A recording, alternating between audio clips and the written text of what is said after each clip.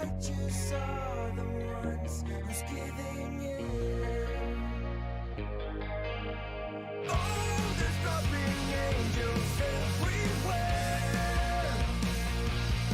'cause the righteous are the ones who disappear, inescapable. Soon you'll be back for more.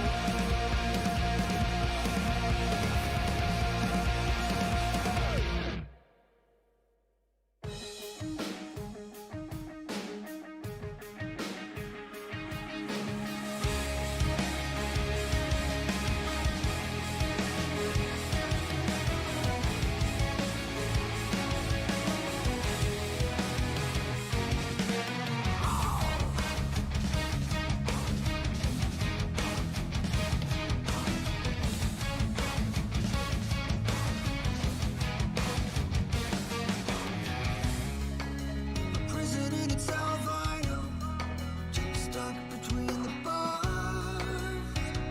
The strong have scars,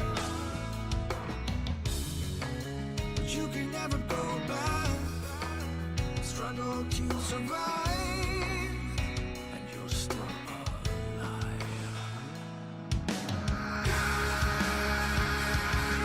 on, even if you've been misled and all of your dreams are dead. Carry on, even if you can't forget. Take a quick look and settle your regrets.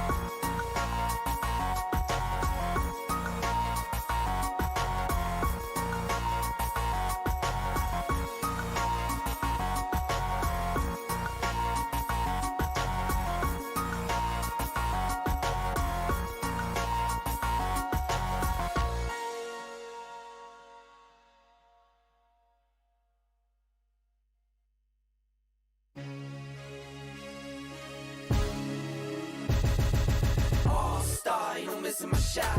In the game now, never losing my spot. Came from the bottom, got my eyes on the top.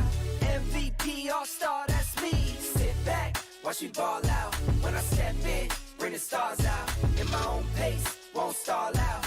Made it to the top, now they all shout. Sunlight go, go, go, go, go, go. Okay, I've been on go. Green lights only when I'm coming down the road. Shades on, poker face, I can never fold. I can never stop, this is what I asked for. Manifest this, that, now I want more. Pockets was thin, now they've been on swole. Used to be humble, but I'm feeling kinda bold. Through it all, I evolve, still me. I won't stop, the light's still on green. If I gotta swipe, the platinum's on me. Turn a wrong to a right, I'm nothing you've ever seen. Nothing you'd ever be, I'm nothing you'd ever stop. The armor is on me. Put me in the game, now I might overstay. Play till I can't, take it straight to the bank. Talk to him like All-Star, ain't no missing my shot.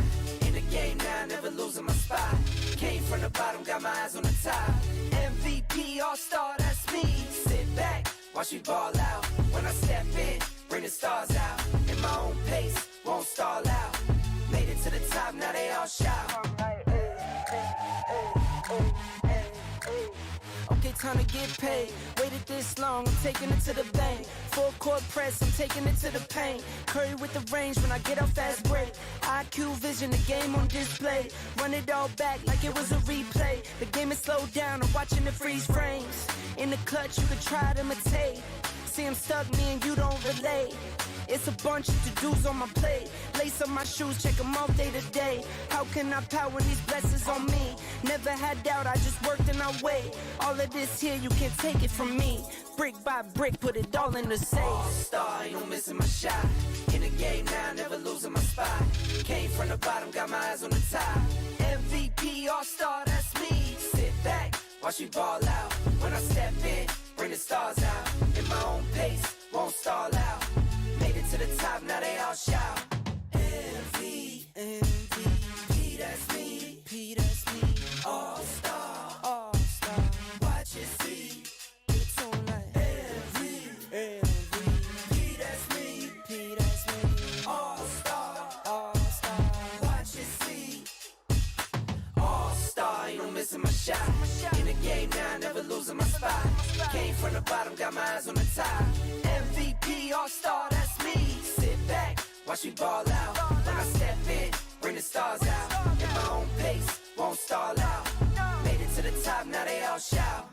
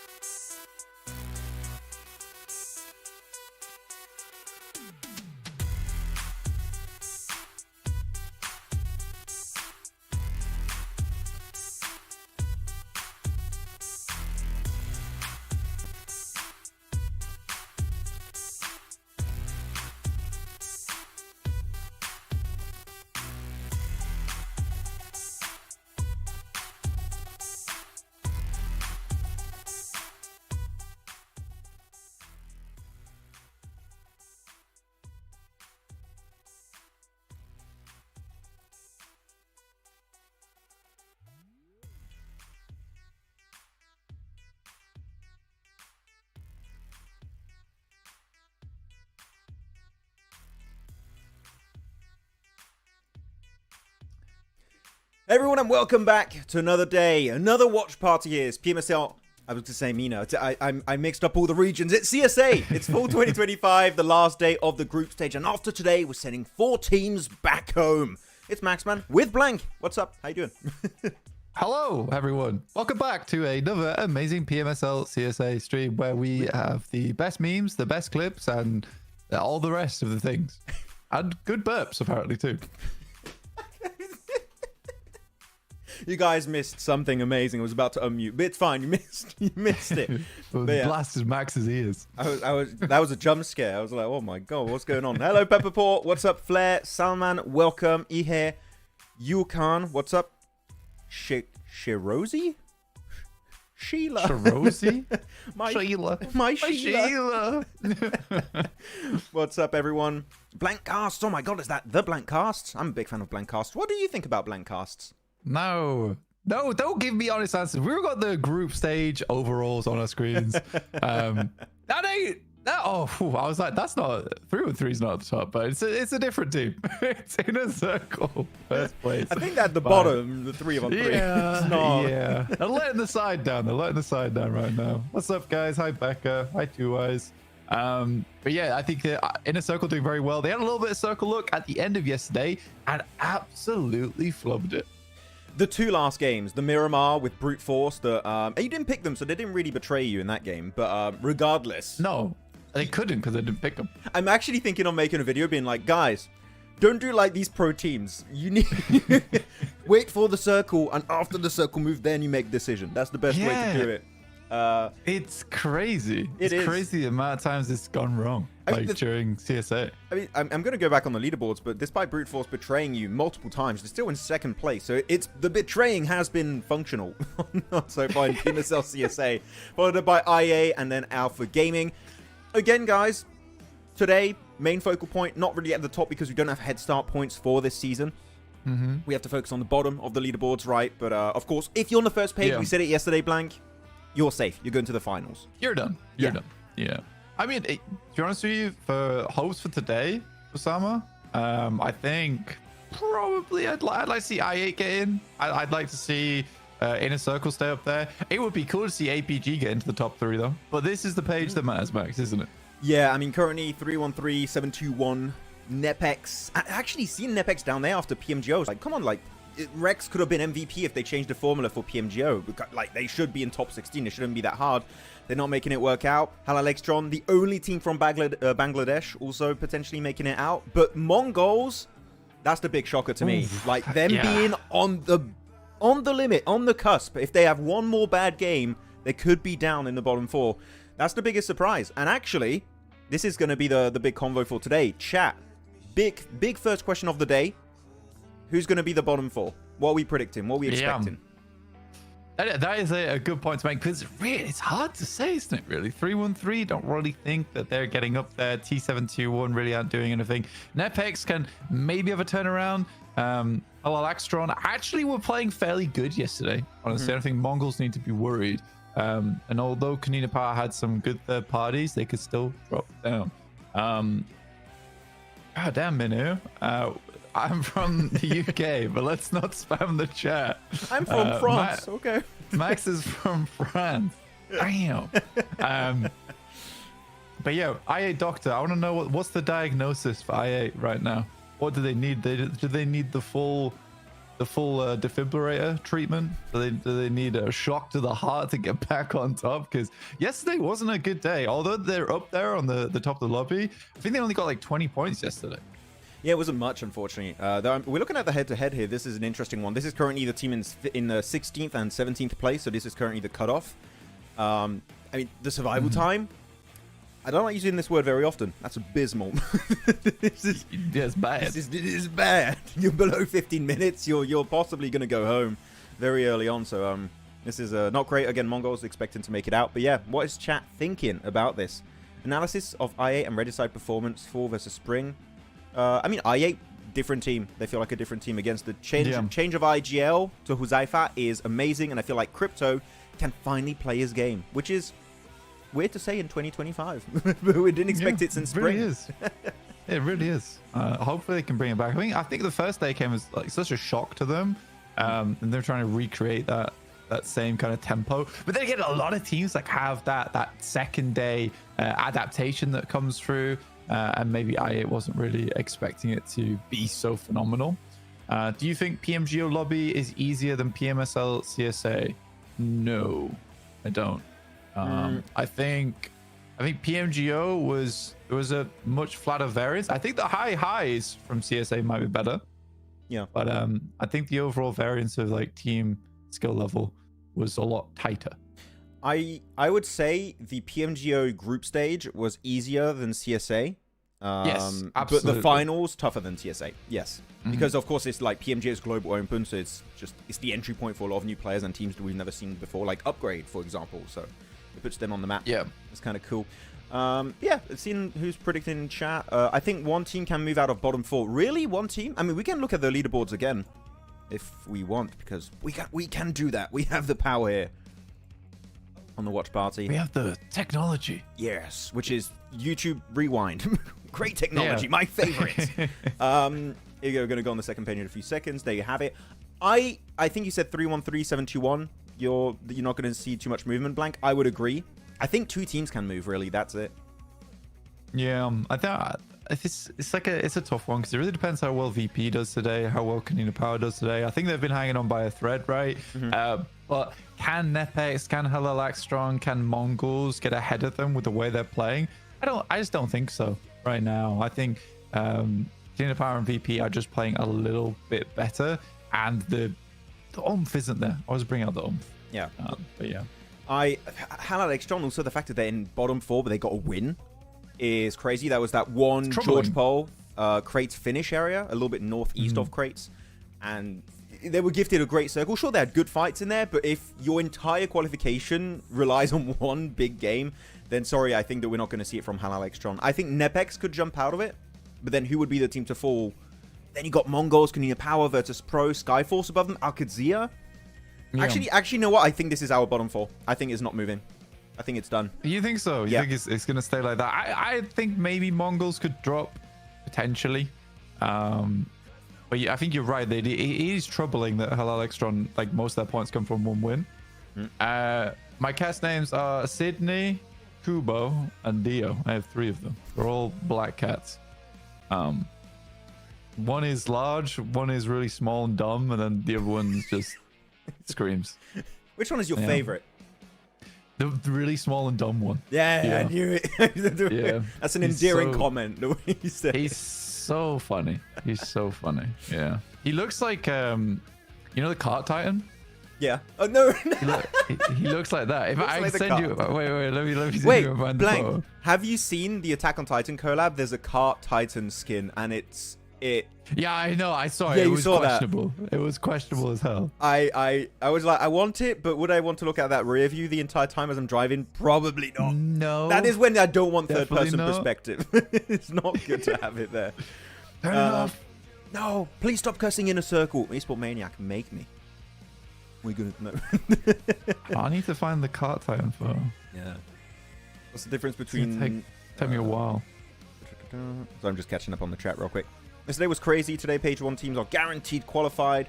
Maybe chaos and experimentations will be expected from top teams. Yeah, we talked about it, right? Limit testing. I think Blank, you were going like maybe trying different rotates and stuff, just different variations of their current playstyle. But I think they'll try different things just to adapt. Actually, that's the second question. We saw already people saying what they think, who they think is going to be at the bottom of the leaderboards. Who's going to be the champions of the group stage? Who's going to be number 1? That's the pick. Yeah, who is going to be? I'll find out after this game. There's going to be a ton of scrolling otherwise, unfortunately. Yeah, no worries. But yeah, I think number 1 team is kind of it's a difficult one to predict right now because Inner Circle can definitely make it happen. I think APG can absolutely make it happen. Are you predicting to win it all once this group stage is finished? So for group stage, or are we talking about finals? Group Dark stage. side. Right. Oh, Dark Side. Sorry for mine. Yeah. So win it all, I would say that's finals he's talking about. I guess so.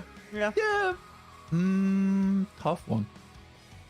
I think it's really hard because look, if we look at this, right? If we look at this, it's actually really hard to say because Inner Circle, they've had some ups, they've had some downs. Brute Force, they're consistently getting kind of good games. But I don't think we've seen anything like insane out of that team. I8 had day 1, an incredible day 1, terrible day 2. APG had a terrible day 1, incredible day 2. It's like it's so hard to predict any of these teams because they're also like all over the place right now. It is. And you look at currently the point disparity was that 10-point difference almost between Inner Circle and HORAA. Like that's a 9-point difference actually, so even closer. So any of these teams I would say on this first page could make it, except maybe like Dagestan at the bottom currently. Yeah, but I'm not sure on the prediction to who can make it. Yeah. Would you include Regicide, Goat, MadBulls, and ARCRED in like the factor to maybe win it all? For the group stage, yes. For like the whole tournament, no, I would not. For this one, but I think Inner Circle stay up there. I think they remain number one. I think they've got a consistent play style. I think that now they're in the zone, and they're fine. Actually, I saw some of the players were at the MENA venue. I think I saw some clips today. So do anyone have the information on if they're? Does anyone know if they're going to be playing in the venue today, or is it from their hotel room? Because I have seen clips of them in the venue. I just don't know. Or is that tomorrow? No idea. I just don't know, guys. I just don't know. They could be anywhere. Who's in the arena right now? Yeah. Make yourself known. But most people are saying Inner Circle, APG, Inner Circle. Yeah, okay. HORAA. Actually, I was messaged by the owner of HORAA today, and we had a little chat. And he asked me if I believe HORAA can make it to PMGC. And I'm like, yes. If they fixed the issue that we saw yesterday, Blank, of sometimes they would split a bit too widely and they would lose players off the back of that. If they fix that, I think top 3 is in the cards for HORAA. What do you think on that? I think for top 3, definitely the money for HORAA right now. I think it can happen, absolutely. I think they've got a strong squad. It was so surprising to see that Sky didn't do as well. Then again, that could sort of be blamed on jet lag. Right, he got his visa, he flew out, immediately he was playing. I can understand that. That might actually just be a physical thing. I found the photo of the Qadsiah and Cat, by the way. How can we show that? I don't know. I put it on Discord. This is the Qadsiah and Attack on Titan. Can you put it out on your camera or not? Or is that not? Yeah, I could do. Yeah, that would be funny to show. Yeah, check this out, guys. Oh, I'll put it on It's my cat, the Qadsiah. Qadsiah cat. Oh, dear me. You smell He's like funny. a baka. Yeah, dude. Honestly, it's funny. Sorry, guys. That took me a while to find, and it was really distracting for me. I apologize. I had to show Max. I had to show you guys. It was important. It was very, very important. I could not have had a good day without that. So my day is instantly better. It's funny because like when I say it looks like the Qadsiah, it actually looks like the Qadsiah. It really does. It's just ready to eat you right away. We do have a stat comparison for HORAA Day 1, Day 2. I'm actually going to go back because we were talking about HORAA just recently. So actually they have more eliminations, lower survival time by about 3 minutes, which is quite significant. So it averages out to 7.8 the 2 days, which is interesting when you look at it. And that's with Sky playing the second day. But again, I think that survival time would be way higher if they do kind of regroup a bit faster, don't get picked off as solos. And if they do that, I think HORAA top 3 definitely in the cards for the finals. I think that's the one hiccup we've seen. And they fixed it in the spring season. I think they'll do it again here. So I'm quite hopeful for literally the only chance for Nepal to qualify to PMGC is having HORAA in top 3 in my opinion. Yeah, again, I don't think HORAA played badly. I think they're actually one of the only teams that went from day 1 into day 2 and had like semi-consistent performance. That was at a high level. Other than that, maybe Brute Force as well. But again, Brute Force betrays me all the time, so I don't like him. What's deeper, John's vocal cords or the Mariana Trench? Mariana Trench, 100%. I'll tell you. Look, John's vocal cords are deep, but I highly recommend anyone that hasn't done their research or looked at any documentaries about the Mariana Trench do it. Very interesting. Very, very interesting. And it is super deep.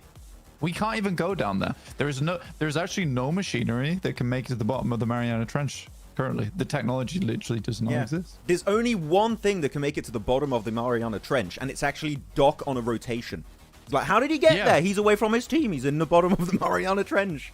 He's just down 721. Yeah. And you're going directly to the bottom of the lobby. Yeah, he's going to get 1v4'd by 4 big fishes. That's it. Yeah. Pretty bad. But we do have a first match of the day. Look at that. We're straight into it. Sorry, guys. We took a little bit of a wild start, but we're here now. We got a lot of graphics on the screen. We got like nice little horror stats too. But this is probably one of the first fair-ish circles we've seen on Erangel. We've seen a lot there, like far over towards the east, far over towards the west, completely flat along the south side of the map. So this is kind of nice. Oh no, Mongols? Mongols? I don't think they're hot dropping. They're doing it. They've improved, Blank. They've given up on Rozok. No, this is not an improvement. This is not an improvement. This is a horrendous split. Their by the survival way. time will increase by 2 minutes, blank. It's an improvement. If you look at the numbers, this is better. Are you seeing what I'm seeing right now? They're very split all over the place. Yes, I can see that. I don't know why you would decide to do that. You could do a 2-2 between Ruins and Sunken City for MongolZ. And again, do keep in mind, guys, they're currently in 17th place. I get what you mean. I'm just happy they're not fighting MadBulls. I think they got bullied enough at that point. So at least they've given up on that position. But why there? I don't know. I don't know. I think the issue with MongolZ is they've had absolutely no practice, realistically, here in PMSL CSA. Every single game has sort of been going out very early. They haven't really been getting towards the end game all that much. It's been tough. It's been very, very tough. Some good shots here from Qadsiah over towards AXETRON, but good shots backwards. This is over towards Taverny, so a bit of a hot drop coming through nice and early. There's also 3-1-3 in the area, so this could get a little bit spicy. I think I saw Sky get a pistol with him, or at least a pistol knock onto a player. I don't know if that was actually confirmed for themselves.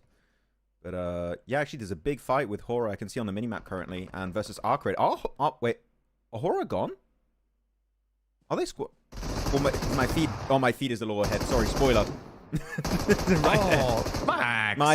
My map feed is a bit too soon, but okay. So, hot drop for this one area. Too quick. And actually, No Fear's kind of popping off, but he does lose it. Spoiler. Sorry, guys. That's an L. And Max. I'll move my map feed back a little bit. Sorry. I had to do the exact same. It's like, I'm very, very far ahead there. Yeah.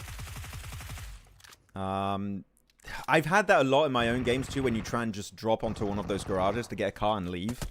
And the thing is, this is one of the worst garages, Blank, because if you drop it and you realize too late there's a team that's going to hot drop you there, you literally have nothing around there. Like, you can pick up a car and try and leave, but otherwise you just have to commit to the fight. And in this case, it didn't work out for HORAA. Just odd to me where, you know, Yaz is fully open right now. Mm-hmm. I don't know what you guys think of chat, but I do think that right now there is a ridiculous amount of times in CSA where teams will go for these hot drops even though there are spaces open on the map. I think the overall skill level is very high, but it feels like some homework is missing. Like, definitely homework's missing. Yeah. Would you say homework missing, or is it just an ego trip thing? Like, I think that's what it is. Like, MongolZ, I think that was that's what it was, until they realized, oh, wait, this might actually make us be in the bottom 4 at the end of today. So, yeah, but I mean, that drop onto the garage, like, why do you need to go there? There's like 17 cars, and yes, we're fine. You're chilling. We will die for this car. You don't need the Mercedes, okay? You don't need the Mercedes Benz. Okay, we don't need that. But I want to put my BMW skin on this car. Please let me do it. This is another fight up here also in this 3 teams actually. Got 3-1-3, you got HALAL AXETRON, you got Qadsiah. Very weird one to happen here, and Flanky Boy is going to get picked off by MadCat with the Org headshot. Yeah, I don't know. I thought like most of these hot drop situations, except for the Rozok one, was kind of resolved, Blank, but we're going back into it, it seems. It's getting worse as we get to the end, which is weird. Yeah, and I mean, a lot of these hot drop situations aren't like we've seen them before. It's just like, whoa, it's just random. Just random. People are saying to invest in NEPX stocks. Can I get an X in chat to doubt, please? Yeah. I don't think they're making it out. Oh, unfortunately, the animation makes him peek right behind that that balcony wall. Rough. That would have been such a good play from Prepod. He's parkouring all over the place. Parkour. I mean, it's potential here. I mean, HALAL AXETRON, they lose another. I think that's down to 1 player now for them. Ooh. I think he's just about got the res off there. 6-9 goes down, and HALAL AXETRON is starting to fall apart a little bit. Oh, Hitman's only got a clip and a half on the UMP. Got 9 bullets on the ASM Abacan. I don't know where MadCat is currently, but he's knocked. Okay, that's where he is. He's gone. down. he's down. He's done. And now it's going to be the 1v2 against like 2 players that fully kitted out. That would have been a really sick headshot for Hitman. Almost connected. But yeah, his teammates up there. I don't think they're going to give him time to go for the res. No way that happens. Oh, he gave him the ammo. He gave him the... Oh, good. Give him the other weapon, but he's jumping up the stairs. 1v2 so far. Really good initial damage from Hitman. It's like organizing his backspace. No way. It's working! Okay. I don't know how that happens, but that's 3 players back up in action. But 3-1-3 is coming in. They got to be very, very quick on this. You got all 4 limbs there, Blank. You got all 4. Yeah, that's incredible. Well played, Hitman. I mean, I love that his friend's like, take the org, take the org. He's like, no, actually, the UMP is so cool. I must use this. I see how they play in PEL. They only play UMP. I will play it too. Yeah, there was like a bit of thought process. Or we were considering whether to pick it up or not. But yeah, just gave it his all. Well played. Really, really well played to HALAL AXETRON there. And they're catching up. MongolZ dropped down a place now. 17th. Yeah. 44 points on the side of HALAL AXETRON. Very, very well done to them. Getting out of this situation, hard though. Very hard. You got 3-1-3 there. It depends how much of a fight 3-1-3 puts up, right, Max? Yeah, I mean, 3-1-3, normally I would say this is not worth it, don't fight it. Because they're last in the leaderboards, I would say, actually, maybe kind of worth it. But sending it blind in the city, I would say is not worth it. I would just hold the outskirts and just wait maybe for some more information to come your way. Yeah. And then you commit to it. But no, they're committed. They want to try and go big or go home. And they're just... Go big or boat home. But yeah, the boatation back home. You just go back on the boat. Day 3, Alpha 7 versus Wolves. Who you got? Wolves for Americas. I'm picking the... Have you seen Coops playing in Americas a little bit, Blank, recently? Or no, I haven't. Is he still doing well? Or is it bad? He's doing great. Like, you got NA without Coops is just god-awful. With Coops, the region is just... could win PMSL Americas. Is that good? Yeah. I do think that when I watch Coops play, it's sort of problematic because NA makes him look so much better. 3-1-3. Yeah, just down to Mad Cat now. That was a good sweep. It was a good sweep. I'm pretty sure for HALAL AXETRON, they just had nothing. They had nothing to work with. No. They did stagnate a lot there, right? Yeah, I mean, the fight took so long between themselves and Qadsiah that I think a lot of the resources in Severny were just used up. So they didn't have a lot of meds, I think, either. They were just not able to get back to full HP. Yeah. And he's running. Oh, no, the name! Finish yourself. Guys, I'm tired of this life. Isekai me, please. I want to go to Miramar. Finisher of his own life. Damn. Okay. Southern shift also, so it did move away. So now you gotta end this fight eventually, please. Brank, who will be the caster for PMSL EU? Brank. I think it'll be me and John. But there is a surprise edition for the first few days. Ooh. Ooh. I know. Mainly because I'm doing this. So. Yes. What was that? What was that? Leaderboards. It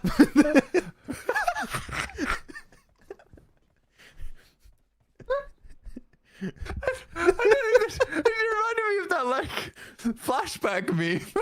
Akira. No. The leaderboards. Stop. Everyone's in circle though, except for that Severny fight. So that's good. That's a positive in this game. What a weird first game. Wait, Akira. That's good. Yeah, I like that. It's made me laugh a lot. I'm gonna show the map feed. The potato team is on Potato Hill. It's in a circle. They're back on Potato right now. They love that place. It's their favorite place. They do, yeah. I mean, for PMSL CSA, it's nice. It's nice watching a lot of the rotate, especially in the early game, because there is, I think it's like a nice mix between the aggression from NA and then like just this purposeful action from CSA as well, where you do get like some action in the early game, and then you immediately go to just normal rotations. I'm like, oh, that's cool. Nothing I like happens. that. Yeah. Yeah. And that's why I talk about the fact that I kind of like recalls in Rondo, because it just makes early game fights happen, and then it makes the early game entertaining fight-wise. Yeah. I know that is not a common opinion. Very uncommon, actually. But MongolZ looking to leave. They're playing way more passive than they usually are, which I think is a good thing for MongolZ. They need to leave that bottom 4 now, because they will push down there. They're finding shots over towards brute force too, which is kind of nice at the moment. If they can clear them out, like they have a lot of ruins to themselves. I think the big issue is going to be 4 Yonkos. Hopeless goes down, which is very bad actually for MongolZ, considering Hopeless has done the vast amount of the work for that team. Ooh. Yeah, okay. Everyone's taking casualties here. This is a bad fight in headshot heals. Not having a good time. Who's gonna be winning EMEA PMSL? EU PMSL?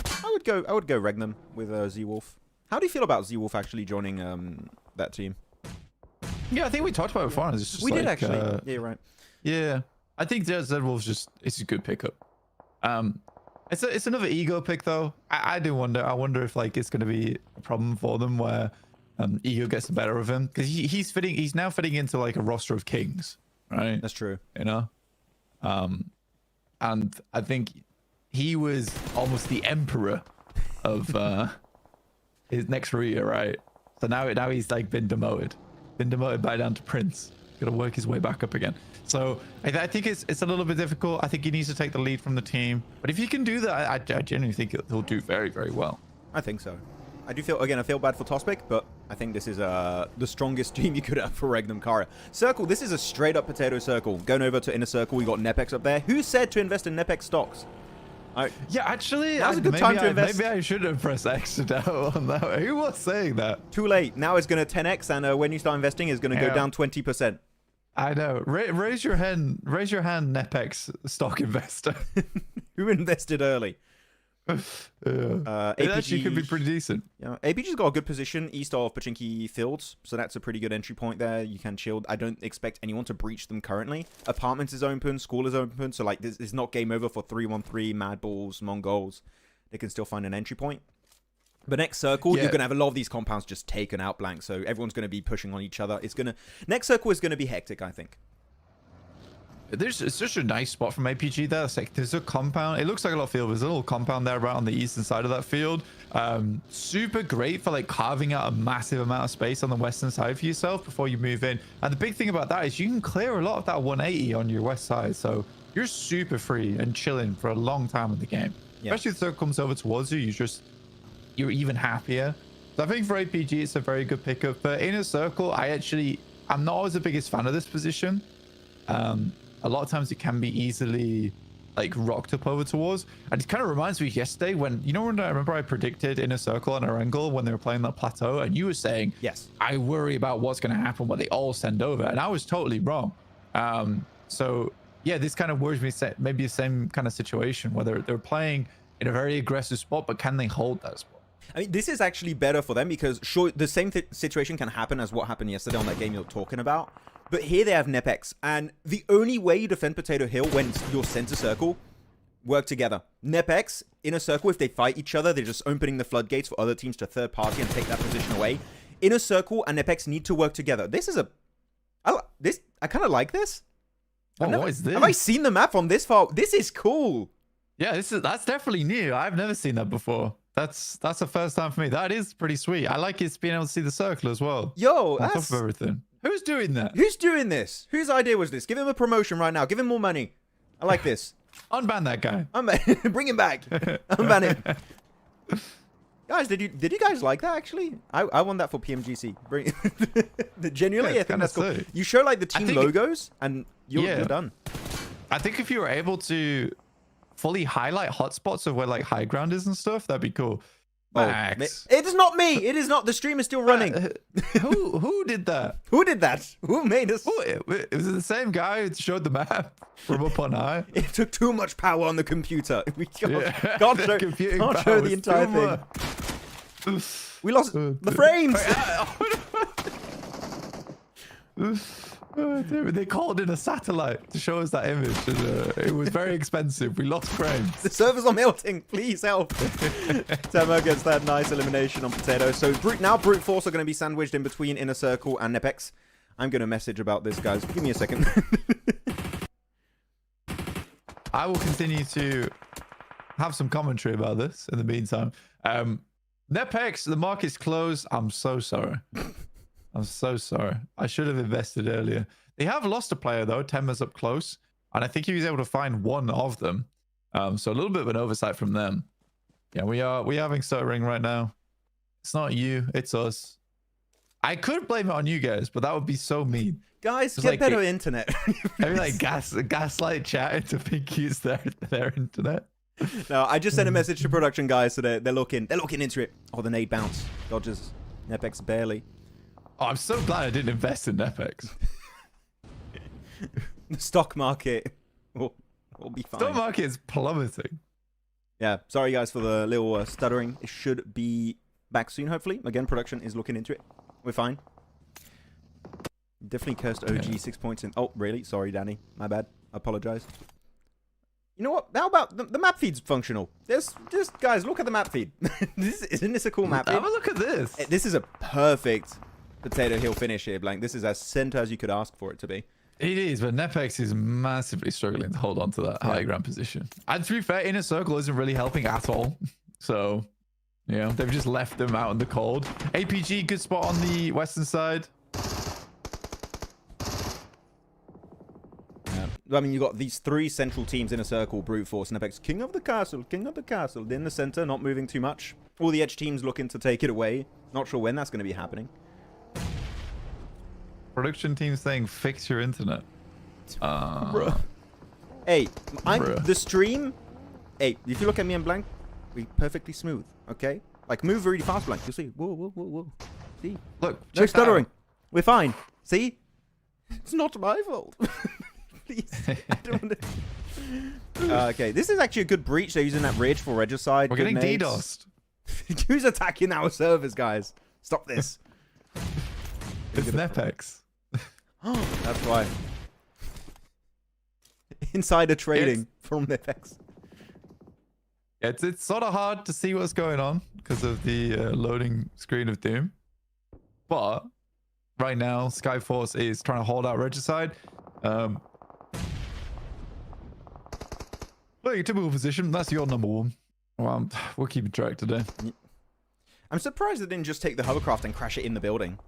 I think they could have used it, but they just stopped. And the thing is with this ridge, it's good early on, but then you got to go over the ridge because it's such a nadeable spot. Even Molotovs can be actually quite impactful, but like the nades are just so easy to hit for Skyforce. They're just struggling a bit because of these smokes. Back in the hovercraft, I think he's trying to avoid nade damage, which is going to be allowing him to heal. Actually, also hovercrafts are really good, Blank. You just get in there, you heal up, you don't take any nade damage whatsoever. And it works out, and because of that, they're able to close that gap. They make it inside. Might go for the Godless Res here. But Skyforce are going to struggle, I think, here. Ooh, nice spray. O'Reilly, that's a really good re-engage right around the corner. Now it's down to a solo for regicide. I think it might just be GG game over. I feel like he should have maybe held the nade there, but it works out regardless. Good job from Skyforce holding that position. I think he might have been right just to plow the hovercraft directly into this and just overwhelm them with numbers. I think that's sort of an oversight from them with the game state as well, Max, where you get into the point where in this game, there's not a lot of players around this area. This is going to be fairly isolated. You don't need that many smokes because the off angles just aren't going to be there yet. Yeah. So you just plow in. So I think they played the fight way too slow. Skyforce should have gone down there, but they get away with it because of the indecision. That's true. I did not curse the production team, guys, in chat. Stop it. It seemed like it's resolved, but we're going to do a prediction now. It is Circle 5, going into Circle 6 very soon. You still have 9 teams, quite a lot for this one, but guys, put your prediction in the chat. Blank, who do you have? What do you have? Who are you picking? It's a tough one. Maybe APG, honestly. I might go APG. Ooh, okay. I think Inner Circle's got a great spot. They have good transition. They should be able to clear out on the northwest side, but I'm going to trust an APG this game. I like the APG one. I'm going to go MadBulls for this game. Even though they lost a player, I think their entry point could be really good. Behind NEPX, you got some plateaus that are really good to use. So I'm going MadBulls on this one. But chat, tell us. APG is locked in, says Quaz. Okay. I mean, a lot of APG picks actually for this one. So I think everyone is aligning with you, Blank. And, I mean, it's APG. And currently they have a really good approach onto Inner Circle. This is a good push-up. There's a really good push-up. And again, it's sort of Inner Circle being a little bit passive. And we've seen that a couple times. But that is a nasty nade from IQ. And because it's docked down, does this mean APG falls apart? I will be very impressed if APG is able to bring this back. And they do have an initial nade from VIRTUS. Another goes long. It's almost on target. But that will give them time to get people back up in the position. NEPX also can't really help because Tema is currently locking them down. Goodness me, how does this happen? VIRTUS again, DBS in hand, pulls out the AUG to try and get it done, and T24 struggling on the side, both dropping to the deck at the same time, and APG fighting for their lives here. I'm just pinging production again. It's too good. Rufus is too good, guys. That's why. He's overloading all the servers.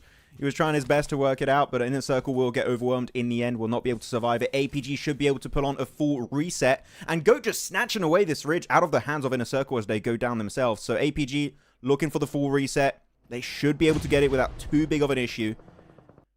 And Goat here just looking to move their way out of that one. I'm going to show the map feed for a sec. I'm going to try something, maybe to help out. Oh, smart. So smart. Okay. There you go. I put the quality down. We'll see if it works. And if it works, then W. If not, then we'll try and work on it. Skyforce, they were able to wrap their way in. NEPX still living, but that nade's pretty on target. Won't quite finish off the two players. But yeah, APG, what a fight from them. I think that the big thing there for me is that Doc went down and the team didn't crumble, right? They didn't fall apart after that moment. I think that's a really promising sign that Doc can go down. The rest of the team is just trusting themselves. Rufus has had a massive step up from APG. So impressive. Lovely stuff. Just realized we have a mouse on the screen. It's not a PC Oh, game, yeah. guys. It's a mobile game, I swear. What's happening? Goat looking to move up. I think they're just good. Yeah, you have to send on APG. You have so many teams on the east. Look at that. You have 1, 2, 3, 4, 5 teams in like, what, 100 square meters there to the east. They are super on top of each other. Going to have a lot of third parties breaking out very soon. NEPX are going to get overwhelmed. That's going to be Rex, the MVP contender, out of the picture instantly. Now Skyforce, I think Skyforce and MadBulls have the best opportunity here because they're pushing from the edges into the circle itself, meaning they are at a very low chance of getting third-partied. So the central teams like 313, NEPX, and Brewforce, Blank, I would say, are the ones that are currently in the hot seat and are going to struggle. Oh, I think APG might be going down here. Goat as well as 313 able to find some shots. I think Rufus was trying to get it. Rufus was trying to get a high ground angle and then just stepped into the sidelines of 313. Kind of sad there. And now it's just one player alive in top. Goat's kind of hesitant to head up here because they know there's still a third party involved, but eventually they should just pull the trigger on this. But for APG, good try. Good try. I like that wrap from them. Goats, though, they have been phenomenal when it comes to like taking these little opportunities here and there where it makes sense. And they get 8 eliminations on this game. APG only able to find 1 despite all of the action. Yeah, definitely quite unfortunate with that. I don't even think they got any placement points, at least not many, because we're just making it into the top 6, now top 5. So now this is the point where you're going to start getting significant placement points. Goat have, as you said, very opportunistic, and here they have this big Western control to the west. Western control to the west makes sense. Okay, cool. But yeah, Killer Joe, I think they should be able to get that res. He seems in a pretty safe spot behind that ridge.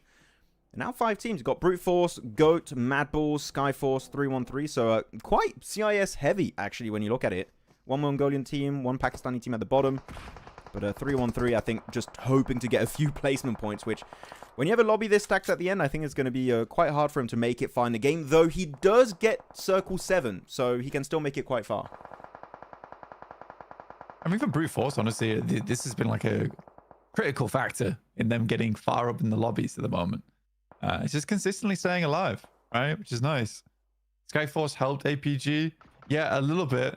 They tried to. I think that there was some assistance in that. It wouldn't have gone as well. They weren't there, but still, all things said, I think that it was a nice wrap to get round. But Skyforce is absolutely cooking in the circle at the moment. 9 elims right now, and that, I think it's 3 on each of their players. I think it was at one point. Or just looking at the Molly onto Tema, able to get himself the med key, makes it out of the building just in the nick of time. Yeah, this is looking like a Goat win. Just everything is coming their way.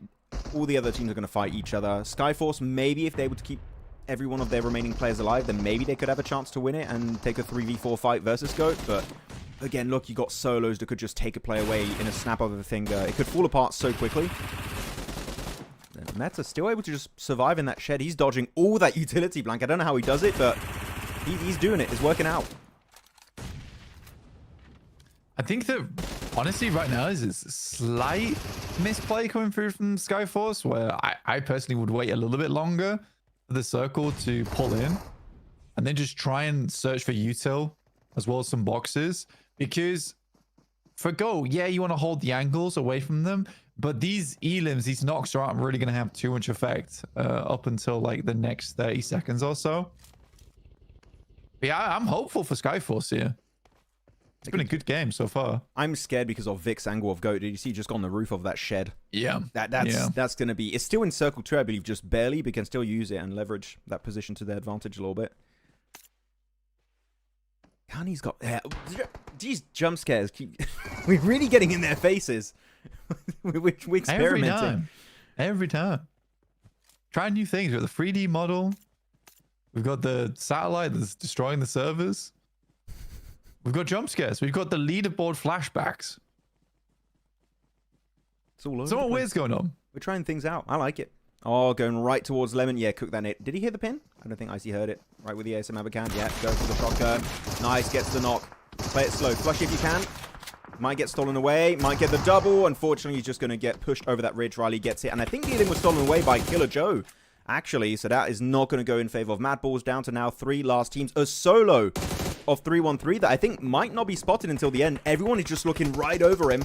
He is going to be taking damage and will be taken out. Now down to Skyforce Duo and a full squad of GOAT. The 4v2 is happening. And with the circle control, I think it's done. I think it's game over. Not terrible for 3-1-3 though. Towards the bottom of the lobby. That will be some points at least added to their tally. I think it's always really hard to go up against GOAT. Because when you see them in these endgames, they have 4 players, they absolutely take control of the lobby. Good initial pick, but Vic's immediately on the case. That will be GOAT taking the first chicken dinner of the day. Really well done. But yeah, they absolutely dominate in those final game circles. And that might be GOAT on top now. It might be. Actually, they were very close. I think we might have a bigger change in the leaderboards after that. Nice with the FAMAS at the end. Really good try, but I think stayed up for a little bit too long, so he made himself very visible to the entirety of GOAT. So still good attempt. 4 limbs for Twix.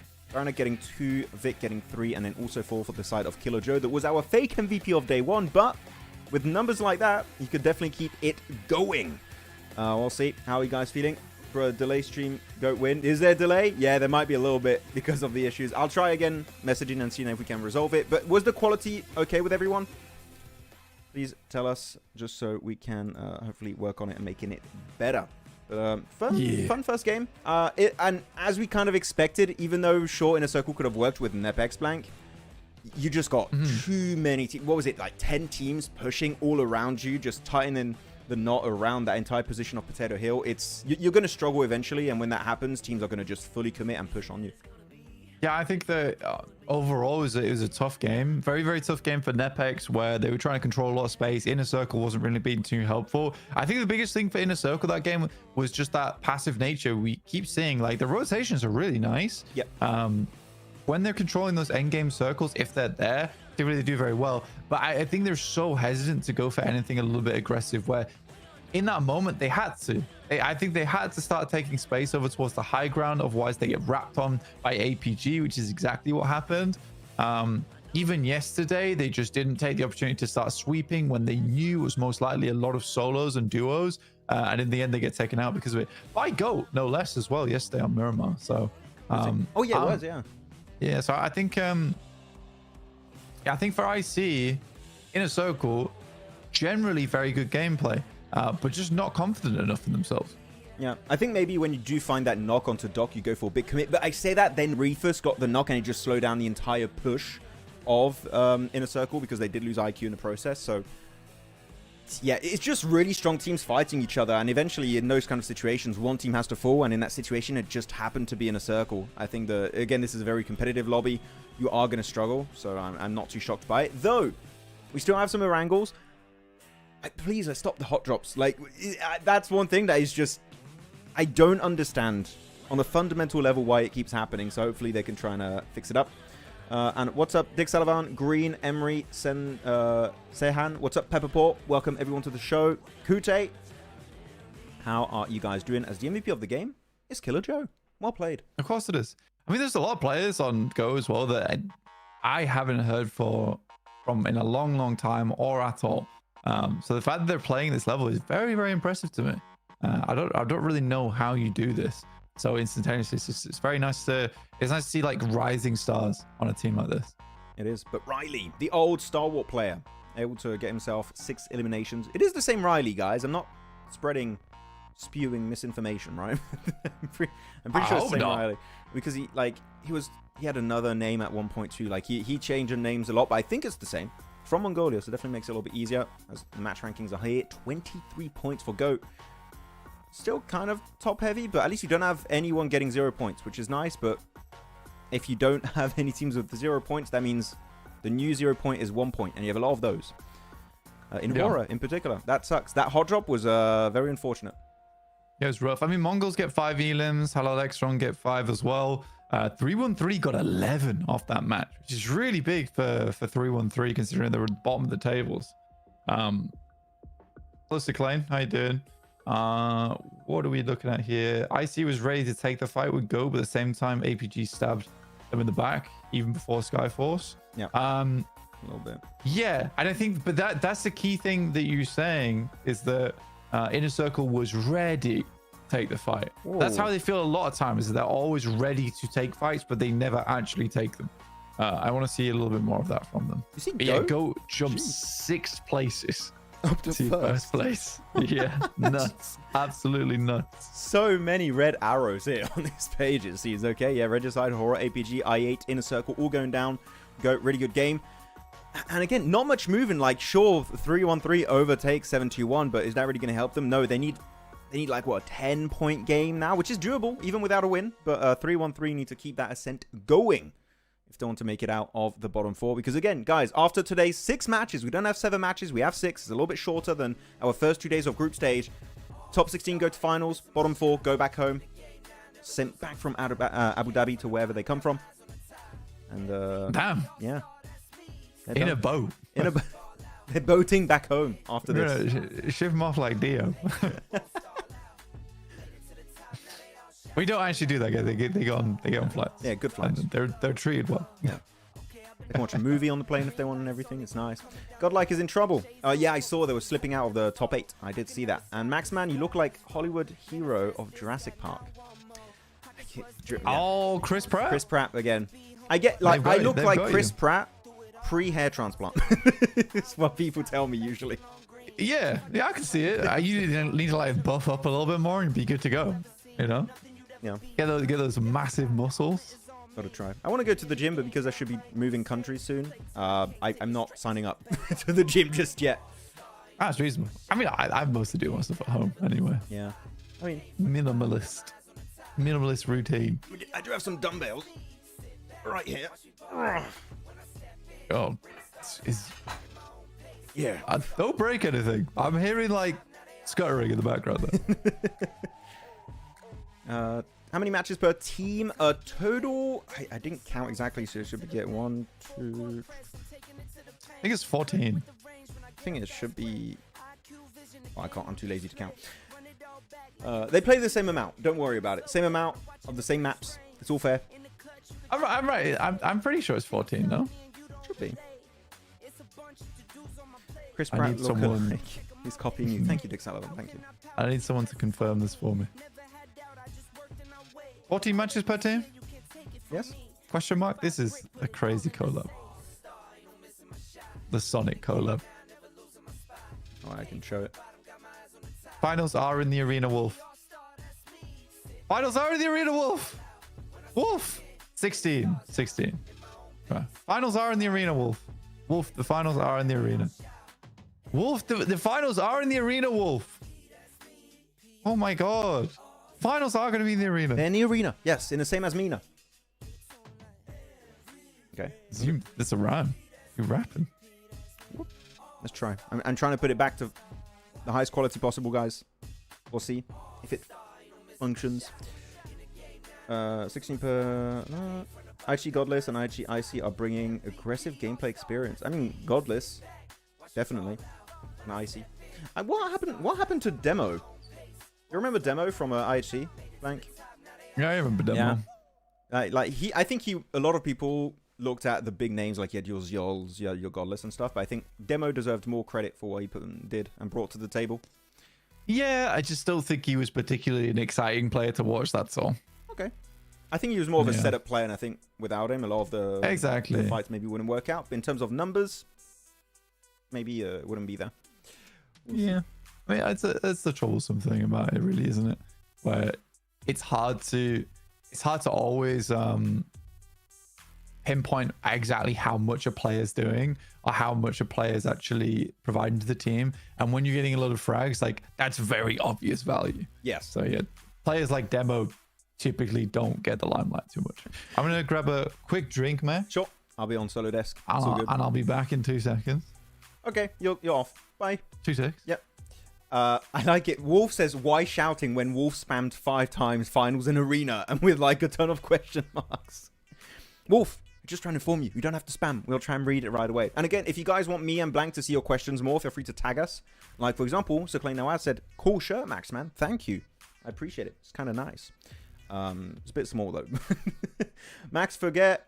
I'd see inner circle for the last 4 matches, please. I mean, they qualified Darkside edits. You should say that during the finals. Then maybe I will. What do you think about 3-1-3 in last match? They have got 11 points. Will they qualify? I mean, they got most of those points because of a solo, and they still hot dropped in Severny.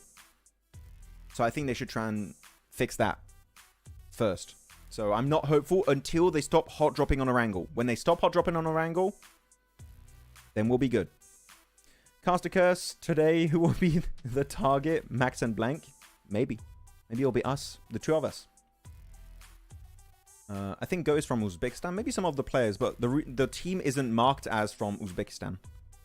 Demo Night, she is like Refus and APG. Yeah, exactly. I would agree. And Blank is a bat. Returned. He's returned. Yeah, I was just grabbing a quick drink.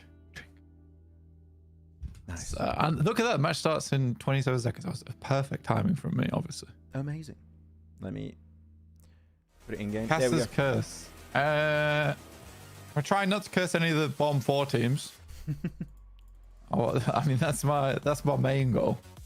I think 3-1-3 did pretty well. I think it does take resilience, especially when you realize you're kind of not the top dog in the lobby. You're like looking for scraps a lot. I think it takes a lot of resilience to get like 11 points in a game like that. Hopefully they can continue doing it. But I think a lot of these bottom teams need to understand that they do need to have some aggression.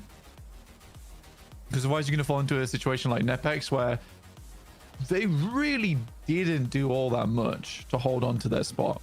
It's very passive. And that's how you go down early with no elims. And because of the way placement points work now, if you're going down 9th place, you're basically going up a 0-point game despite getting quite far into the match. Yeah, it's very unforgiving currently, the point system when it comes to placement points. It does hurt. As compared to Rondo, you just get all of that in the limbs in like a few fights and just revive your team after. What about HALAL AXETRON? HALAL AXETRON... Nah, sorry. I don't think we're going to see much. The hot drop on Erangel is hurting them too much.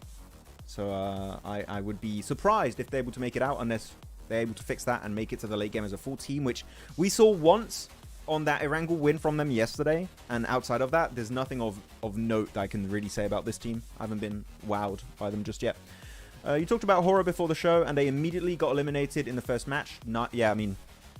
That was I will not take credit for that. That's just an unlucky hot drop on one garage for one car. And it's literally the worst garage in all of Erangel because you can't escape if you've realized too late there's a team. So, no, not on me. Which format do you like the most for the tournament finals? Ooh. PUBG mobile team is looking for some input. Everyone, look, previous point system.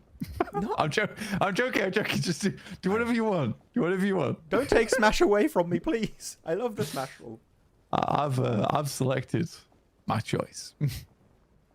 I know what you picked. No, you didn't. Maybe I picked Smash rule. No, you didn't.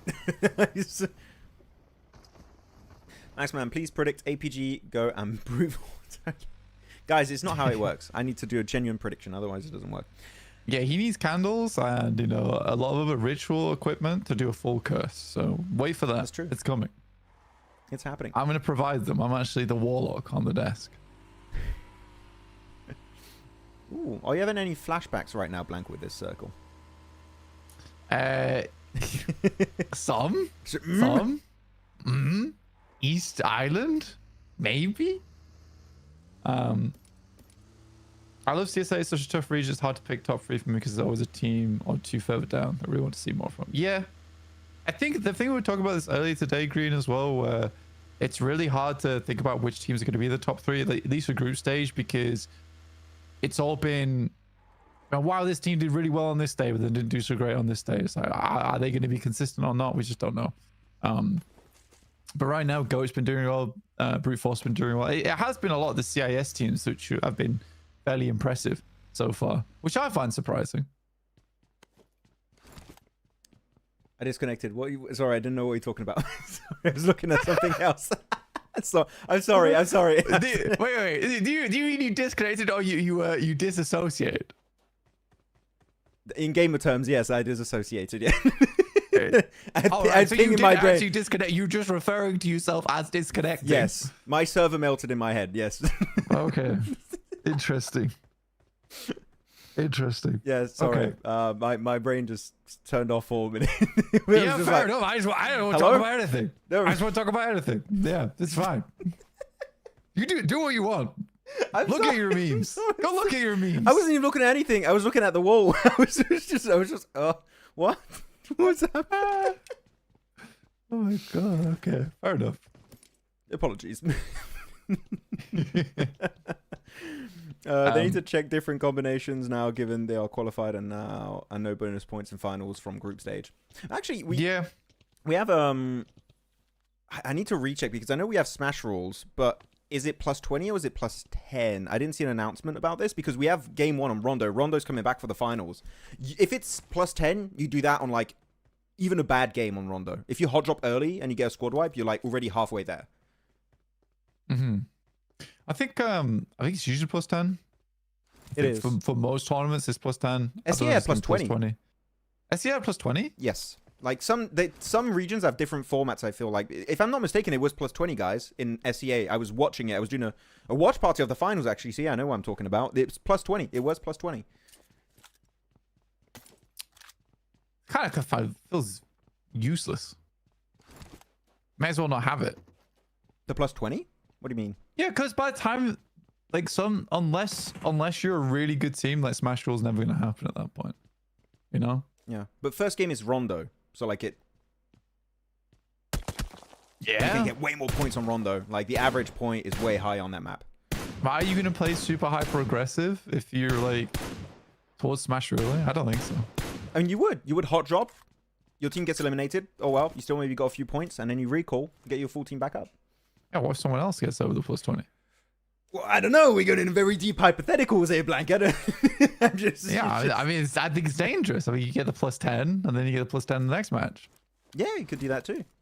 Because if you go down on... So if I put it this way, if you go out with 0 points, match 1, it's very unlikely that you're going to get smash ruling until match 4/5, in my opinion. Unless you are the GOAT and you are just crushing that lobby, that might be the case. But that's never going to happen in international. 20 Maybe. Because there were 14 matches in the finals. That's like not a lot of matches though. And also smash ruling doesn't come into effect until the last day. Yep. That is it. I know, it's interesting. I'll have to look into it. Actually, I'm an arguer. Bilkan. Mr. PUBG Mobile Esport, Bilkan, if you're watching. How many bonus points are required for these finals? I have not seen official communication about this. Plus 20 in SEA, plus 10 in Americas. Exactly, it's different from region to region. That's why I'm not sure. 8 100%. matches last day in SEA, that's why plus 20. Still, I mean, answer me this, because I think that does make sense. With 8 matches, that makes sense. But don't you think 8 matches is just so many matches for players to play? It is. Like, by the time you get to the 7 for 8 match, it's such a coin toss of a moment. And you're no longer giving opportunities for teams to just get to that 6th match. They've played consistently, played well. No one's hit smash ruling, and they just win because they were the most deserving team. Like, by the time you get to the 8th match, someone's winning from smash rule. That's for sure. Yes. Like, at that point, you'll have, what, like 6 teams in capacity of smashing at that point, because like you're not going to have that many teams not get the 20 points required. At least it depends how big the point gap is between the top teams and the teams in the middle of the pack. But yeah, it's interesting. But SEA was interesting to watch with the 20 points, 8 games. Petition to make finals 4 days. I Actually, I would like finals to be 4 days. I like 4-day finals. Do you remember when we shifted from 3 days? 4-day finals? We had the PMSL or PMPL championships blank, and it was 3 days, and then they went to 4 days. I think that was great. Yeah, I mean, 4-day finals are really nice. But if you do 4-day finals, you just do 5 matches a day. That's in my fair. opinion. That's fair. Because then you have 20 match total. And also that means that when you get to the last day, like if it's 5 matches, then you don't get into that awkward scenario that on the last day of finals, a random team gets smash ruling on 5th place. And if you just played really well during the entirety of the finals, like you win just off points alone. I think that's the fair way to do it. Because then if you have a team that has like an incredible day 4, and he's able to get in the smash ruling and get that chicken dinner, it's so hype. So hype. This is dangerously close to the East Island. I'm getting slightly worried. This is it's not going to go there, but I mean, you could go there and just make it, you know, top 10 without fighting if you want. Yeah. The pacifists are out there.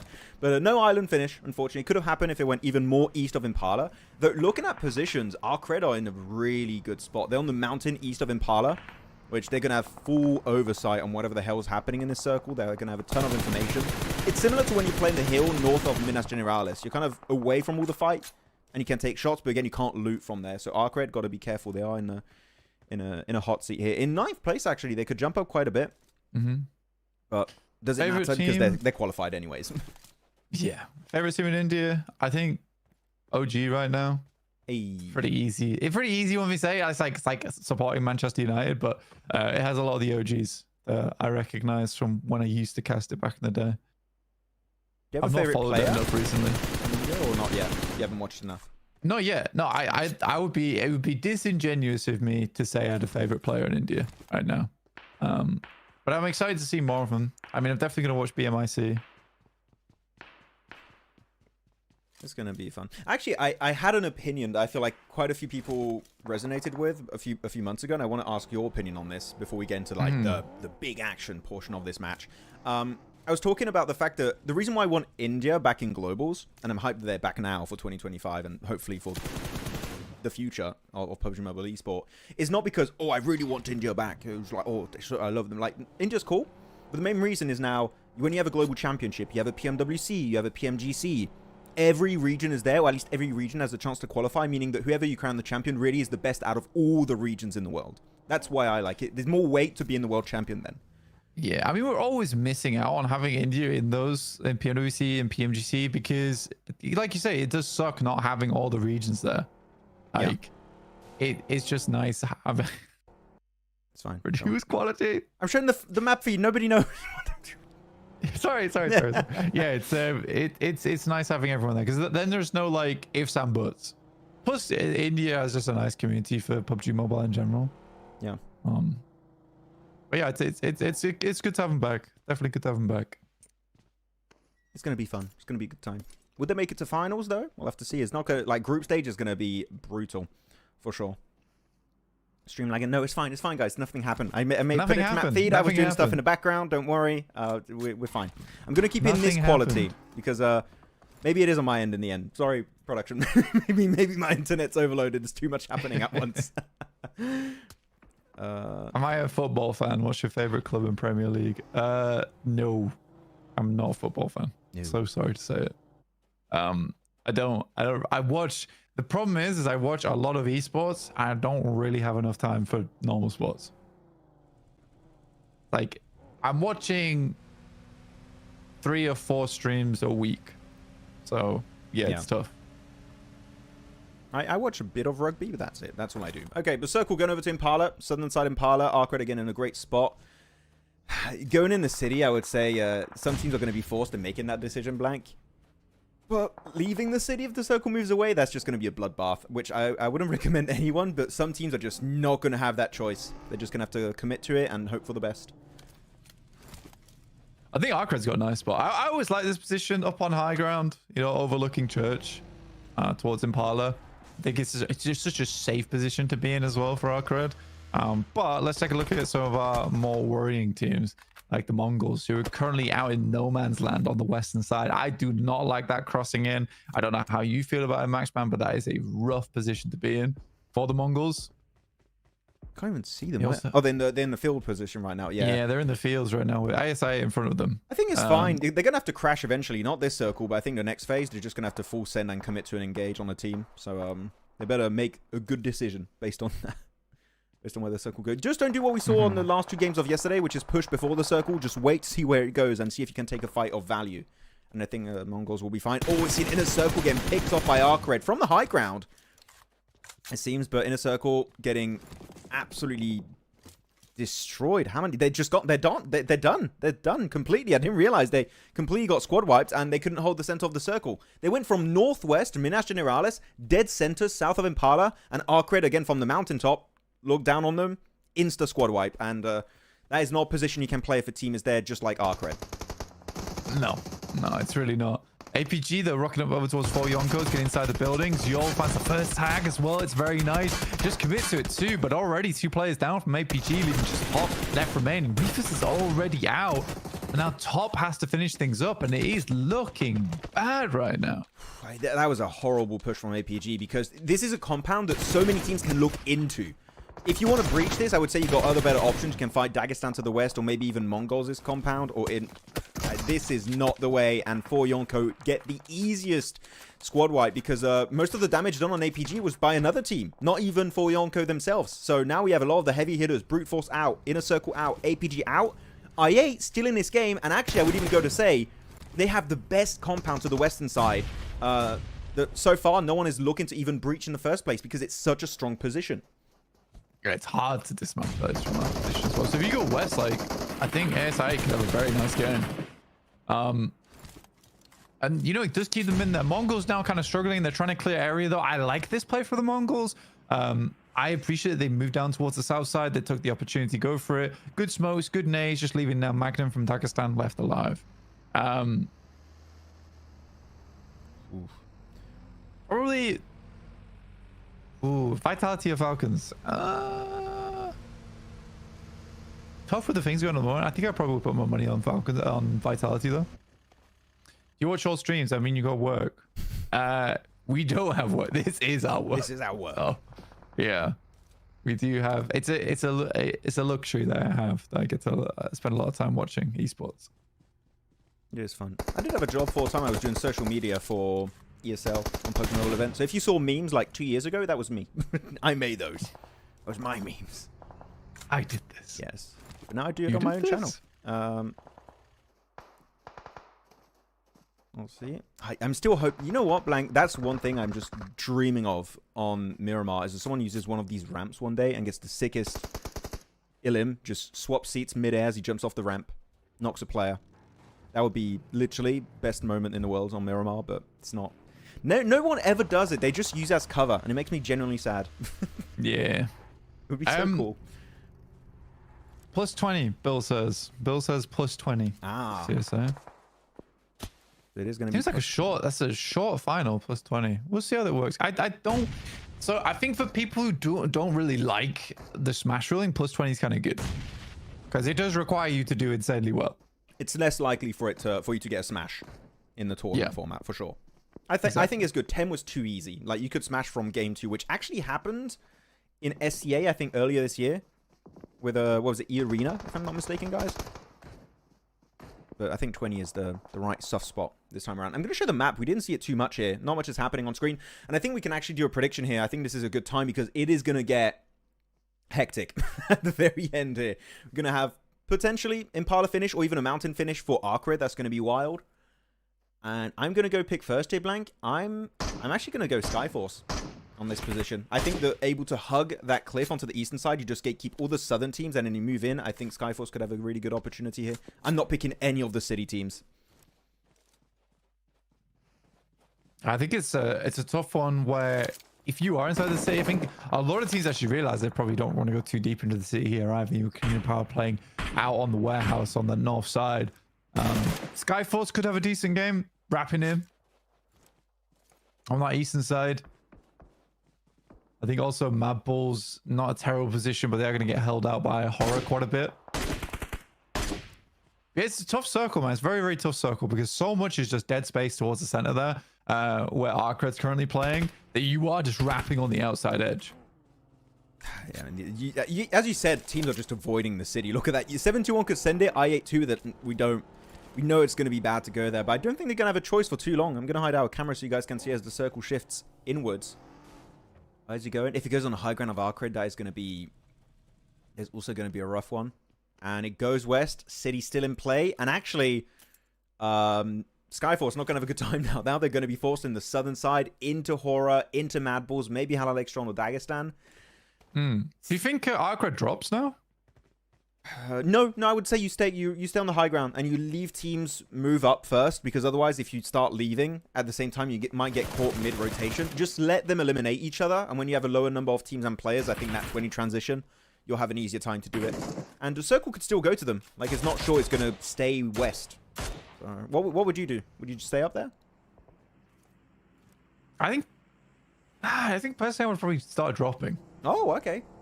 Yeah, because I mean, surely you can get some. Maybe start dropping that as the circle comes in. Because I think this is more than likely going to be a city finish, but you can always wrap round towards that roadside there. It depends if they want to go south, honestly, on this. But I'd be curious to see what happens. AXETRON losing players at the moment to MadBulls. They left one player behind. I don't think that's a great idea ever. I think most teams are going to use that as like a staging post for their pushes. There's some MadBulls there. So now HLE at least have information, but they're down to 3. I love what we're seeing on the minimap right now. Look at HORAA. This fight was happening with HALAL, AXETRON, and MadBulls. They're just, okay, they're busy. They're not going to backstab us. We're just going to send it right into the southern side of Impala. That's a very smart, opportunistic move from HORAA. Love to see that happen. Though HALAL, AXETRON, they're just getting picked off one by one. By 2 teams at once. What was that? There's going to be 4 Yonko. There was Dagestan. There was MadBulls. They were just cornered by the edge of the circle there. Though Skyforce are looking to also maybe do something similar to HORAA, which is avoiding this entire skirmish south between Dagestan and MadBulls, and I think that could be another good ticket to the circle for Skyforce. This MadBulls flip does get picked off. And now we're going to have so many fights start to break out on the southern edge. I don't know who's going to make it out alive. Position-wise, we could lose 3 to 4 teams very quickly. Yeah, I appreciate that MongolZ is playing this safe as well. Right, they already got 2 eliminations. They're currently in 16th, looking to breach in. Konina Powers had no points today at all. 0 points. They're currently playing on that northeast edge, which is dangerous for the Mongols. Dagestan currently pushing through MadBulls as they attempted to make their wrap up from that west side. HALAL, AXETRON got absolutely barreled over, which is a bit unfortunate. Yeah, I think ARCRED's starting to get like a little bit held out, right? I think it's gonna be tough dropping down now. But stage 6 is still a deal. We'll see if it pays off sticking up on high. It depends, actually. If ARCRED are able to eliminate a lot of these southern teams too, because they're looking into, I think they're actually actively taking shots at Skyforce and Dagestan. They need limbs though, yeah, right? They need limbs, and then they can start taking it for themselves and just start wide wrapping. Good nade on Zadira. Is that going to be the follow-up flush? Ooh, get some nice damage. Going to make him bleed out faster. It was close. Yep. Soul is number 1, K9 second, OG third.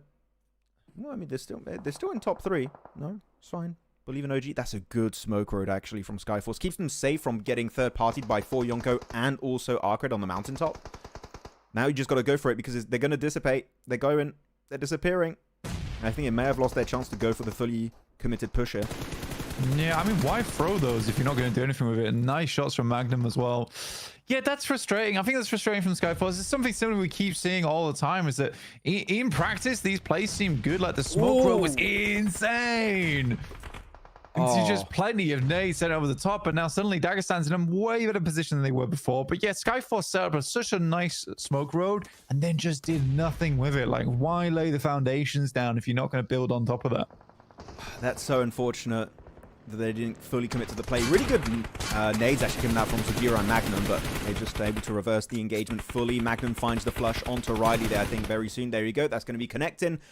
That is going to be the end also of that monster truck. So ARCRED still on the mountaintop then. They have not descended just yet, and I think that's...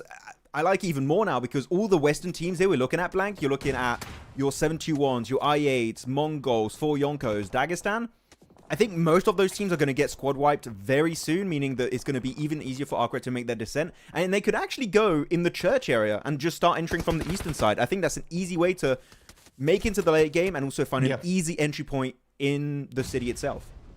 Yeah, I think Church is a really good place to play here for ARCRED, considering it just gives you a lot of high ground as well to play around with. So you've got a lot of information down towards the south side. You know, you've cleared it out as much as possible. Now you can play from that eastern edge. A lot of teams are going to fight one another inside the city. The only difficulty with this is that they're right on the line of the circle, right? So it's likely to push away from them, meaning they need to find a spot within the circle soon. But there's still buildings on the side of the road that haven't been taken. I'm quite excited about it. Godless is just a one-man team right now. He's getting some sick grenades in the middle of the circle, but I do think he gets picked off. Yep, that's going to be the end for Skyforce in this match. Now we're down to the top 10 teams. We still have so many teams in this circle. It makes sense. It's a city finish. You're going to have a lot of teams just able to survive very close to each other. Yeah, Konina Power still being in the game is very bad news for teams like MongolZ and HALAL AXETRON. They haven't moved too much today, but this position is really good for sweeping down from that north side if they can make it happen. So for a lot of the hopes and dreams for MongolZ, HALAL AXETRON, 313 and T721 ride on Konina Power not doing very well here.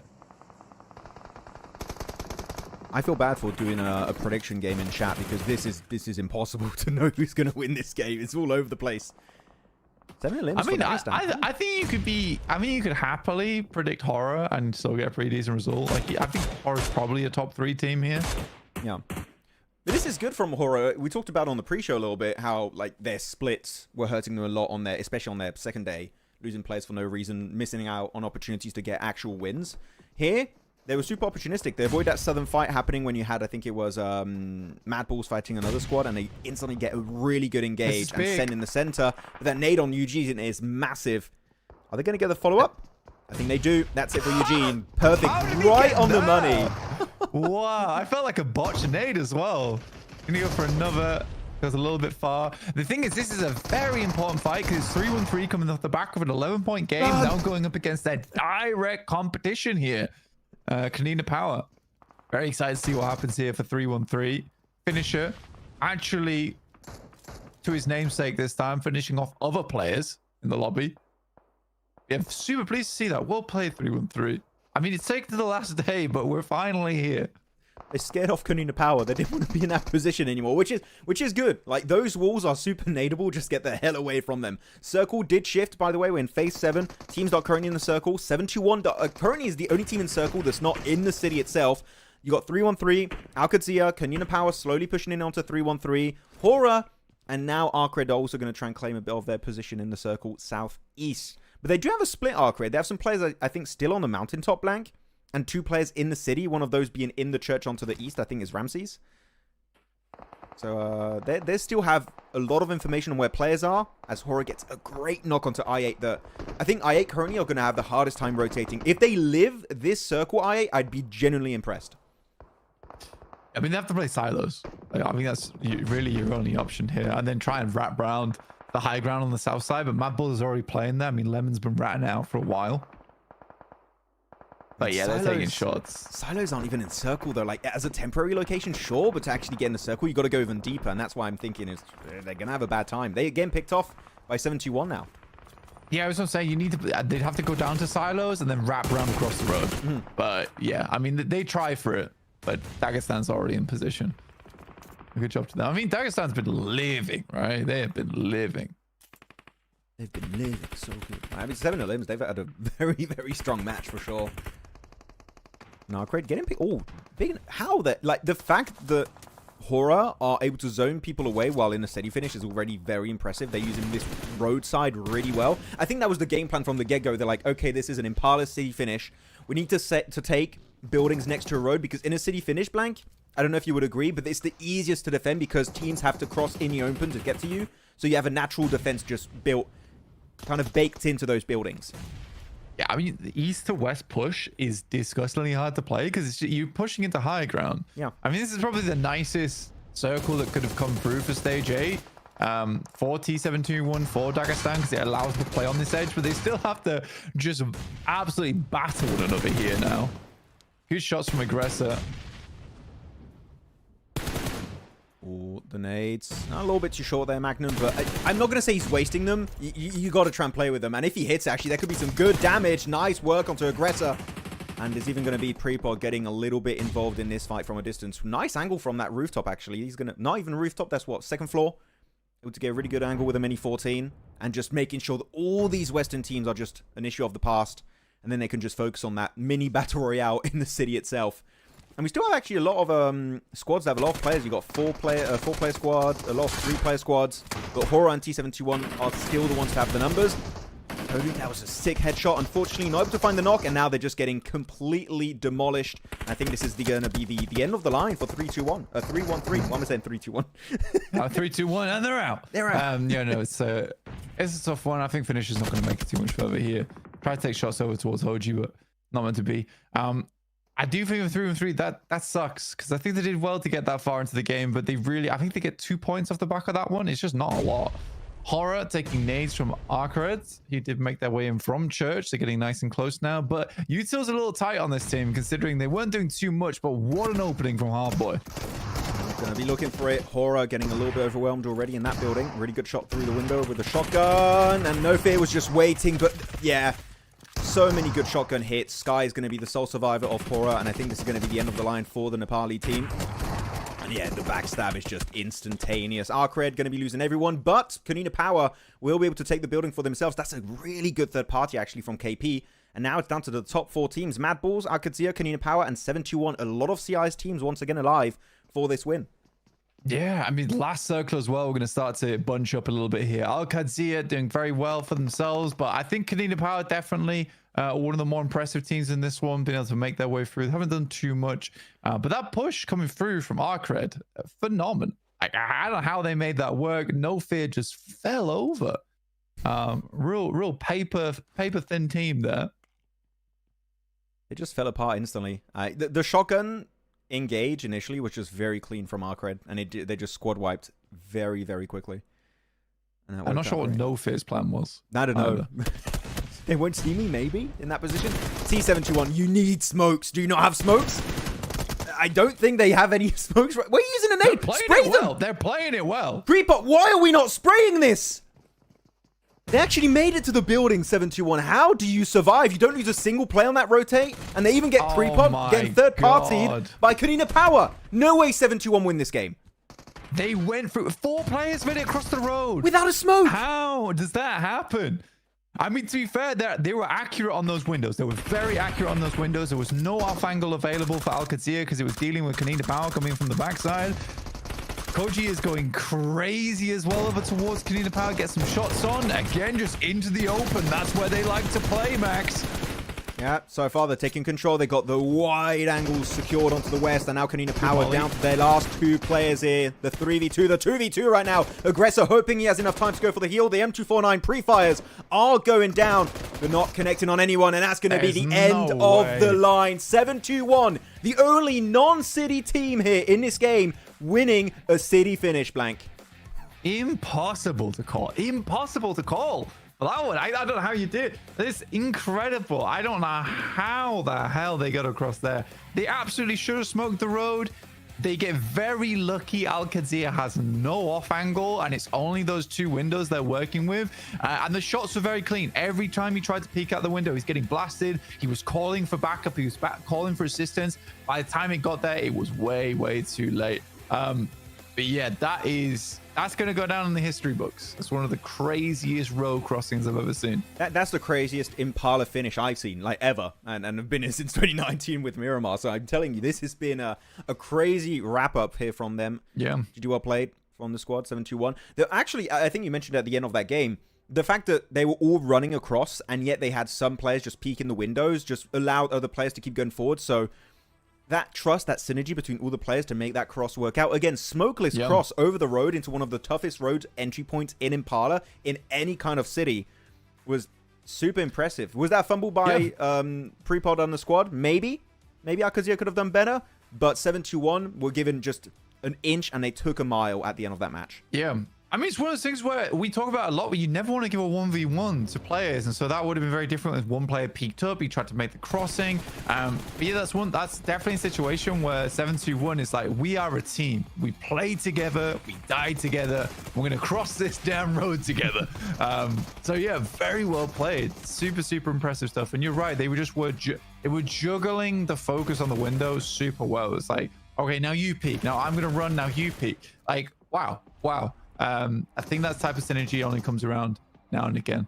And they were all so locked in that moment. But it's a big game for them. It's a really big game for them, because for 721, they take out Konina Power. Konina Power doesn't get a huge amount of points. But for 721, what an important game to try and lift themselves out from the bottom of the tables. Yeah, I mean, they were in that 19th position at the start of the day. And no one around them has been doing great. 3-1-3 not doing great. NEPX not doing great. HALAL, AXETRON not doing great. MongolZ not doing great. They're currently the outlier of these bottom teams trying to escape the bottom four that are going to be sent back home after today's remaining now 4 matches. We have 4 matches left on the board to see who's going to be playing in the finals. So perfect time to make it happen. Though I would say, Blank, one big game is still not going to cut it. If you want to be super safe, we need to see a little bit more, and then you'll really be just miles away from the bottom 4, and you'll be good to go to start training and relax, because you know you made it to the next stage. I mean, even that part of the game was pretty impressive from 721, where they gave him the double angle to deal with, that he had to play high ground and low ground. So you can't spray both of that at the same time. So yeah, again, I don't know what happened. I don't know what possessed 721, some kind of PUBG mobile demon towards the end, where it was like, okay, well, I'm going to play the game for you in these last moments. All right, but you gotta sign your souls away to me. But yeah, insane, very, very insane stuff. Yeah, Aggressor going to be then the MVP of the game, the player of the match. Well played, 4 eliminations, no assists. Healing done actually quite a bit, but they were getting battered over to the western side. They were getting peaked by Qadsiah for the longest time, and they were just able to survive. I think they did use smokes, but just to survive to that very point, and then they just didn't have any more resources to make that transition. And luckily enough, because of, again, the thing we mentioned of peeking the windows, that's all they needed to really get themselves across that road. Bad Boy, Aggressor, Foopsman, Ramses, and Hardboy are going to be up there. No one from HORAA, which I thought we might have, but yeah, that fight they had versus ARCRED was just... It was not poor. It was really poor. I think the thing is that for 721, I think you're right, they use most of their smokes on the fight versus Dagestan, and you have to, right, because it's just an open playing ground on that side of the map where the ditch is. But it's 21 points for them. ARCRED could getting away with that game with 11 eliminations, which is quite a lot. 14 points. Konina Power with 11. 721 definitely have caught up. Any other teams that were able to particularly do well? 3-1-3 only get 2. MongolZ only get 2. And this is looking more and more likely that MongolZ aren't going to be making it through to the finals, Max. Oh, we'll have to see. Wait, now no one. Maxi isn't having a look in the chat like yesterday. I'm trying to read the chat. But here we go. Leaderboards. Green arrow here for ARCRED, able to jump up to the 4th rank. HORAA also jumping up a little bit higher. Nice to see. But yeah, it's moving around a lot. The top 3 currently not moving that much at this point in time. Like, you still have Brute Force. I see initially was in a circle. They were first, and they did slip a bit, but that's fine. They're still not far away from that first place. But second page, that's the big one. Only red arrows, but 721 escape just barely the death zone. I don't know what you call bottom 4. Yeah, MongolZ are tied up with 49-49, but the chicken dinner is the tiebreaker, so that will take them over the top there. 13 placement points to 15 to 36 elims to 35, so they're very close. What, 14 placement points, 13 placement points, 35 elims, 36 elims. So it's almost identical score lines other than the chicken dinner. It's going to be tough if that comes right down to the wire, and we have a chicken dinner from MongolZ later too. Yeah, I don't know. I don't know what's going to be happening with these bottom 5-6 teams by the end of today. We still have 4 matches going, guys. So we'll see how that's going to be going. With that said, as always, we played 2 games, meaning we're going to take a quick break. We're going to start the timer. As always, don't believe the timer. We tend to start it a little bit sooner than that. But yeah, if you guys have topics, anything, I'll still be in the chat typing if you guys want. Otherwise, we'll be back in about 10 minutes for our 3rd match of the day on Erangel. See you soon. Bye. Bye.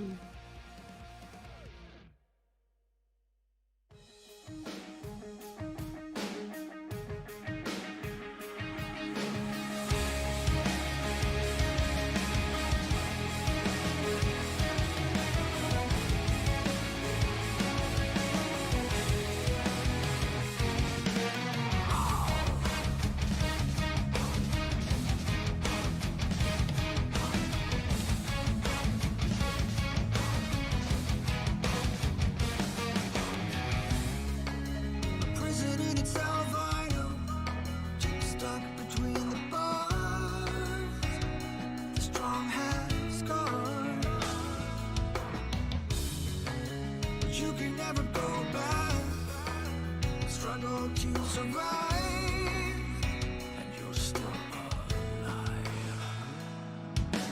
Carry on. Even if you've been misled, and all of your dreams are dead. Carry on.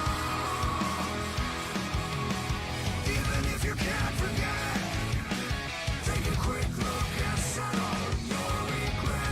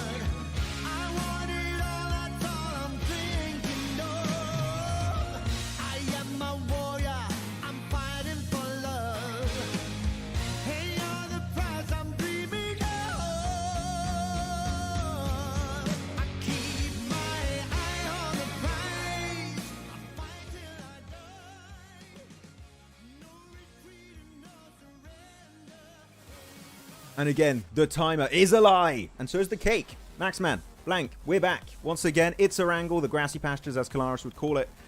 And interesting last game. The non-city team winning a city finish. Are we going to have any other wacky shenanigans like that on Erangel? We'll have to wait and see. But I'm looking blank. Are we going to have no hot drops?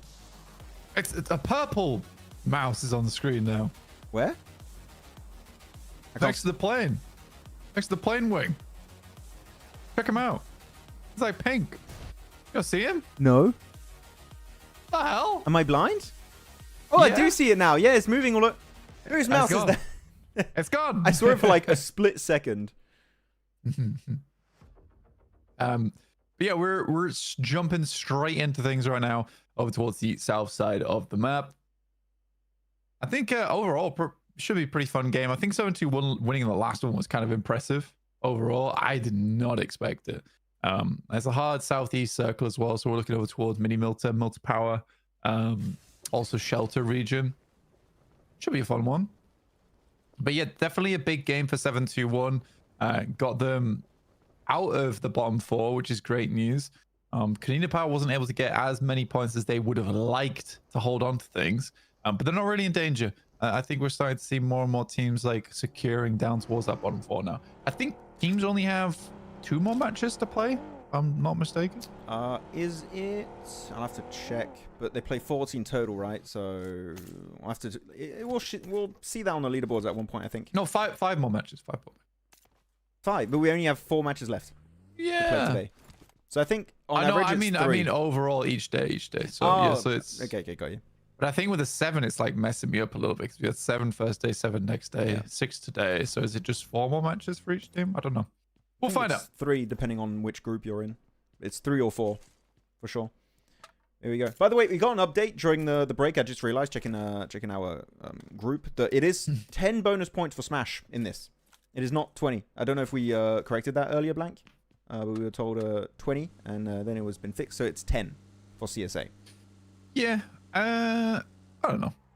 I think there's a fair few people who kind of like 10, but again, I think I prefer 20 because it doesn't always allow smash ruling. Yeah. And I think that's the fundamental difference I have between me and some other people, where they like 10 because they want smash ruling to happen. I want 20 so when a smash rule happens, it like feels deserved. Like they just won it all. It's a huge comeback on the last day.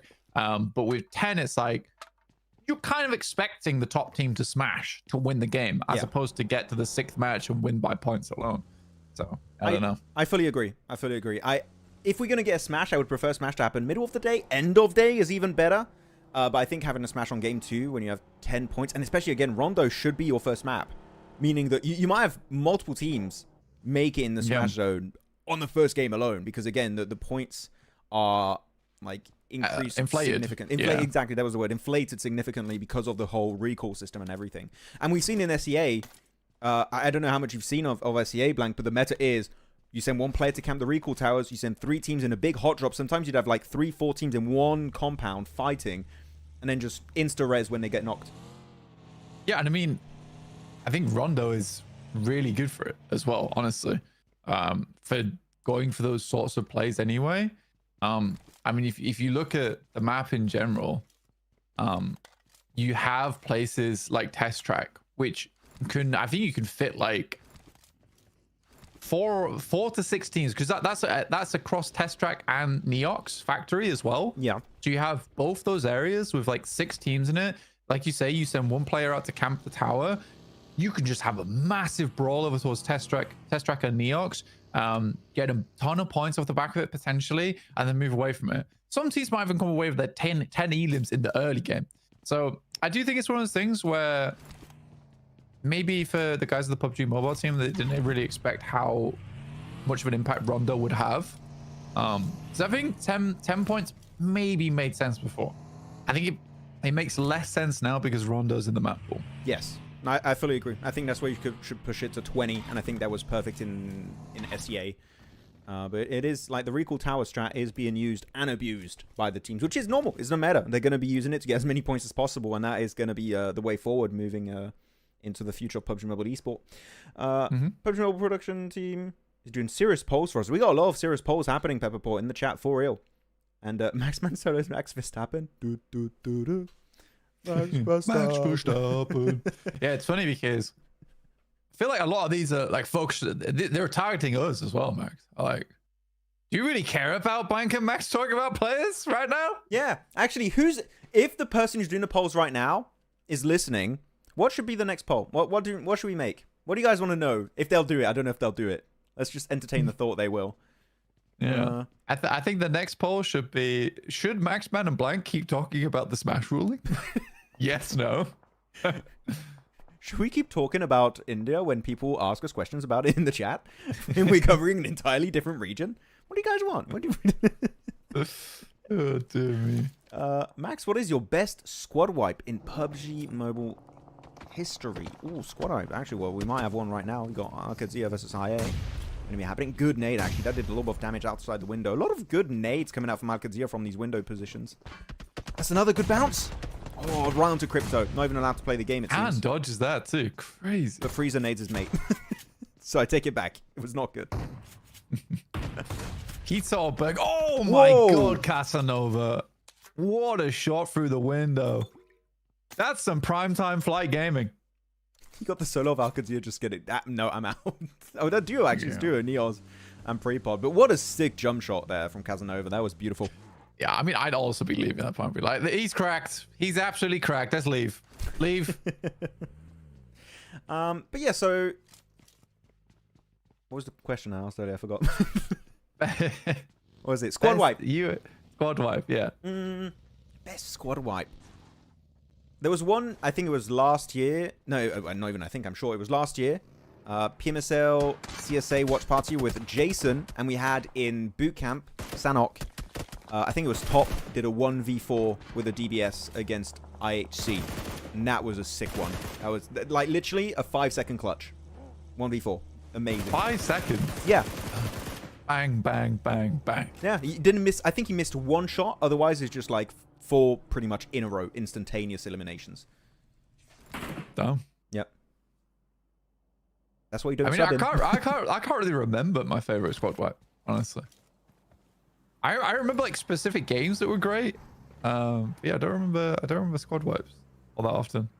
I think there was one with Regiosio playing over on the West Rozok Island, where he was just absolutely mashing a whole team. I think it might have been Falcons back then. Yeah. Just mashing a whole team with just a UMP silence.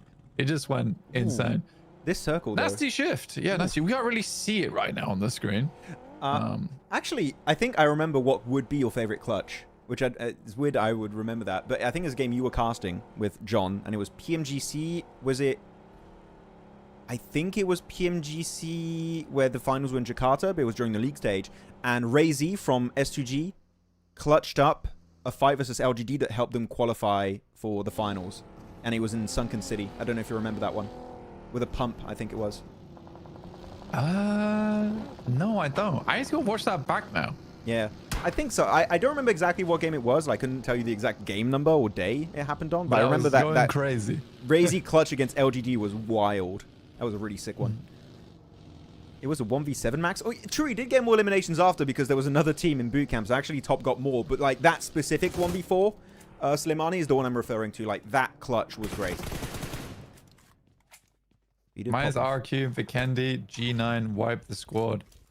I think I remember that. Was it? Was that like in the Season dips? 0? Yeah. Wasn't it in Los Leones? PMGC Season 0 League Stage, Los Leones game, B11, G9, all the guys popping off. Wasn't it that? Maybe. I don't know why I remember that. Sure. Rising high in the bush on Miramar. That was a clutch up and a half. That went down in history forever. Ryzen's had some amazing moments over the entirety of PUBG Mobile. I think there was a Vikendi match he played where he 1v3'd a whole team, but it was like all at super long distance, just hitting shots back to back. AXETRON going down, losing another player. Tough luck for them. This isn't a fun circle. It's like 30% of it's water right now. I'm showing it right now if you want to talk about it, but yeah, like the fact you have this many teams around Mill to Power shows this is a very big hardship because you don't see this many teams near Mill to Power usually. Yeah. And even mini Mill to Power taken by, what is that, Qadsiah? It is also just ARCRED actually in the mini Mill to Power. But water's not a bad strat. Usually, actually a really good strat you can do here, if you find a hovercraft, is you take the hovercraft and you just hug the ridge north or east of Mill to Power, and teams can't really get to you that way. You can just play there.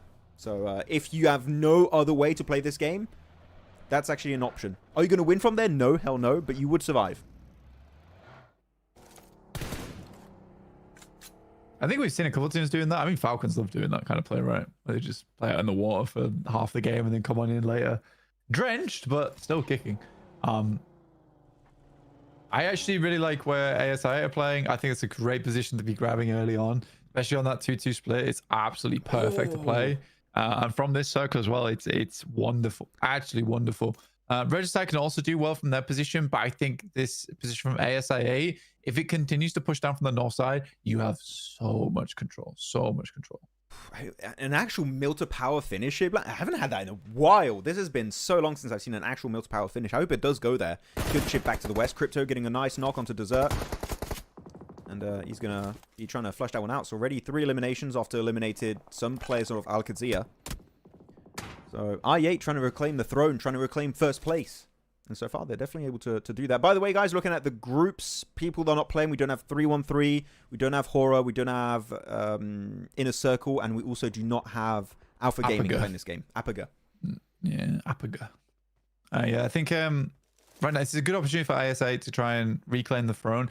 But this is also like one of the best opportunities for the teams like in the bottom 4 to do well. Right, other than 313, because they have been forced into an awkward scenario with all the best teams in the lobby. They really got dealt a hard hand with that one. But without the top teams or really strong squads in the lobby, it's time for 721 MongolZ, HALAL, AXETRON to actually step up here. Konina Power after that last game, we were able to get to 63, so VP drops down to 56.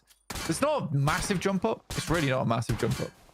It isn't. It's quite achievable. Okay, I thought he was going to go one tap on Zadira for a second there. No, Zerichi could have done it. Oh, there you go. He swapped to the ×6. He went from the red dot to the ×6, but he doesn't want to fight it. Surprising. I thought he was going to try and actually take that trade, but no, he's going to get the hell out of dodge. Is he going to make it to Obli, or is he going to go a bit deep in the circle? Yeah, I would say just go deeper. That car is not going to survive the encounter otherwise. Just send it. You can even go to the crates. Go to the crates next to the road. That's a good spot to play. And in circle. Yeah, I think the thing is for Zerich, that car's not lasting long. So you want to get as much distance as you can with it now, getting into the circle itself. ASI8 as well. I mean, Crypto was taking a lot of shots in that position, so he already backed off. So Konina Power was pretty happy to send Zerich a little bit further down. But man, it's going to be hard getting out from the Deadwoods on that northwest side around prison. You got MadBulls up there, you got Goat, you've got MongolZ too, who are in the dead trees. Right, they're flying around the trees near prison here. Before Yonkos. They're just completely surrounded. And even then, they have Goat and MongolZ ahead of them in the circle. So even if they win it, I'm not sure they're going to actually make it far in this match. But yeah, for Yonko, get in the car, get out of there. It's just not worth it currently. And they can't even go for the res on their teammates, really. So they're trying to just get some placement points. They lose an extra player. So JTMG8 just trying to survive as a solo. And no way. That car is not surviving for long. You better try and find a good spot in the circle. And I don't think you can even do that because circle's shifting in 5 seconds. So you got to go deep in the circle here, but the car's on fire. I think he's done. Yeah, you got a barrel. You got a barrel here. Whoa! Ooh, this is a full-on Mill to Power finish. So long since we've seen this. You do not see these often. I think I've seen them a couple of times. I think APG was actually playing this circle the last time I saw it. I was playing center zone around the actual nuclear plant. Like APG or the old 4MV? Old 4MV. Okay. Sorry. Yeah. So I was like, I don't remember seeing that this year. I think I would remember this circle. So rare to see it happen. But you can see everyone instantly getting in their cars, trying to get the hell into the circle. Thing is, you still have 16 teams alive, and we know as a fact, Blank, there's not enough space for 16 teams. I think we're going to lose easily a third, if not maybe half of the lobby on this rotation. A lot of people trying to send it, trying to find a few open buildings. Shifu does find one. As a solo, he might be able to hold on to one of these entry point buildings. He's found one for the time being. But these teams also on the west, they're not in circle. They need to wrap up the fight and get moving. it really crunches you out as well. I mean, there's still so much water here. There's the beachhead down towards the south side. You're so right in terms of the amount of teams that are just going to get absolutely picked off here. MongolZ as well, really, really slow on their rotate out.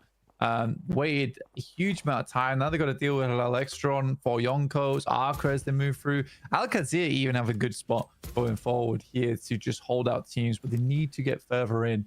ASI immediately move down towards that south side. Max, I don't know if you caught that. Yeah, I'm showing on the map feed right now, but yeah, they instantly try to take that position away from Regicide. Do they know Regicide's behind them, or are they just going to try and hold on to the center? I mean, right now, they have the most central position, so I think did a good move that one, so I'm happy you caught that one. The fight's going to be starting to break out inside MilToPower itself, and Konina Power playing these big nuclear silos, or like, what's the exact name of those buildings? I forgot. Nuclear chimneys? No, not sure. Yeah, the cooling. Probably the chimneys. Call the chimneys. Oh, ton of nades being used up by Regicide. Not fully interested in getting in MilToPower just yet, which I think is the right decision. Just wait. You don't want like MilToPower is large, but when you look at it, it doesn't have that many buildings, so it can't host that many teams. So just play outside, hope for the best. Maybe circle moves away from it if you're lucky. I think the thing with Regicide is like I personally think they should be putting all of their forces down towards Senior right now. It's very unlikely any team that came in from the north is going to be playing over on the cliffside right now. They're likely going to be wanting to take position inside actual MilToPower. But your main job right now is to stop teams coming in through from that beachhead and force them out. Because right now, AXETRON as well as 4 Yonkos is getting pushed in. Yeah, that you're peaking for way too long there. You're really overplaying it. Yeah, you can't overpeak it. You got to be careful about it. Ooh. Okay, Pinkman back on the nade. Try and flush them out. That'll be great. Don't overpeak it. You're going to get punished by teams. I8 in particular are having a great match. Already 5 eliminations. It's very top heavy again, actually. I'm looking at this blank. 5 for Go, 4 for Brute Force, 5 for I8. ARCRED got himself 2. Could be looking for more based on their position in the circle. They could start moving in and squad wiping maybe Qadsiah in this match. The circle closing. We're about to go into phase 5. And you know what? I think when the circle closes, we're going to do a prediction, guys, before we get in the hectic ending of this match, because it's going to be all over the place. Yeah. I mean, we're in stage 5 and it's already looking more like stage 9. A lot of teams just start to go down. Luckily for a lot of teams, there is areas you can hide out towards MilToPower, because we are getting a fully confirmed MilToPower finish. Regicide could have a good game off the back of this, but I think ASI absolutely have their number right now. All that they have to worry about is getting pushed on by another team.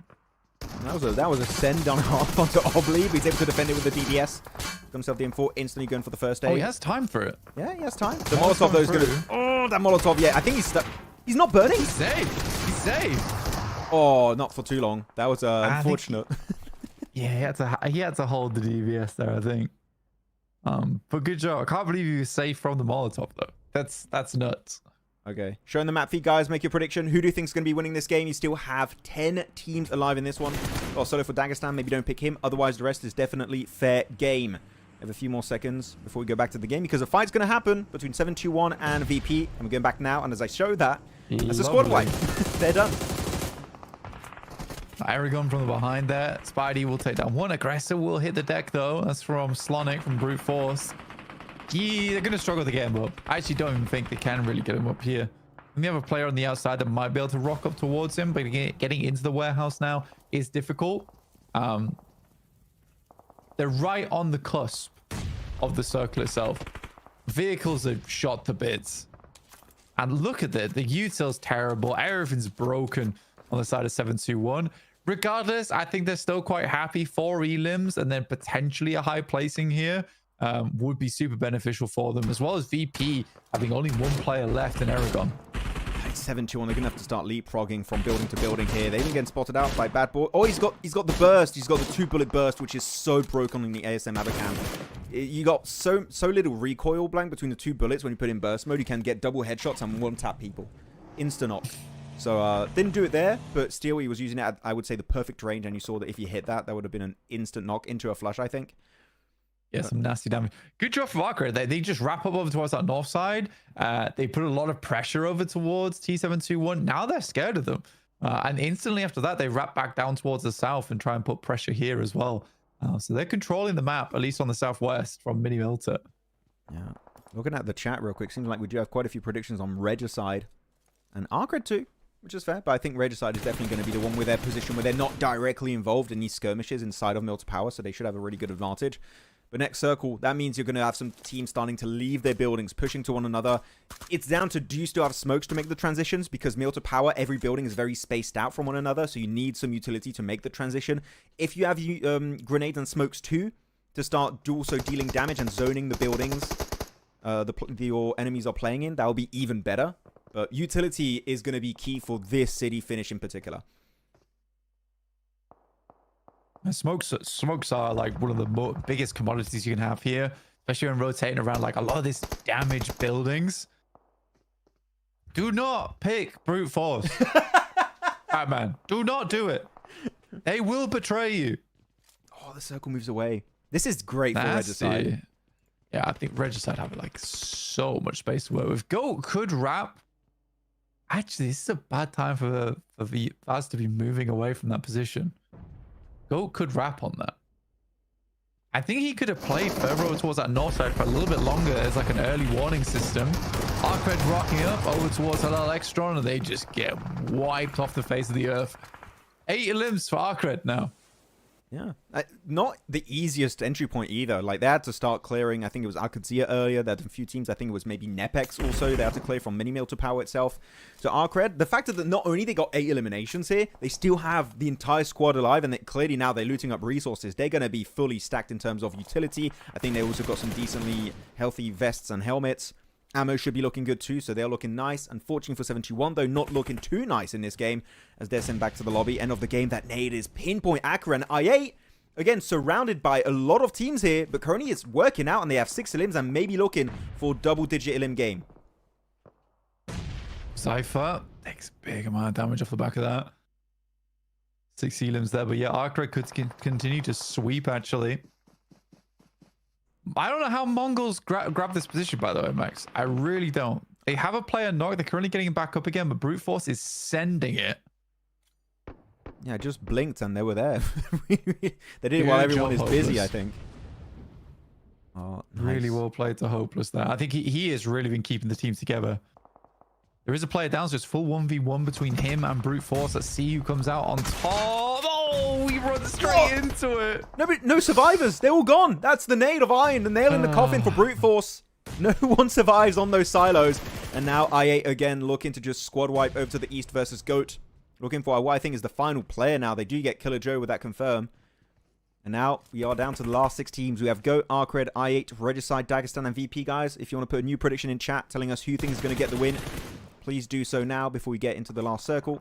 Then it's too late, and it would be cheating. But Regicide starting to regroup from that 2-2 split. And I still like this 2-2 split because it stops I8 from leaving and trying to just wrap around. You need to keep control on I8 if you're Regicide, if you want to win this game. Otherwise, you're going to give control away. And chances are I8, with their current fragging power, they're looking so good this match, I think could very easily overwhelm Regicide in a full-on push.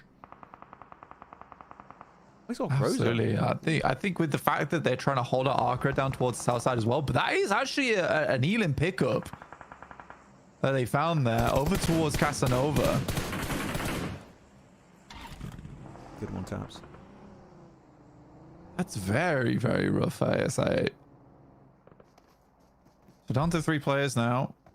Regicide controlling. I think if ASI8 were able to push this 2-man themselves, they could have taken a lot more control, but now going down to 3 players is really rough for them. ARCRED at 4 players as well inside this lobby. It's a nice ending. Nice 4v4 is really good to see. I mean, I do agree I8 should have to try and push this, but do they have a car? I think without a car, you don't make this rotate work out. Do they have a car? Like, do they have a car in working condition that can actually drive? That one, I'm not too sure. There were a lot of nades being thrown over there. Without a car, I think that's going to be mission impossible. You might just go be better off playing the building south of Milta Power, and I think that's going to be their next move. But Regicide going for the 3-1 split. Might be opening an opportunity for I8 here, but now they just want to make sure they solidify this position against ARCRED, because ARCRED, with the numbers in that position, they can easily close the gap with Regicide. Look at that, their nade range. This is going to be their main threat to the chicken dinner, I'd say. Oh boy. Gonna send some nades over the top here. They had to fully pull one player off from that ridge side of the northeast to back up this position. Little to no util to work with here. Senior with 38 bullets in the back of this Groza. This is rough.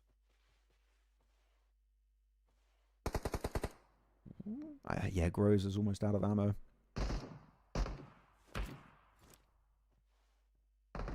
Things have slowed down significantly. They're all just waiting for phase 8 now at this point. I mean, Regicide, they're not all in circle. Only Senior's in circle currently next to that crate. So you're going to have to push in. And as we know, ARCRED were in nade range. If they have one good nade, that could really turn the tides instantly. I think the ISA is kind of just chilling. Yeah. They're chilling. They're hearing shots. They're like, we don't really have to get involved. We still have buildings down in circle. Why would we take a risk of getting taken out outside of top 3? Which I respect it. I think that's a really good approach. Just let them wound each other. And when you see the elimination feed light up, maybe that would be your golden opportunity to third party and get the win. Or Shifu can do it too. He's a solo. He's still there. We know how deadly Shifu could be as a solo player too. So that's potential. This is drastically slowed down, but it's a nice nade from Bad Boy. Bad Boy has been so consistent this entire tournament. He is somewhere else. Rinsing Regicide. Another nade. Does it hit Roshan? It would have done if he hadn't moved. But look at I8 in the background. They're slowly pushing in circle. Taking more and more control. The nades, they're looking good. They're pushing him against the blue zone. Senior's out. Pinkman knocked. Just Roshan. A little bit too close for comfort here. The smokes will start to dissipate. No, they're going to get refreshed. Have another batch. But look at Crypto in the wings. He's taking the high ground position. He's getting information. And no one knows he's there yet because they're so busy and focused on ARCRED.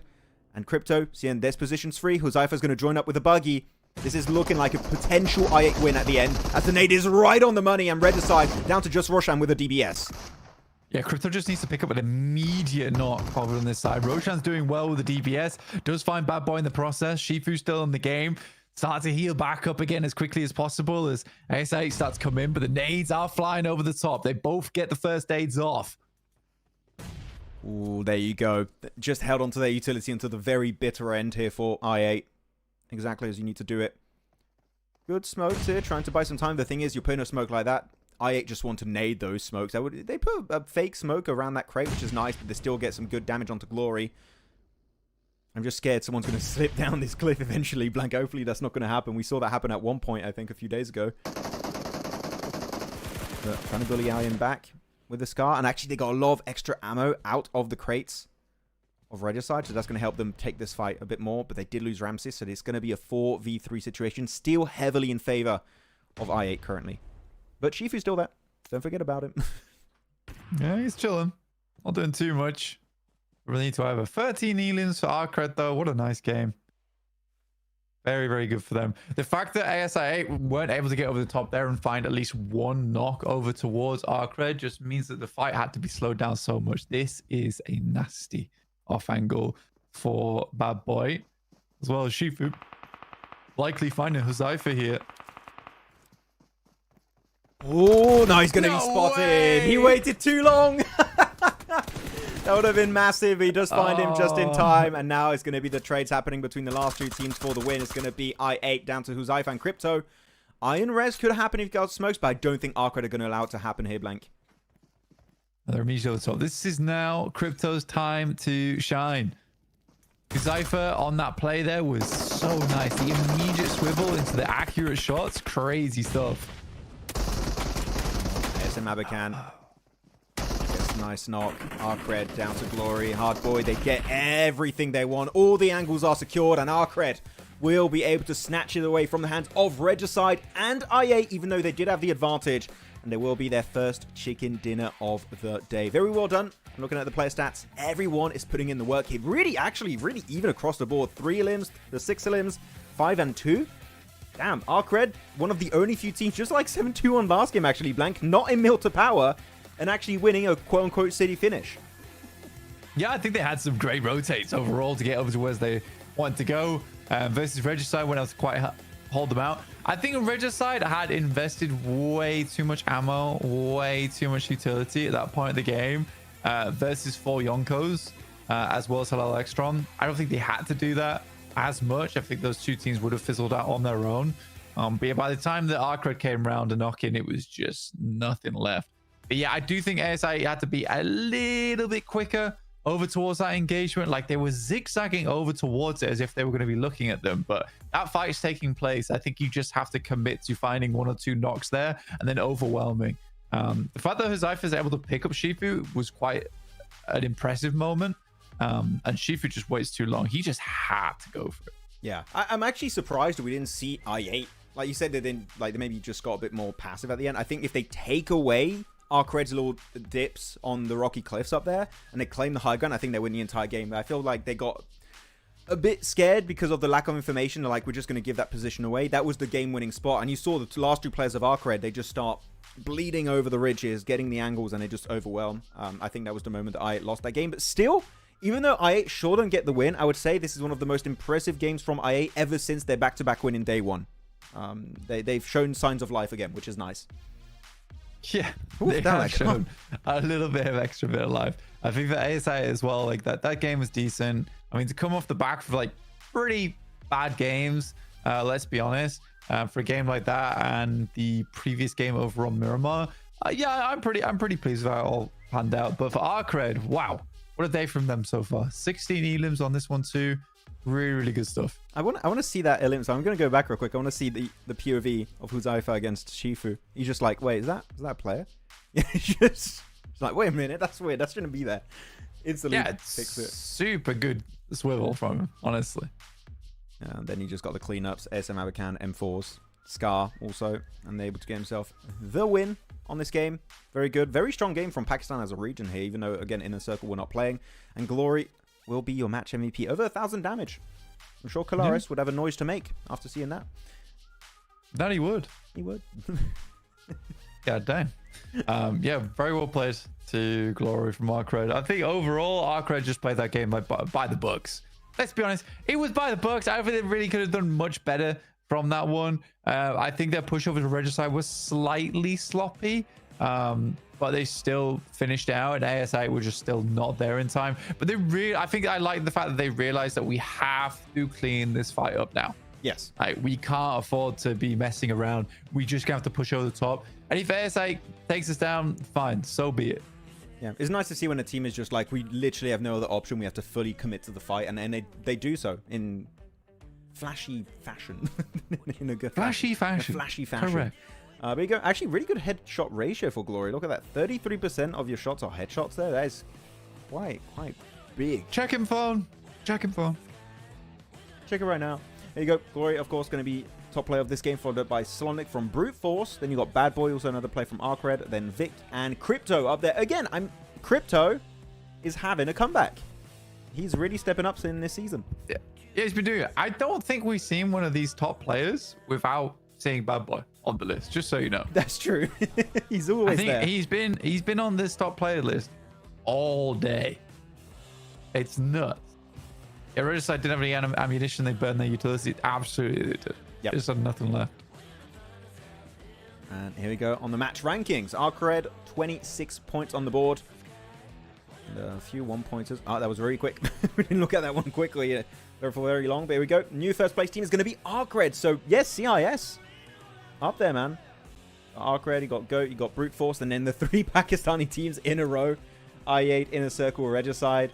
But do keep in mind also, some teams are still having more games to play. So like GOAT have an extra game to play. We do have Inner Circle. Regicide still have an extra game to play. So actually GOAT being up there, despite being 1 game behind ARCRED, Brute Force, I8, is an impressive achievement.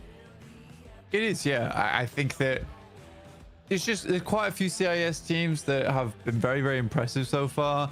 ASI8, again, we got to take the fact that it was around about, I think it's 37 points they've earned over day 2 and day 3. It's not a lot.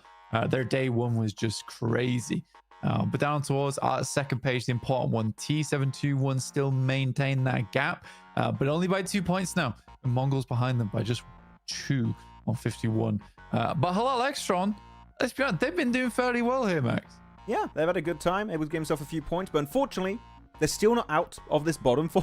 They're still struggling to make it out of that spot. And also, HALAL AXETRON have 40 matches played compared to NEPX. They still have an extra one to play compared to HALAL AXETRON. So NEPX, 3-1-3, the main threat, I would say, for HALAL AXETRON currently, even for MongolZ and 7-2-1. Yeah. I'd say the teams above them are pretty safe. Like I don't see VIRTUS.PRO falling out in the bottom 4. It could happen. It would have to be an extreme case scenario for that to go down that way, and we still have 3 matches left to play today. So VP might just be the cutoff currently, and all the teams below still trying to fight for those last 2 spots really for the finals. Absolutely. I think that there's just a small amount of stuff that needs to be done right now for a couple of teams, just fixing up some of their movements with their rotations. So some of our top bottom teams, they need to really look back on these games very hard, because we have a lot that are super close to the bubble at the moment. Yeah, it's very close. So Jason won't be sleeping tonight. I sent him the meme, Pepper Paul, and he laughed at it. He laughed at it. That was he enjoyed that meme. Okay, so I'll go solo because Blank's got some business. he'll be right back, guys. If you have some questions, topics, feel free to tag me in the comments. But yeah, Jason's enjoying the meme. He's liking it. Don't worry. He had a fun time, Pepper, seeing that meme. But actually, some people are mentioning BMSD. BMSD's in their last game, right? Let me check it. BMSD 2025. What is currently the top 3? I'm taking a look right now. I'm not going to show on screen. I don't want to show Wikipedia right now. But top 3 currently, I don't think it's fully up to date, but it says Team Soul, K9, Orangutan, followed up by True, Rippers, God's Reign. Where's Godlike? Oh, Godlike win 13th place. And Godlike missing out on the International Cup. Could be happening. Jesus Christ. The game 17 is missing in the leaderboards. What rank is Godlike in, guys? An 8-bit. What's happening there?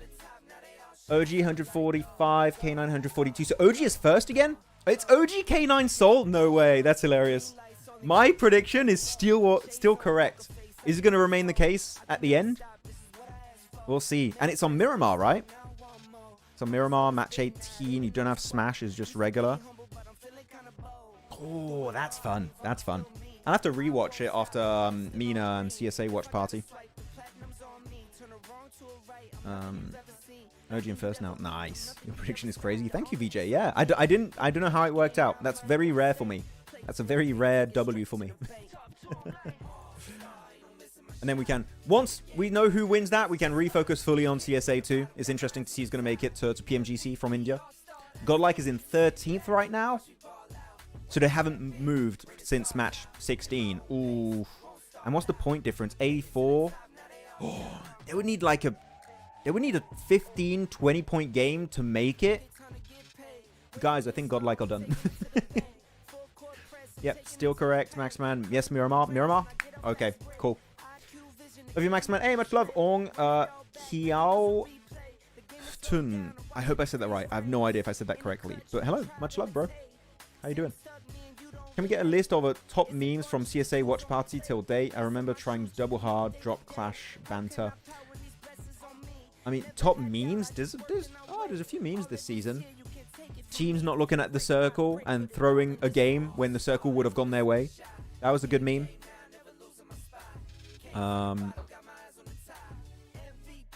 Weird hot drops happening. That's my skin. Whoa, that's your skin. Wait. That's my skin, dude. That's the skin. Oh, I didn't. I've only seen the weapon. Oh, it's there. There it is. That's my skin, dude. You love that skin. Hey, PUBG Mobile, can we get some UC on Blank's account? Can we get him to pull for this skin? Go ahead, pull that skin, guys. That poor dinosaur. That skin's also my skin. Jeez. Yeah. Hair physics is what makes it. Yeah. Oh, that dance. You can see Blank. He's looking at his screen. He's locked in. He's not budging. He wasn't even blinking. Godlike need at least 20 points to reach top 8. Yeah, they might be missing out. I think they'll be missing out. Now people know why I didn't pick them in my top 3. Is APG already qualified for PMGC? It's very likely. Unless they have literally, Tehas, the worst final we've ever witnessed. And we have teams like VIRTUS.PRO, Qadsiah have a big finals. Then they could lose it. But otherwise, I think it's relatively safe. Wow, Brank is back. We love Brank. I mean, say his name. Brank. At least. Yeah. No, I mean the guy who wrote it. Benjamin B. Hello, Benjamin B. What's up? Game should be starting pretty soon, by the way, guys. I'm looking at the feed. Should be live in just a few minutes worth of time. HALAL AXETRON need to qualify. And next match needs a chicken dinner. I mean, I wouldn't say a chicken dinner, but they definitely need something. Some points. Double digits, at least, I would say. Yep. Okay, the game about to start in 19 seconds. Let's go on this. And we're in. Who's not playing this one? Let me check the groups, because now we're going to have the big boys back in. 313, APG, Inner Circle, and HORAA are back to playing. I'm looking at the groups. And this is going to be match 9. No, this is going to be match 18, right? Match 18, meaning we're not going to be having Brute Force is group not playing. So we're not going to be having Brute Force, HALAL AXETRON, Skyforce, and the MongolZ. Not in this match. MongolZ are out. Damn. Yeah. So we don't get to see if they're actually going to make it. But fourth match of the day, and remember guys, this is no longer playing 7 matches here. This is going to be 4 matches, 6 matches total. Yes. So we're 1 less match in. So it's going to be a little bit of a quicker finish here. Max might actually be able to do all of Mina today. I'll get 4 matches of Mina in. I got 3 yesterday. So yeah, I'll be able to watch more than half, which is nice. I ain't jealous of that though. So a lot of PUBG Mobile in one day. The thing is, even after that, I had a break. I was chilling for a bit, and then I watched 4 games of PMSL Americas. I don't know why I did that. It's just like my life is PUBG Mobile right now. It's all day, every day. We're back to classic CSA playing paths, which are really cruel and right on the edge. And we're gonna get Crater Fields circle. Yeah, obviously. Yeah. Every team's gonna have to go all the way towards the northwest side of the map. It's tough, definitely tough. We'll see where the circle pops. Right now, it's been interesting. We're kind of just looking at the bottom 4 teams. I don't want to say it's an uninteresting day today, but most teams we expected to qualify have qualified, and the teams that we expected to be in the bottom 4 are in the bottom 4, and there's not much variance. Yeah, I mean, we saw just before this game blank, the leaderboards on the second page. I think there was 1 red arrow, otherwise no movement. Literally everyone in the exact same position for like 7 of the 8 teams on that second page. So yeah, you can tell teams are struggling at the bottom. It's quite unfortunate, but it's just how the cookie crumbles sometimes. Yep. All these guys. Yeah, I think that it's getting more and more often that we're seeing just 4 teams being the standout losers, so to speak, in these types of lobbies, which it's sad to see. It really is. I don't enjoy watching those types of league stages where you've got 4 clear teams who are going to be in the bottom 4, as opposed to teams like pushing it. And I mean, it's also frustrating for me today because 313, MongolZ, 721 have really pushed the boat out as far as possible on the final day, as opposed to any of the other days where they could have done something. Like now, if they would qualify, it would literally happen in the last game, I think. Well, their last game, depending if they're playing the last match or not. So we'll see how that works out for them. But they're definitely stretching it a bit too thinly in terms of their comeback opportunities. We'll see how it goes. Of course, still 3 more matches. 2 Miramars, 1 Erangel. Soul died. No. Okay. We're going to get, I think, for this game, because it is the last game of BMSD, we're going to get a lot of live BMSD updates in chat. So, guys, if you're focused on CSA, just expect it. Which is cool. You know what? We have Wikipedia happening live in chat. We'll know what happens live. Which is cool. Yeah. Which is cool. I think it was the last 2 games, right, for BMSD. I don't know if the last game right now. Okay. Yeah, I think so. Right, it's last game, chat, right? Gauntlet qualified. Yes. Who qualified to the Gauntlet? BMSD champs are qualified to Gauntlet, I believe. And all first team from BMIC is qualified to Gauntlet. And second place from BMIC is group stage. I believe that's how it goes. I might have to recheck it.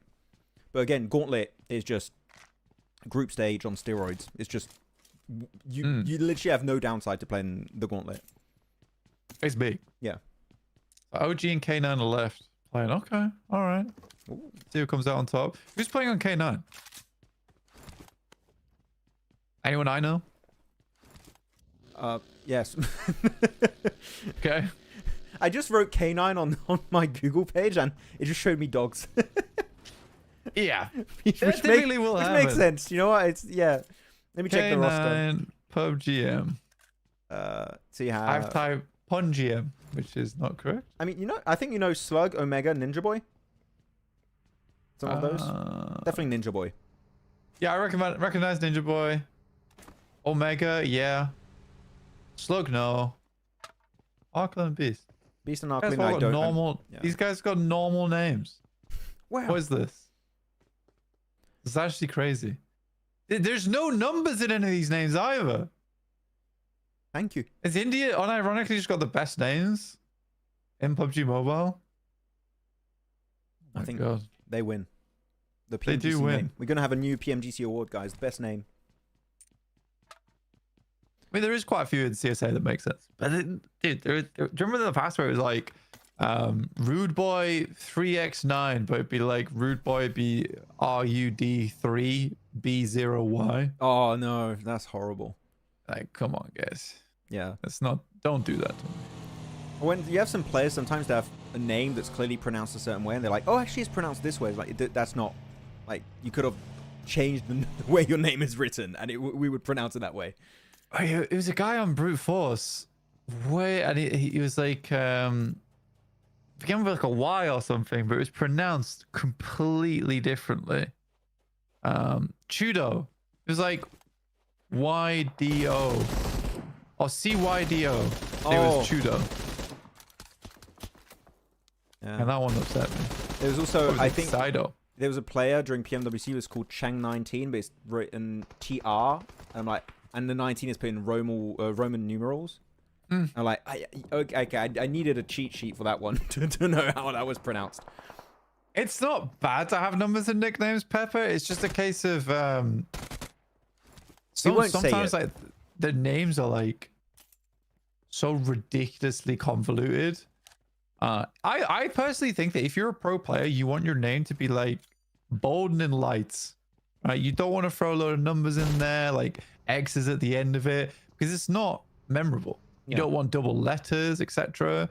Like for instance, ARCLIN is a great name. That's a great name. Yeah. Like, do you ever hear someone when you ask them, "Oh, who's your favorite player?" And they're like, "Oh, I love 73XB John Big Boy 95." You know, they don't. They just say the shortened version. So the more recognizable it is, the best. Which is why actually I don't like the fact that we have 3 docs. You have Doc L, Doxy. It's like, just be your own thing. try and separate yourself from Doc. Yeah. NEPX though, going for the fight. And this is a fight actually that NEPX can't really afford to lose. Otherwise, I think they're going to be out of comeback opportunities. You need to have 2 more good games or just 1 big banger. This could be it, but you're taking your chances with an early game fight against literally the first place team in the leaderboards. And of course, you get naded by Ramses. Rex, this is not it. Yeah, I think that NEPX might be done. And it was a good thing I didn't invest in NEPX stocks after all, because the stock is crashing.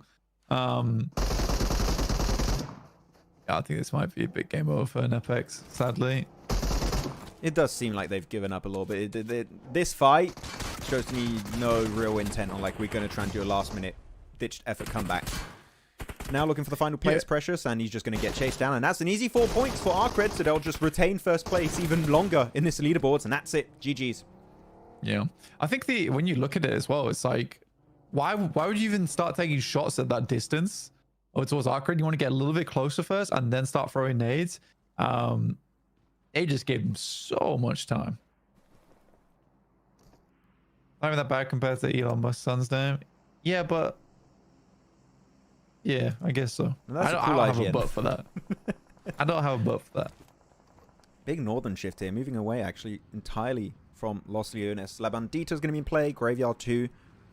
This is another one that we mentioned it quite a bit for Miramar. When you're away from these big POIs, it's down to terrain knowledge. Which compound can you use to its full advantage, etc. You can see Qadsiah instantly have a game plan. These compounds, you have 2 compounds to the west of La Bandita. They're very strong because they're just surrounded by literal flat terrain, making it very hard to breach. Or at least you're spotted like a long time before you actually make it to the compound.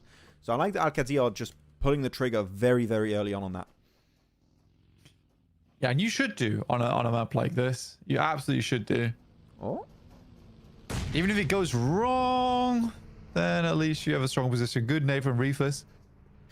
Is Reefus going to be MVP of group stage? Genuinely, I think he is. I hope so. I've seen a lot of people saying that Reefus needs to be benched. And I'm like, that's nonsense. Absolute nonsense. Yeah.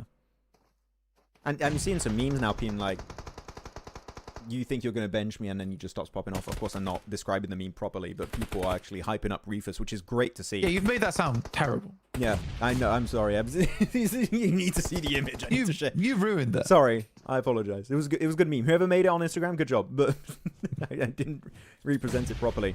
He's definitely stepping up to the plate. There you go, though. Again, this building. We remember this building. Just a different team this time. It's not in a circle. It's going to be APG versus 721. Really good pump shot. The double is going to be connecting. Natsiol able to connect their third elimination this match. And yeah, that's going to be an easy cleanup on aisle 721. Just for Aggressor now. He's in the molly and he goes out. And that's it. Ziol finds the 3-piece. And another team here, Blank, actually, that was towards the bottom is out. Like, the teams that literally can't afford to have a bad game are having the worst game imaginable at the worst time imaginable. Yeah, 721 being out there is bad. Like, they had to keep up appearances. This is a good building to hold out in as well, but to be fair, Ziol with those pump shots were criminal behavior, right? That double pump at that distance to get the knock, you don't see that very often. So very well played to him. I do like the sound of the pump. I wish it was played more. S12K, I don't like the sound. Pump sounds nice. It just sounds right. I think the S12K silence is one of the nicest weapon sounds in the game. Okay, you know, okay, that was a good counter. With the silencer, it does sound really nice, actually. I do like it. But I do agree about the silencer. It's kind of naff. Yeah. It's kind of nice. It's kind of cool. Okay, Roshan on the rocky terrain here. Holding that position. Where is this actually? VIRTUS.PRO. So this is north of Picado, east of Power Grid, south of San Martin, west of Graveyard. So you know exactly where it is now, on this cliffside. But Roshan, does he have a car to make this transition? I hope he does, because leaving that cliff is going to be tough without it. As Milky Way trying to make it out. So he's going to take that shot eventually. Roshan's looking for it. He does go for the spray, but because of the backseat of the buggy, Milky Way should be fine. Yeah, he's okay. He's able to get out of there after all. Ain't too bad. Oh. Leo's in chat. Look, take shots. Leo's in chat. He's hit a clip. Damn it. There he is. Northwest side. Regis side currently in there. Just chilling. Konina Power also on that ridge. Konina Power don't need too much here. So, and VP also on that west side. Those are kind of the two teams we should be watching right now. It's nice to look at the other ones. I mean, I quite like to see Inner Circle not just go out really early here, because it has been a few times where we've been talking about other stuff, Max. Then we'll just look at Inner Circle and they're just dead. Yeah. And I don't even remember how it happened. There's two things with Inner Circles. Or you look away and they're gone, or you look away and they're in the best position in the circle. There's no in-between. Yes, it's what they do.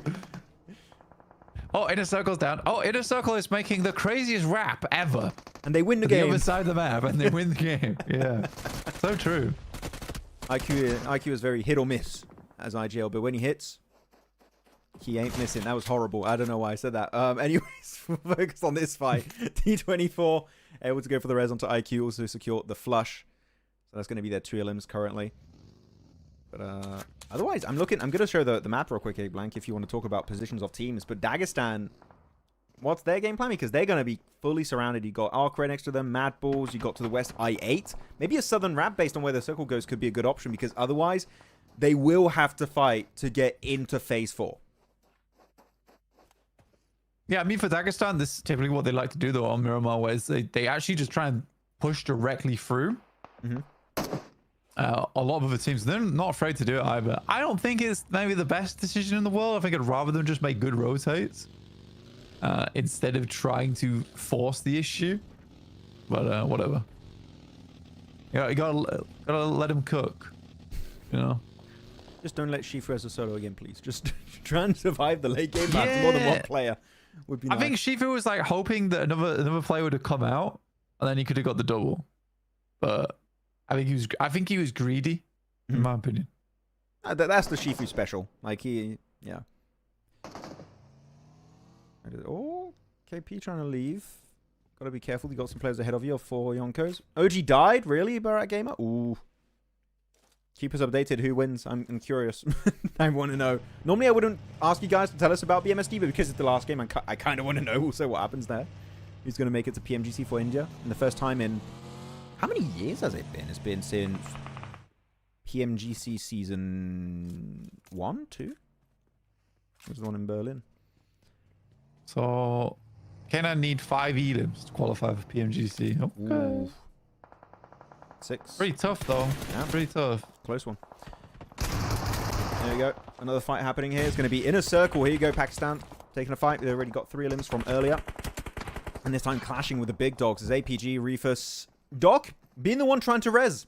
Not be the one trying to be res by his teammates. It's nice. Yeah. Nice. Look at VP in the back, though. They're actually trying to take that position away. That could be a really good third-party angle from Boston. Turned a new page here for Doc. Yeah, I think for VP, if they're able to swing this, it could be really huge for them. Like you said, VP and KP. VP and KP both just need to get ahead of the pack a little bit towards the bottom here. And if they can, I think it's almost impossible for 721 and NEPX to catch up. Realistically, if KP and VP get to 70 points, roughly, it's sort of GG. Dog just hit the most insane blind nade, and then he just able to dodge all those bullets and come in from Erangel from VP. Sorry, I had to jump in there, but that was... How is this man still alive? That was a crazy move. It was a good nade. I saw it. Swinging over the top. I just didn't think it would hit. Yeah, me neither. I was like, there's no way. And it did. If anyone's going to hit a wild nade like that, it is going to be Dog. Like, he is the nade man. VP, though, fully committing. I like this entry point from VP because otherwise you're just crashing into teams that are already in compounds, already strong dips. If you're able to wrestle this high ground position away from APG, not only do you gain a position in circle, you get a really good scouting ground to follow up off the back of that. But the thing is, you're not just fighting one team, not just 2, you're fighting 3 teams. You have Inner Circle, APG, and IA at the same time. So you're going to need a lot of resources to win this fight. God damn. Yes, OG wins. Thanks, guys, for the update. Let's go. Maxman's right. We've got the head of the PMGC. That's big news. Very, very big news. I think a lot of people will be super happy with that result, honestly. I think it would have been cool for K9 to get in, like at the last moments, but I think a lot of people were supporting OG. Oh, so what's the top 3 then? Is it like, is game over, or is it just we know like the rankings are locked in? Okay. Actually, you see this entire game. I'm going to show the map feed for a quick second, just to not miss any fights here. IQ is still super far from his team. He is not getting involved, and I think it's good because he can't even regroup now. Regrouping would be taking a massive risk.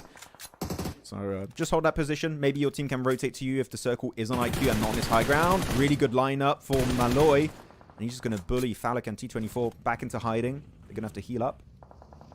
And they can still push up here. I think that's going to be time for VP. They want to close that gap, use that damage done by Malloy. But Malloy gets knocked. It's really going to delay their assault on that high ground.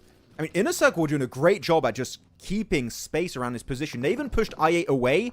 APG got eliminated. Now VP are struggling to push up. Inner Circle are doing so much work. Nice from Phallic. Very, very close there for VP. I like that Phallic gets that amount of damage done and then still calls it quits. You know, you could have been much greedier there to try and get the elims on side and get the knocks, but the fact that he moves away from that shows like definite maturity as a player. Good shots. Yeah. As you said, like, Phallic is just so respectful. He knows, because he knows how to nade really well. I think he knows when he's in a nade spot. Like, this is horrendous. I'll move back. Oh, tanking that one like an absolute champ. T24, well done. And there you go. Noki with the off angle gets the headshot. Head blown right off for Milky Way. And look at this off angle Phallic now. He's just fully surrounding them. As a solo hit blank. He's just stopping the entire regrouping strategy of VP. And they just can't push up this hill, it seems. They're really struggling. Yeah, it was very smart from Phallic. I mean, I think he realized the team was pushing really far over towards his team. The fact that they take out the anchor now, it does open up a lot of opportunities for Inner Circle. But these nades have been nasty coming through from VP. I can't believe T24 is still alive, by the way. That's kind of wild. Good pick off here. T24 getting over that ridge. I hate going for third party. This is not a bad play. Double Pakistani team combo onto the 4-1 VP. They're really having a bad time here. The 8-man team is here to dominate versus a full squad of VIRTUS.PRO. This one time, we are friends. We are allies against our common enemy. Allies now. Yeah. The VPs. I mean, bad for VP, honestly, because they wanted a much higher placing game to be a bit safer. Currently in 15th place is a bit of a rocky area to be in, but I think right now they're somewhat pleased by the fact that 7-2-1 as well as NEPX are doing horrendously, by the way. We are now enemies again. Return the fire. Return to Monkey right now. Go back to the lobby. It's done.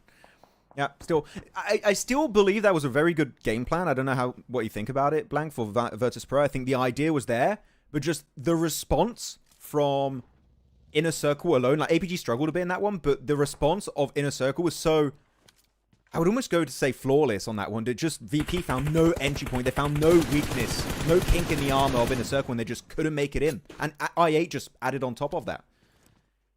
Yeah, he was pretty nonchalant from Inner Circle. The way even Falak wrapped there, he wrapped back. They thought he was leaving to regroup the team. Wraps behind, finds the anchor, and then it's just a squeeze onto VP there forward. So, yeah, I think overall, VP was dancing to the tune of the Inner Circle that entire time. But down to 10 teams, 20-minute mark. Game's coming to a close fairly shortly. I think we can make a prediction on Circle 6. Actually, as Pop Zerich, really good one. I think he was trying to get an angle onto Foopsman, and Zerich didn't show himself to gyro. Eugene, though, I think he's going to go out here. That rotate downhill, I think he's going to get spotted pretty much instantly. 40 seconds before the circle's closed up around these teams. And this entire northern compound is just not going to be in play anymore. So you need to start thinking of, okay, winning this fight. But even if you do win the fight, what's your next move? Because right now, people like Regicide, like Qadsiah, they're all just eyeing out this position and just waiting to strike when you start leaving. Yonko's very much in a tight spot now. Konina Power looking to pick up as many points as possible on their exit. 3 so far, up to 70 points. I think roughly 70 should see you safe going into the finals, to be honest with you. Wolke goes down. That's 4 Yonkos out at 70 points themselves. Konina Power able to get a few more points off the back of that one, leading them up to 72, not including placement points. Qadsiah has just got a crazy spot in the circle right now. That compound is just so good. Yeah. And around there is just horrible open area.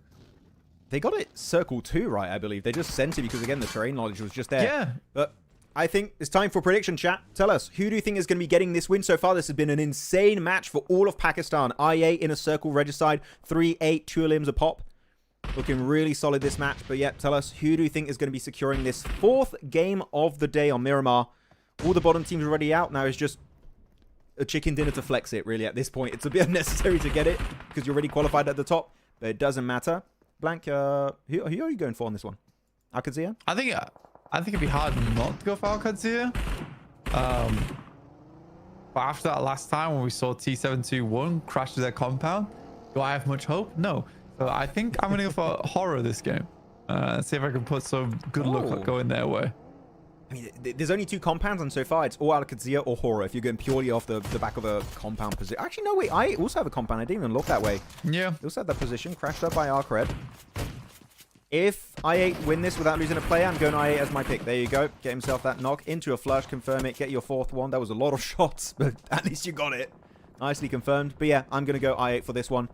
And chat, a lot of Inner Circles. 1 HORAA, Qadsiah. So, okay, so pretty much the teams we would expect to get picked off. As HORAA gets a nice headshot to Crypto. Just to slow them down a little bit. Maybe avoid them from third-partying their fight versus ARCRED. And now they know we knocked a team to can third party. This is our opportunity to take the fight before they fully revive and push it upon us. HORAA, you need to full send it now. Don't give multiple 1v1s, please, as it almost happened. But Glory does miss that final shot. Why are they always doing this? Very frustrating. Honestly, they just need to push as a team. Sky goes extremely low. Hardboy is down at least. Now just one final player remaining here for ARCRED. Glory's upstairs. No Fear's going to look for it. But again, we are still taking solos. Finally, we're just going to push in as a 3-man. ASI8 finally get that last player up. Back into position. But you were so right. HORAA had to make that one real quick. Yeah, and look, I8 couldn't push it here, Blank. They weren't able to do it because that fight was quite quick for the side of HORAA. So very good play. I was a bit scared the way they pushed it originally, Blank. They were just going like sending it 1 by 1 at first. Like, just if you want to go 1 by 1, that's fine, but wait outside the building. And when you're fully regrouped, then you move in. And they kind of got impatient, I feel, in that fight versus ARCRED, but luckily enough, they do regroup. Yeah. They do push it 3 players up the stairs to get the final player, not taking any risk whatsoever. So I appreciate the way that one was played. But now, down to the last 6 teams. And center of the circle, I'm going to show it for like a few seconds here. Completely barren. No one is there. Everyone wants to dodge it like the plague, which makes sense because if you go there now, I think you're just going to get completely battered by teams that have high ground, like Inner Circle, like Dagestan, like I8. So it's unplayable until later on in the game. Yeah, I mean, you're going into a shredder doing that. It's a real shredder of an area of the map. You don't want to be going there. And the circle forces you to go there. Never mind. So you don't really have much choice. Qadsiah have a good spot to work with because they still hold on to a portion of their compound. And even though it's only a small portion, it doesn't matter. They have cover. That's the main thing. Yeah, I mean, again, emergency cover flare. Please bring it, bring it to Miramar. To actually make the middle of the map playable. Yes, that will make the map. You can terraform the map with grenades and stuff like we have on Rondo. I think that'll be a great addition on Miramar and Erangel. I hope they add it. Maybe next year. That'll be hype. Will be cool. Inner Circle. Are they stretching themselves too thinly here, Inner Circle? Should you maybe just focus your full attention on that high ground north and eliminate Qadsiah and Eugene of Konina Power? Because I think now they're taking a bit of a risk and taking too many fights at the same time. This might just be too much for them to deal with. Yeah, I don't really know what these players they're going for. I mean, Inner Circle is sort of spread out. IQ as well as Noki currently taking some great off angles over towards Dagestan. I mean, Noki is just tearing this team apart right now like pulled pork. This is not easy. It's not going to work out for them. Seeing all the OG in chat. We'll talk about it after, guys. Don't worry. Let's focus on the ending of this match. IA, all these cars are getting absolutely demolished. Few players do survive and make it over to Shifu. I think Shifu is going to be enough to deal with them. And indeed, the third-party combo with Shifu is going to be the end of most of the I8 crew. And I think that actually that might just be the end of the line. They're down to just a solo. It's going to be Crypto out in the compound, still not quite in Circle itself. And in a Circle, able to hold down the fort. Still, that split I thought was making them weak, but they're not even fighting anyone directly. So it's working out great for them. They're keeping the players alive. Doing? And how is Shifu still alive? I don't know. Why is he still there? He's still alive.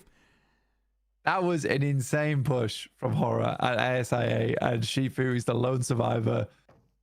Throws himself in a trunk of one of the vehicles and just cries silently, hoping it's all going to end fairly soon on the outside. That is nuts. I mean, fair enough. He did play a little bit of a secret agent move there, tucking himself into the underbelly of a buggy, but yeah, Inner Circle guesses, you were on top there with this one. Oh, they're locked in on that shed. Shifu, you're not getting in this circle. I'm sorry, man. I think that's GG. Unless it gets to a car. But I don't think there's a single functional car here, Blank. I'm looking at, they're all smoking, completely destroyed, maybe missing wheels. He's crawling out, and he's not even looking at him. What was that? He's just sliding. It's just... What was that? He's like belly floppy across the ground. It's a new emote. I like it. Worked well. You can't get me. All right, we'll see. What? And he's back out again. Oh, he's actually playing him for a full. You can repair a car with that. Oh, so you got the little the repair kit. The welding gun. Yeah. If he's got an extra wheel in his backpack, which I don't think he would, but you can maybe replace a tire, just fully fix up a car from nothing and make it out. That'll be funny, but I think... Engineer Shifu on the case. Oh, if you can make it out with it. He's welding. He's welding. He be welding. That's going to cost you. Up over there. That's £2,000. Imagine if he comes out with BRDM. I fully healed up this this hovercraft. I assembled these 3 buggies into one mega buggy. He's dead. Roll out, Shifu. I think he's gonna. Yeah, he's done. Unfortunately, we've been memeing on him too much. He had enough. Now it's the 4v3 remaining. 3 players of Qadsiah. Full squad here of Inner Circle. 15 elimination match here. Could be looking for a 28-point match if they get every elim plus the win. And so far with that position is looking very likely to be so. Yeah, it's a real big game from Inner Circle. Oh, an initial good shot. Noki, though, will turn face. Finds one there. Qadsiah just about living. Neos, though, in the buggy, and it's just like that. Finishes up real quick. In a circle, 19 elimination game. Absolutely wonderful to see. That final fight was not even a fight for me, Blank. That was just so one-sided. The Inner Circle had no trouble securing himself that game. 5 eliminations for Noki. IQ gets 2. Valor gets 5 on his lonesome 2. And T24 is going to get himself 6 eliminations. We know who the MVP of the game is going to be. That's quite obvious this time around. But again, like Inner Circle, we said it, right? Is or they go for these weird rotations, you blink, they're gone. Or this team just turns it up to 11. Best position. Yep. Holding off the edge of the circle against multiple teams at once. Like they were dealing with APG, VIRTUS.PRO, ASI8 on that southern western position on the high ground, and yet they survive, don't lose a single player, and get one of the highest elimination chicken dinners we've seen this entire tournament so far. Inner Circle, when they're locked in, literally, this team could win a PMGC. Like, genuinely, that is top tier stuff on the global stage you would expect to see. Yeah, they did so good. I was really, really impressed by what I was seeing. But yeah, it is a case that Inner Circle definitely is an all or nothing team right now. That does need to change before the finals. But man, Max, I'm still fairly pleased how everything turned out for them there. I think that did show some caliber of success as well. Because the fact they're able to, like you say, handle so many teams at once, that ain't easy. It ain't easy. That was a very good execution until the very end. I think it was 18 eliminations. I don't know. We'll have to check exactly how many of them were secured by them. But I think they had, what was it, 15 before, 3 players remaining. So it should have been 18 if they got every single one of them. But here we go. Quick replays of this match. And we had a lot of great moments, except in the early game. Like, we lost so many of the teams that were towards that bottom 4 position. And now, what is it, 2 games remaining? Maybe you're not even going to play the 2 games based on which group you're in. Like, you are really lacking opportunities now to make that final comeback, to make in the top 16. And I think that who is in bottom 4 right now might just remain bottom 4 until the end of this group stage. Yeah, again, it's just like we're not finding those moments that we need from those bottom 4 teams. And it's, I don't want to say they deserve to be there, but we just haven't seen enough. And teams that are a little bit further up are just bringing some of the firepower when they need it. It's very subtle differences between, you know, 14th place down to 16th, but it is a difference that you can see. Yeah, it's quite significant. I mean, we talked about it earlier. NEPX, it felt like they kind of gave up, right? They're not even trying. They're just going for these fights randomly out of nowhere, just trying to make something stick, but nothing is There's sticking. your boy. Yeah, T24, the man himself. Yeah, I think that T24 is kind of like a bit of it's an unfinished project. He's a cool project, but he is unfinished right now. I think T24 is like a very, very good up and coming player. And I want to see more out of him. Falak's like kind of the real deal right now. But I think T24 being underneath his wing and alongside veteran like IQ, he has a lot more potential in him. I'm very excited to see what his final form's like. He's going to go full Super Saiyan, just like Ryzen back in the day. T24, Falak, Noki, Crypto, all from Pakistan, except for Zerich. He's a bit sus right there, the imposter in his top 5 players of the game. Very well done still for Zerich, getting With 3 his wins. I'm not joking. I think my phone has never vibrated this much in my entire life, Blank. This OG winning VMSD, my phone is dying. Guys, can we calm it down on Instagram? Please. 18 innings then it was. It was 18 innings, a 28-point game happening for Inner Circle. Massive. Yeah, gigantic. 28 to 12. The drop-off is massive. It's huge. Damn. There's some serious spamming in chat. Let's keep it clean, guys. Come on. It's fine. Let's let them celebrate. You know what? For now, you have the break to celebrate, guys. Congrats, OG. Well played. But yeah, I think celebration's fine. It's just spamming. Oh, crazy. ARCRED 127 points, Inner Circle 125, looks good, and ASI8 116. So 2 teams from Pakistan currently in the top 3. Lovely stuff. Goat did drop down a little bit. Again, Goat has like these really high highs and these very low lows. Very similar to the way ASI8 are playing. It's kind of amusing that they're both on 2 chicken dinners and only 2 points away from one another. I think they're very similar teams, 2 different regions, which is crazy to see. Down towards the bottom, MongolZ 17th, 51 points. They do have a couple more matches to play over T721. But that last game where T721 wasn't able to get anything done at 53 points, it might be over. I think it might be GG's for some of these guys. I mean, I think actually the chicken dinner tiebreaker is going to come into play, Blank. Like, this point threshold is so minuscule that you get a tiebreaker. Right now, the advantage would be given over to, currently, it would be VIRTUS.PRO. It would be 7-2-1. It would be, it went too quick. I couldn't read their name in time. It was HALAL AXETRON. So that win, I think, will be coming to play eventually as we get deeper and deeper in this tournament. But it is getting intense at the bottom. But we're not seeing anything from those bottom squads. To be completely blunt, I think they've given up. I think the hope is gone. And I think our top 16 is kind of soft confirmed. Maybe one team does a last-ditched effort at the end to make it to the finals. Outside of that, most of the teams, they're locked in. They know they're playing the finals. They're already thinking of what's coming next. Yeah, it's feeling a little bit dead. Definitely feeling a little bit dead. But with that said, chat, again, you want to keep celebrating what happened in India? You may want to celebrate the Inner Circle Chicken Dinner. There was an absolute banger. You may also do that in the chat. But with that said, myself and Blank, we're going to head on over to a very short break. And when game number 5 is going to be underway, we'll be right back with some sick action to crown our top 16 teams that will be moving in the finals. See you in a bit.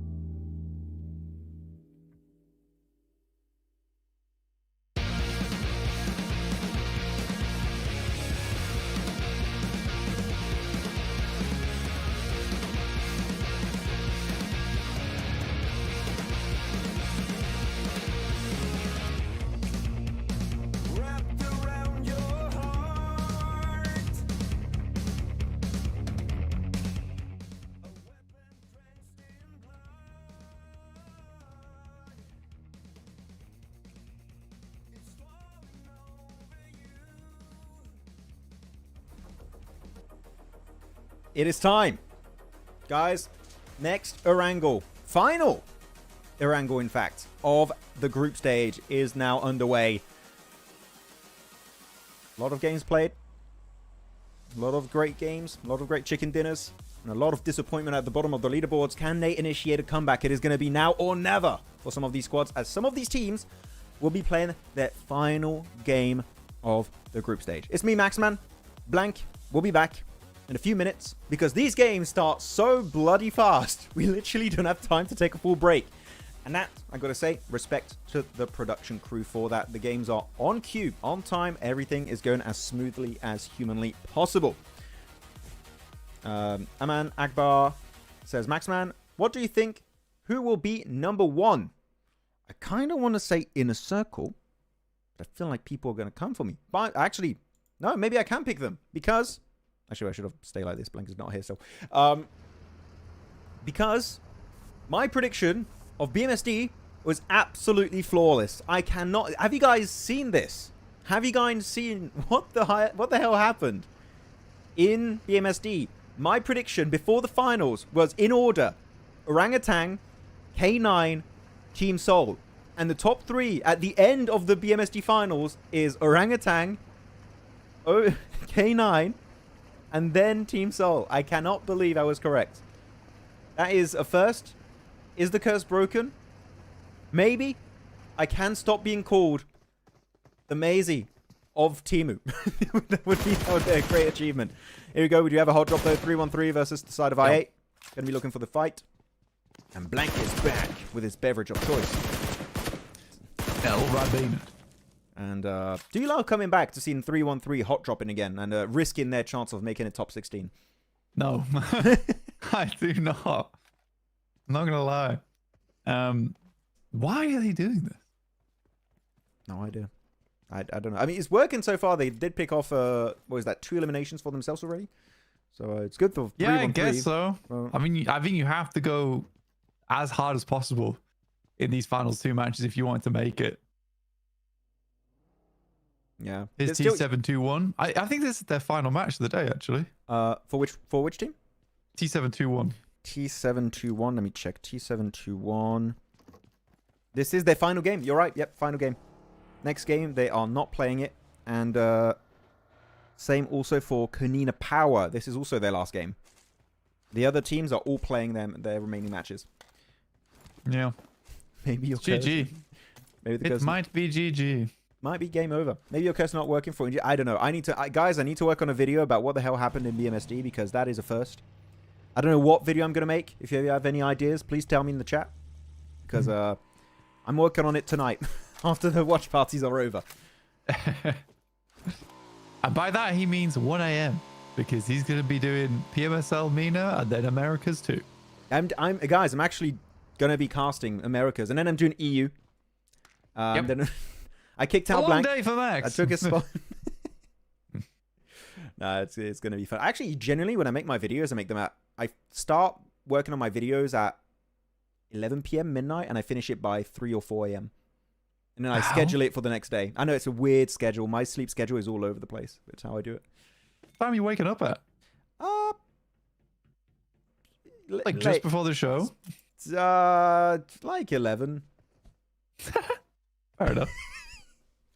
It works. Yeah, it works. It works.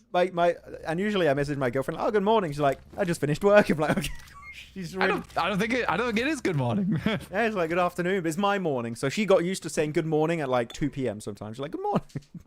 That's fair enough. She adapts to my schedule. Yeah. That's how it's got to be as a content creator. Yeah. No rest for the wicked. I like to say. And Max is wicked. Extremely. Max and Curse didn't work. Yeah, no, Farquan. I know. Don't you sleep? Who are you, Max? I do not. Max Wayne? It's me. Max Wayne? Are you casting NA today? No, I'm joking. I'm not. But okay. Bottom 4. Any hopes? Desires, Blank? Or have we given up fully? I think 3-1-3 coming off the top of like taking out 2 players from ASA. I hope they just give it their all. Yeah. I hope they go as hard as possible in this game.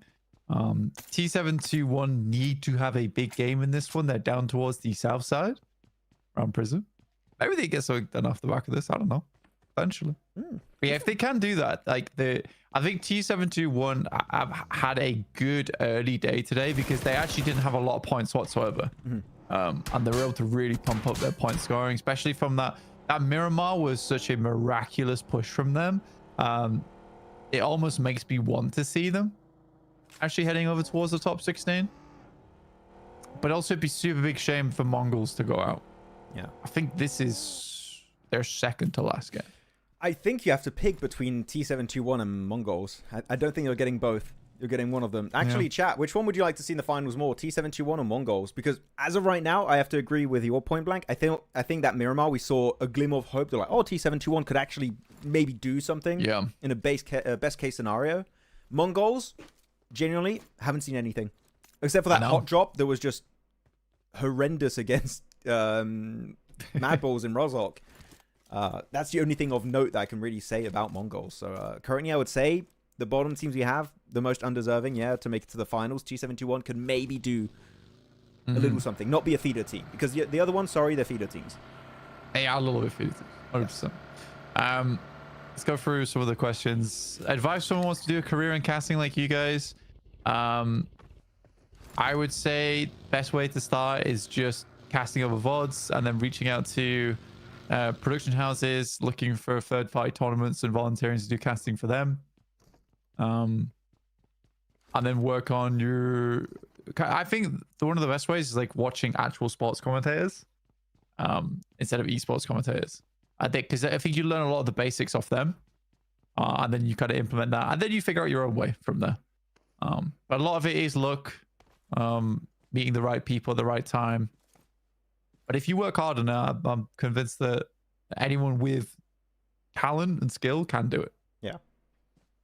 No. Actually, one thing I would recommend on top of that is if you have a setup that allows you to stream, you have so many scrims happening, or like tournaments that literally don't have a stream.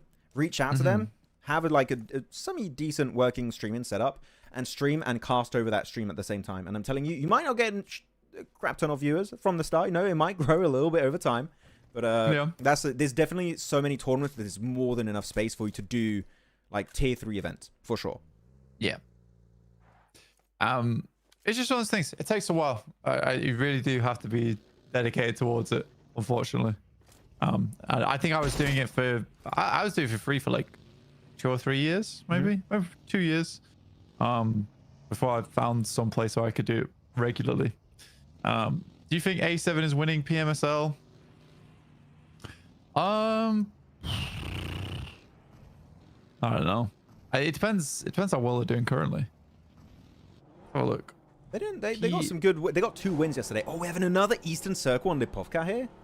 Yeah, I know. These Erangels are crazy. Lipovka potential finish. Wolves are doing great. Alpha 7 doing great. Yeah, they got 2 wins yesterday. And Qadsiah and Obscure are actually doing really good for the team, which it makes me very happy to see them perform as the new pickups. Damn, this is super top heavy in terms of a lobby. Oh. That's how America's usually goes, right? Yeah. Yo, I think Wolves probably will win. Honestly, looking at this roster, I think Wolves will probably win. That's an insane roster. Actually, would this be the first time an NA team ever wins an Americas-based tournament? Would this be the first? Because otherwise, it's always been Brazil Latam, though. Why am I mistaken? Yeah, but I wouldn't really classify Wolves as an NA team. You know what? Actually, yeah, that's true. It's not. You know what? That's the perfect counter. Actually, you're right. You got Coops. You got Coops. I love all the other players on that team, but they're not NA. But they're not NA. And, Doran, my favorite NA player from Romania. Is my favorite. Yeah. Dude, Doran is sick though. He is. Doran is sick. And there was one other question I saw as well. Your thoughts on Team Spirit disbanding? That's the other one I saw. Just sad, really. I think that's the best way to put it. I'm sad about it. I really hope that they find good teams to head over towards. We'll wait and see. I do think that for Team Spirit, it's going to be for the players on Team Spirit. They should find good homes.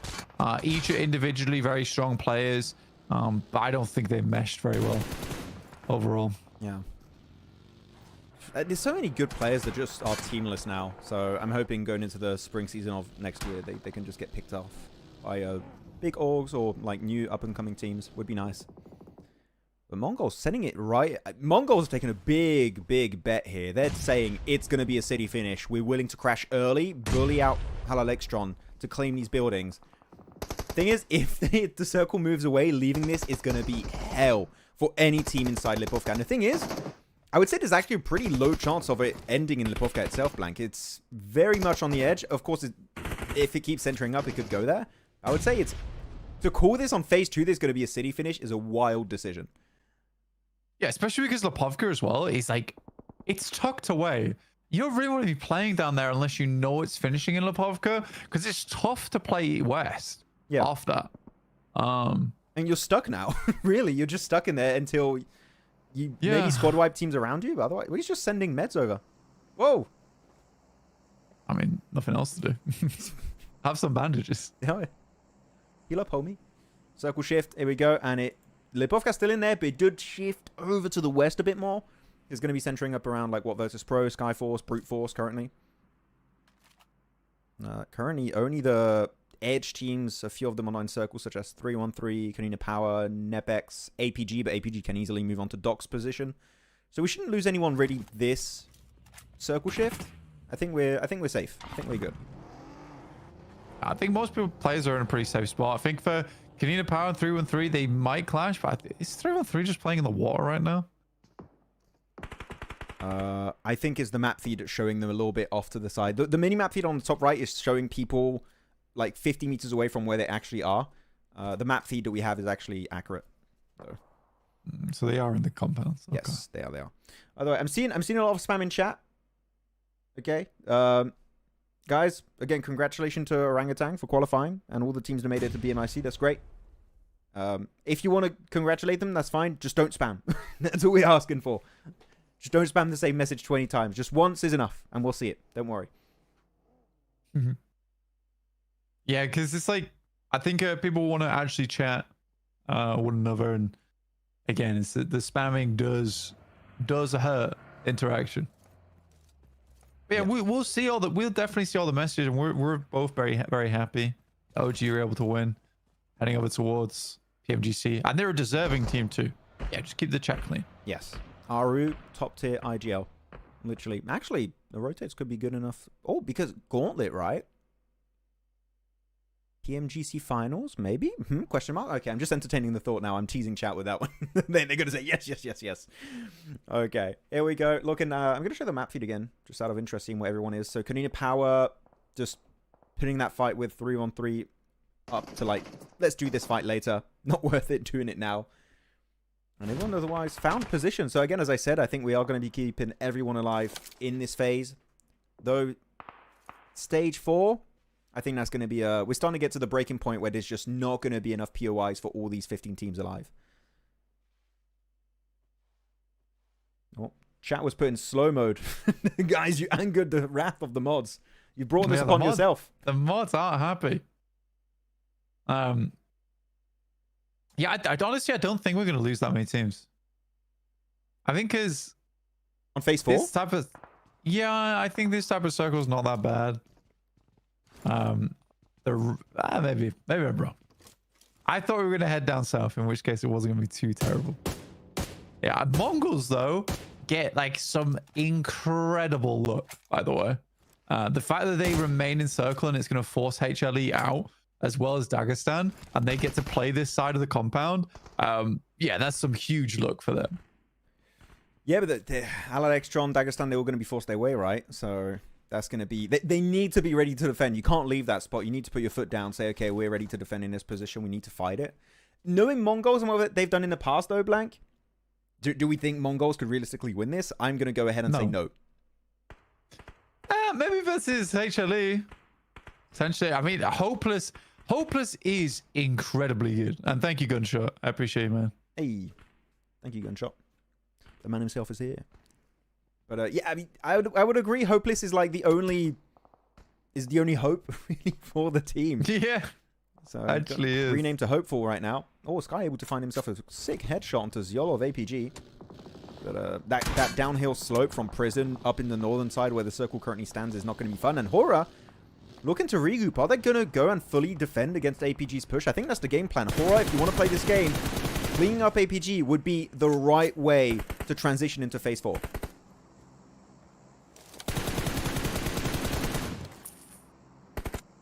I wonder if they can even get it done, though. It's pretty awkward sidelines to go for, and there's a lot of different angles that you're working with. So already Senior's finding Sky from HORAA. I think he's unresable too in that position.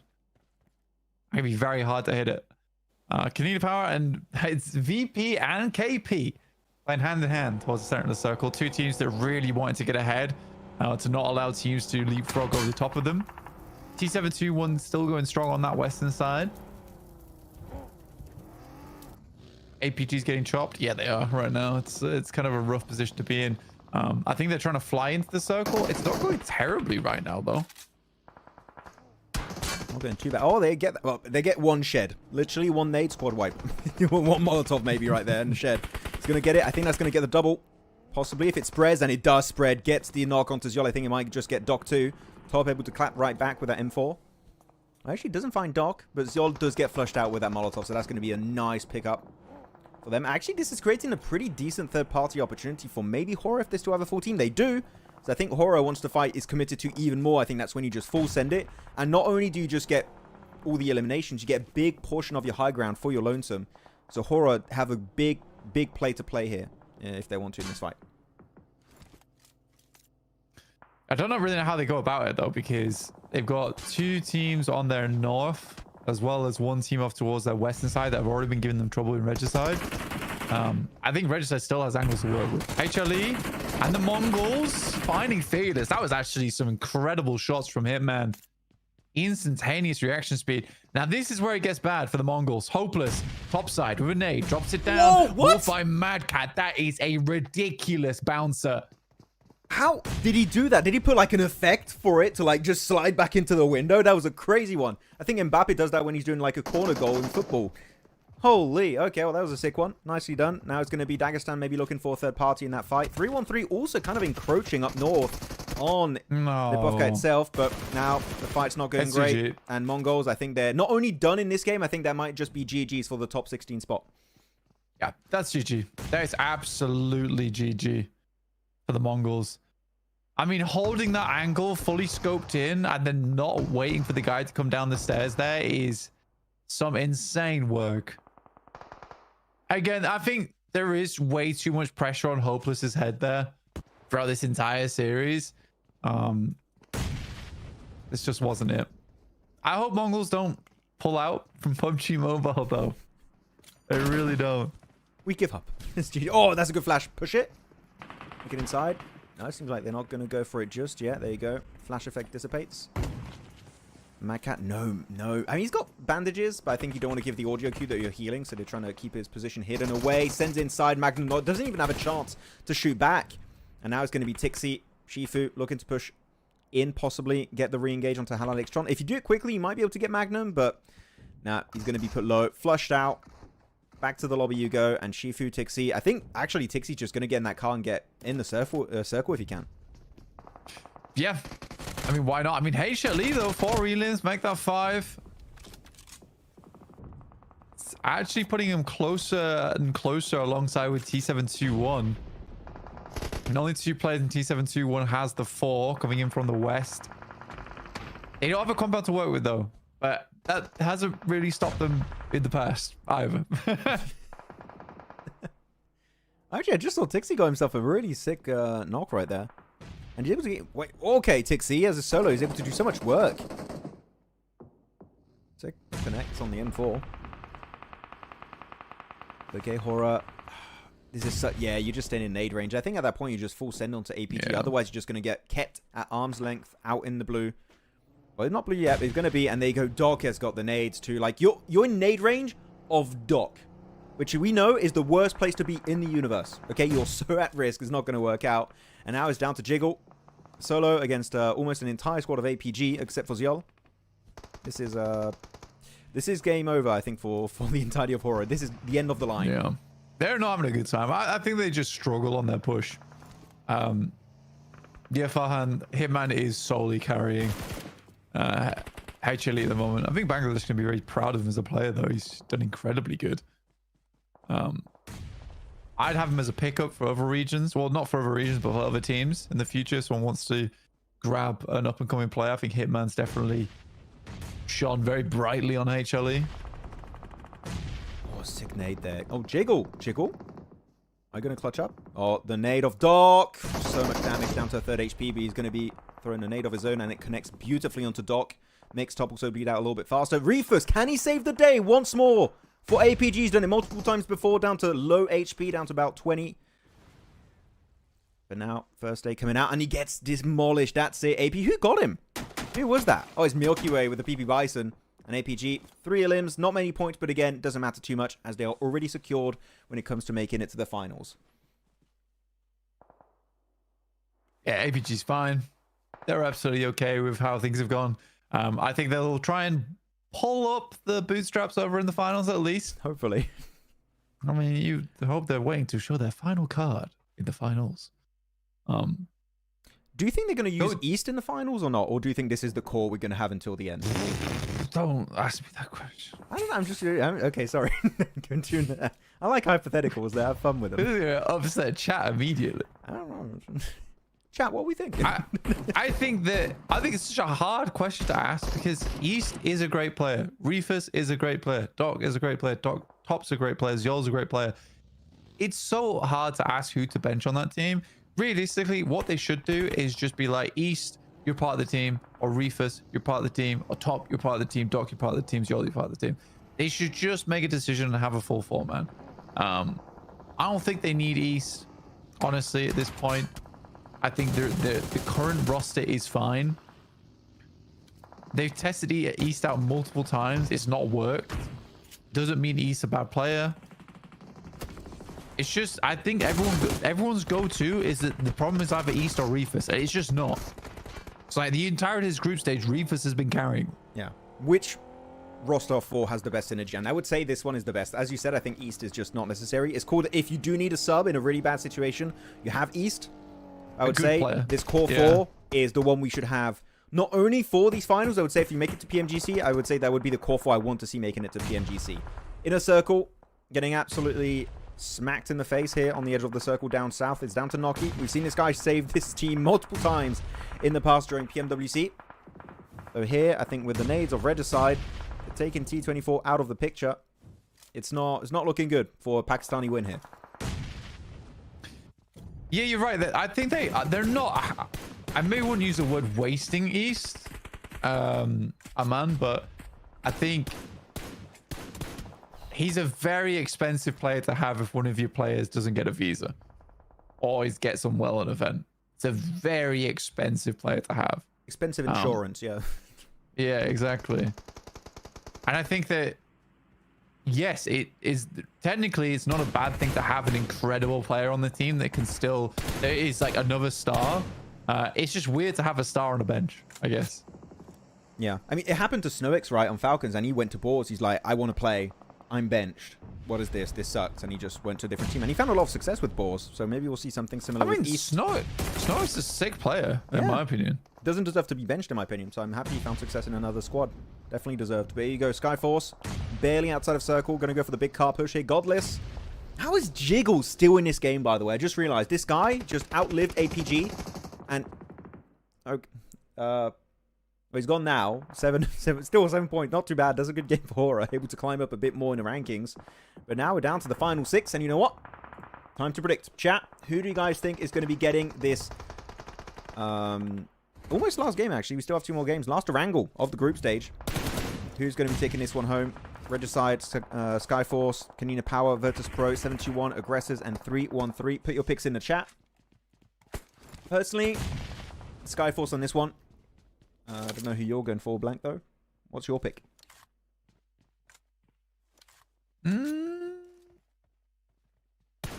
Let's say Konina Power. Let's go with Konina Power on this one. I mean, they have to fight VP. They're vulnerable to a third party. You're putting a lot of hope on this one. This is not an easy fight. If they win it, I'll respect the pick. I think that they can rock over towards VP's position. I think potentially Konina Power finds some of these exit picks here right now. And then they can overwhelm. Depends how careless VP is. Yeah. I don't think Konina Power have any utility. I think they would have used it already. Oh, Jonic, that's going to be it. Blue Zone claims his life. But VP moved buildings too. I don't know if they're trying to get a better angle to fight onto Konina Power. Oh, I can see VP still have utility. So do Konina Power. And actually, VP got a 2-2 split here in these two separate buildings. I think that's the best way to play it.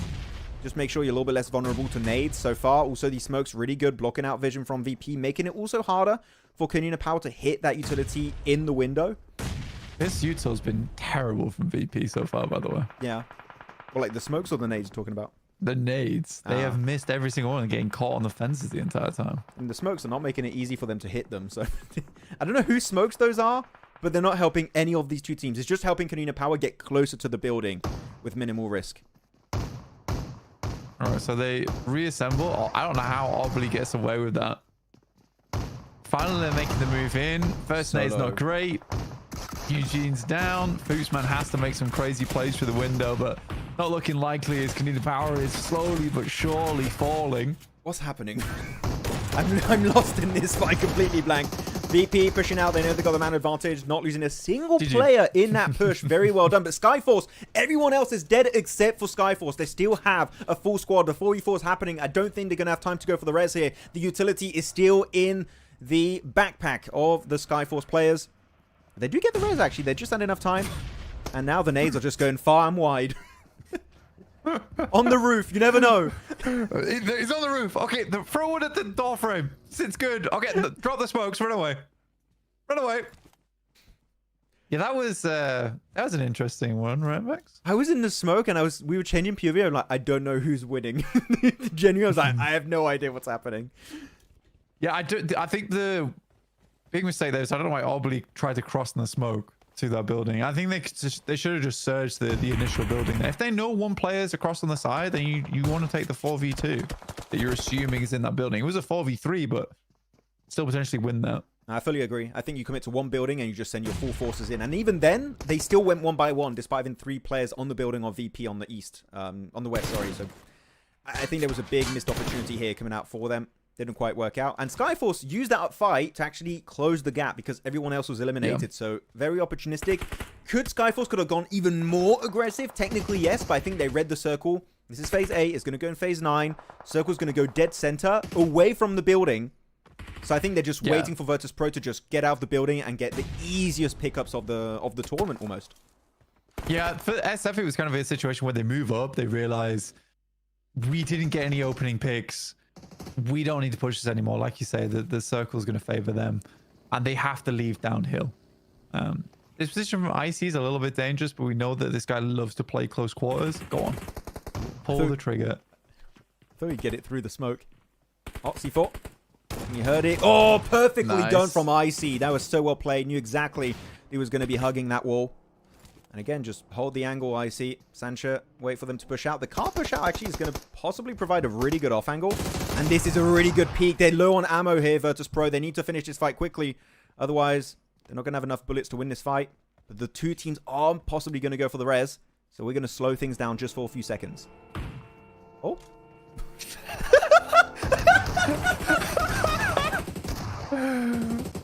It's a big distraction play. It's working. It's working. I can't hear the comms of my teammates. What? What did you say? Distract them. Use the horn. Sick nade. Oh, godless. Oh, my days. Massive double onto Voston and confirming also the elimination onto Milky Way. The double nade is there. Gets another knock. This is definitely the play of the game here. Godless has been on absolute fire. Down to the 1v2 currently. Aragon down to 5 bullets on the AUG. Hoping his knock teammates give him some util. The nade barely misses out on taking Aragon's life. But the follow-up nade might just be the nail in the coffin. He throws it. Doesn't connect. Another one's going. I don't think it hit. In hit. the building? Is it in the building? I think it's backside building. Yeah. This is so bad. There are no smokes. Oh, that one? Is that in? Oh, he misses Oh, Erangel. Erangel Don't give him stole 1v1s! Please, no way. He's flashed. What's going on? Flashed. He's alive. He's alive. He's sticking it. Stick the first aid kit. Oh, my No goodness. way. I think you could have stuck that. I think you could have stuck that, honestly. That honestly was one of the clumsiest endings I've ever seen. I don't really know what to say about it. Normally you say absolute cinema. This is absolute comedy, right? Yeah. That was garbage. I just want to put Benny Hill music over that entire finishing play. That was just the. I just didn't get it. Oh, but the car horn play at the end just confused. It worked. It worked. You got the flashbang, the messy fight with Konina power. It's all over the place. I don't know what was happening, but we just know that Skyforce won the game there at the very end. Very well done. Well done. I don't know. Congrats. Maybe not well done. Yeah, I don't know if it's a congrats, well done. I mean, the thing is you can sort of excuse not being able to hit the nade through that tiny little window when there's smokes involved. That is hard to do. And I've still seen players do that in the past. But you have the arc on it. You know where it's going. There's no smoke. You just have to toss it in. It ain't that hard. I mean, looking at a finish like this, I'm like, orangutan win PMGC. No. Was this happening in BMSD? You're gonna reignite. You're gonna reignite the chat. And the chat erupts. Oh, that was. I think I needed that. I needed a giggle. That got it. Yeah, that was some. I don't know. It was very much a Joker style play. Oh, not the replay. This also was something else. It was like it went from no smokes at all. It went from all the smokes in the world at the beginning there, Konina Power versus VP, where they were just taking shots in the dark, essentially, to this where there was no dark at all, but everyone was blind as a bat. I think he should have just stuck the first aid kit on the side. Maybe he would have won that, honestly. Yeah. Oh, I don't know. I don't know how to analyze this. There's too much wrong with that fight at the end. Godless MVP. GG's. 6 limbs. Good game. Well played. Yeah. I like this comment. Looked like they were competing for who had the worst utility use. True. I think they all won. I think they all came first. But yeah. Top players. Godless, Malloy, Hitman, Jingle.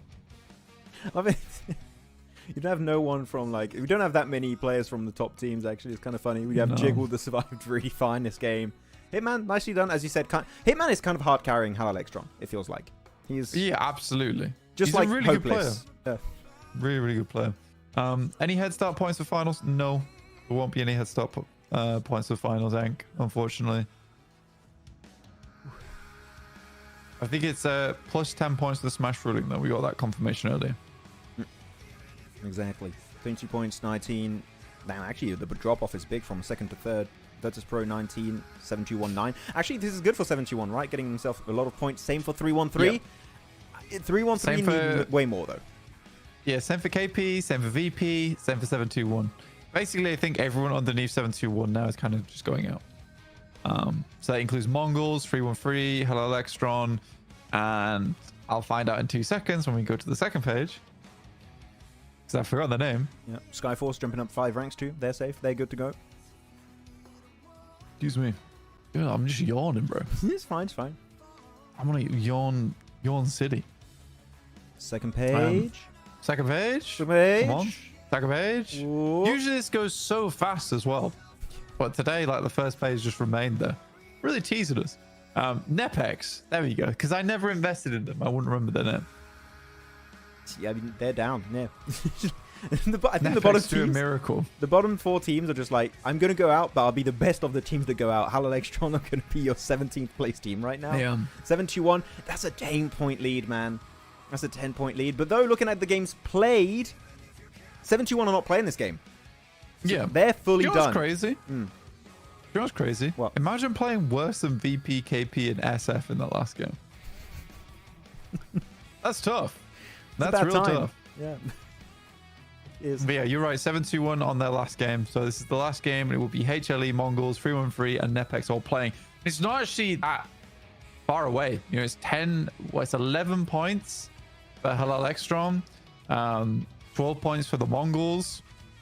They're going to need a miracle for 313 and NEPX, though, to get over the top there. It's going to require chicken dinner and quite a few eliminations, which I just don't see happening.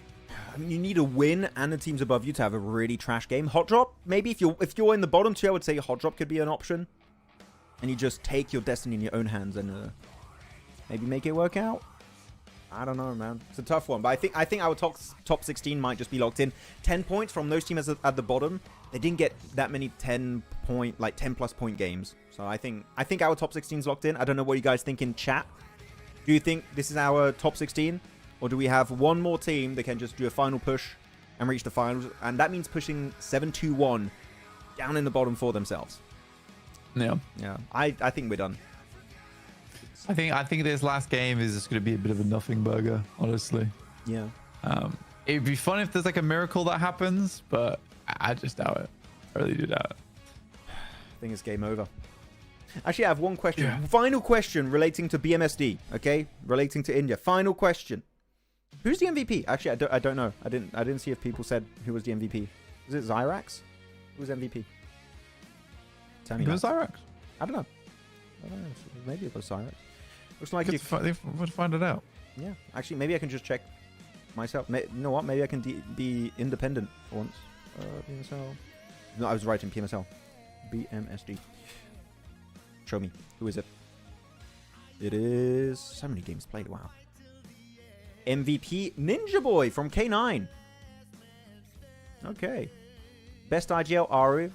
Not surprising. Finals MVP Snow Jod from... Which team is that? Mysterious 4. Fan favorite player Jonathan. Wow. Shocker. Wow. You would have thought best clutch Snow Jod also for Mysterious 4. Okay. Cool. I'm sorry, I'm just petting my cat. Oh, I was like, what is he doing? He's got real close to the camera there, Blank. Nah, he's just gone behind the PC for some reason. Oh. Is it the Car Titan? Yes. Ah, okay, makes sense. There you go. We do have 2 minutes, by the way, guys, before we start getting ready for our next match. We have a little break. Yeah, in which case I'm going to the loo. So I'll be back. Okay, I'll go on In solo. 2 seconds. See you in a bit. Whoa. I'll be right back. Do you guys have any questions, any topics, anything before we dive into the very last game here of our group stage for PMSL CSA? What do you guys want to talk about? Snowjod Finals MVP and Ninja Boy Tournament MVP A. So what's the biggest achievement? What's the most important one? What gets you the most money? Tournament MVP or Finals MVP? Tournament MVP seems more impressive than Finals MVP. At least in my eyes, it does. Maxman, who are you supporting this time? For which region, Bivan? Globally or just for CSA? For CSA, my win prediction is Inner Circle. That's who I'm picking. I don't think APG win it this time. It ain't happening. Your next video topic is here, Danny XD. What, the... For India? Yeah, I think it is. Maxman looks here. Is it that I can't curse anymore, Harsh? Or is it the I can't curse India? The India is... India has Maisie. So I just can't influence India. Maybe that's it. Maybe Maisie's curse is too strong, so I can't do anything. PMGC is OG. Nice. For orangutan. Favorite anime? One Piece. I got One Piece tattoo, man. Look at that. Biggest fan.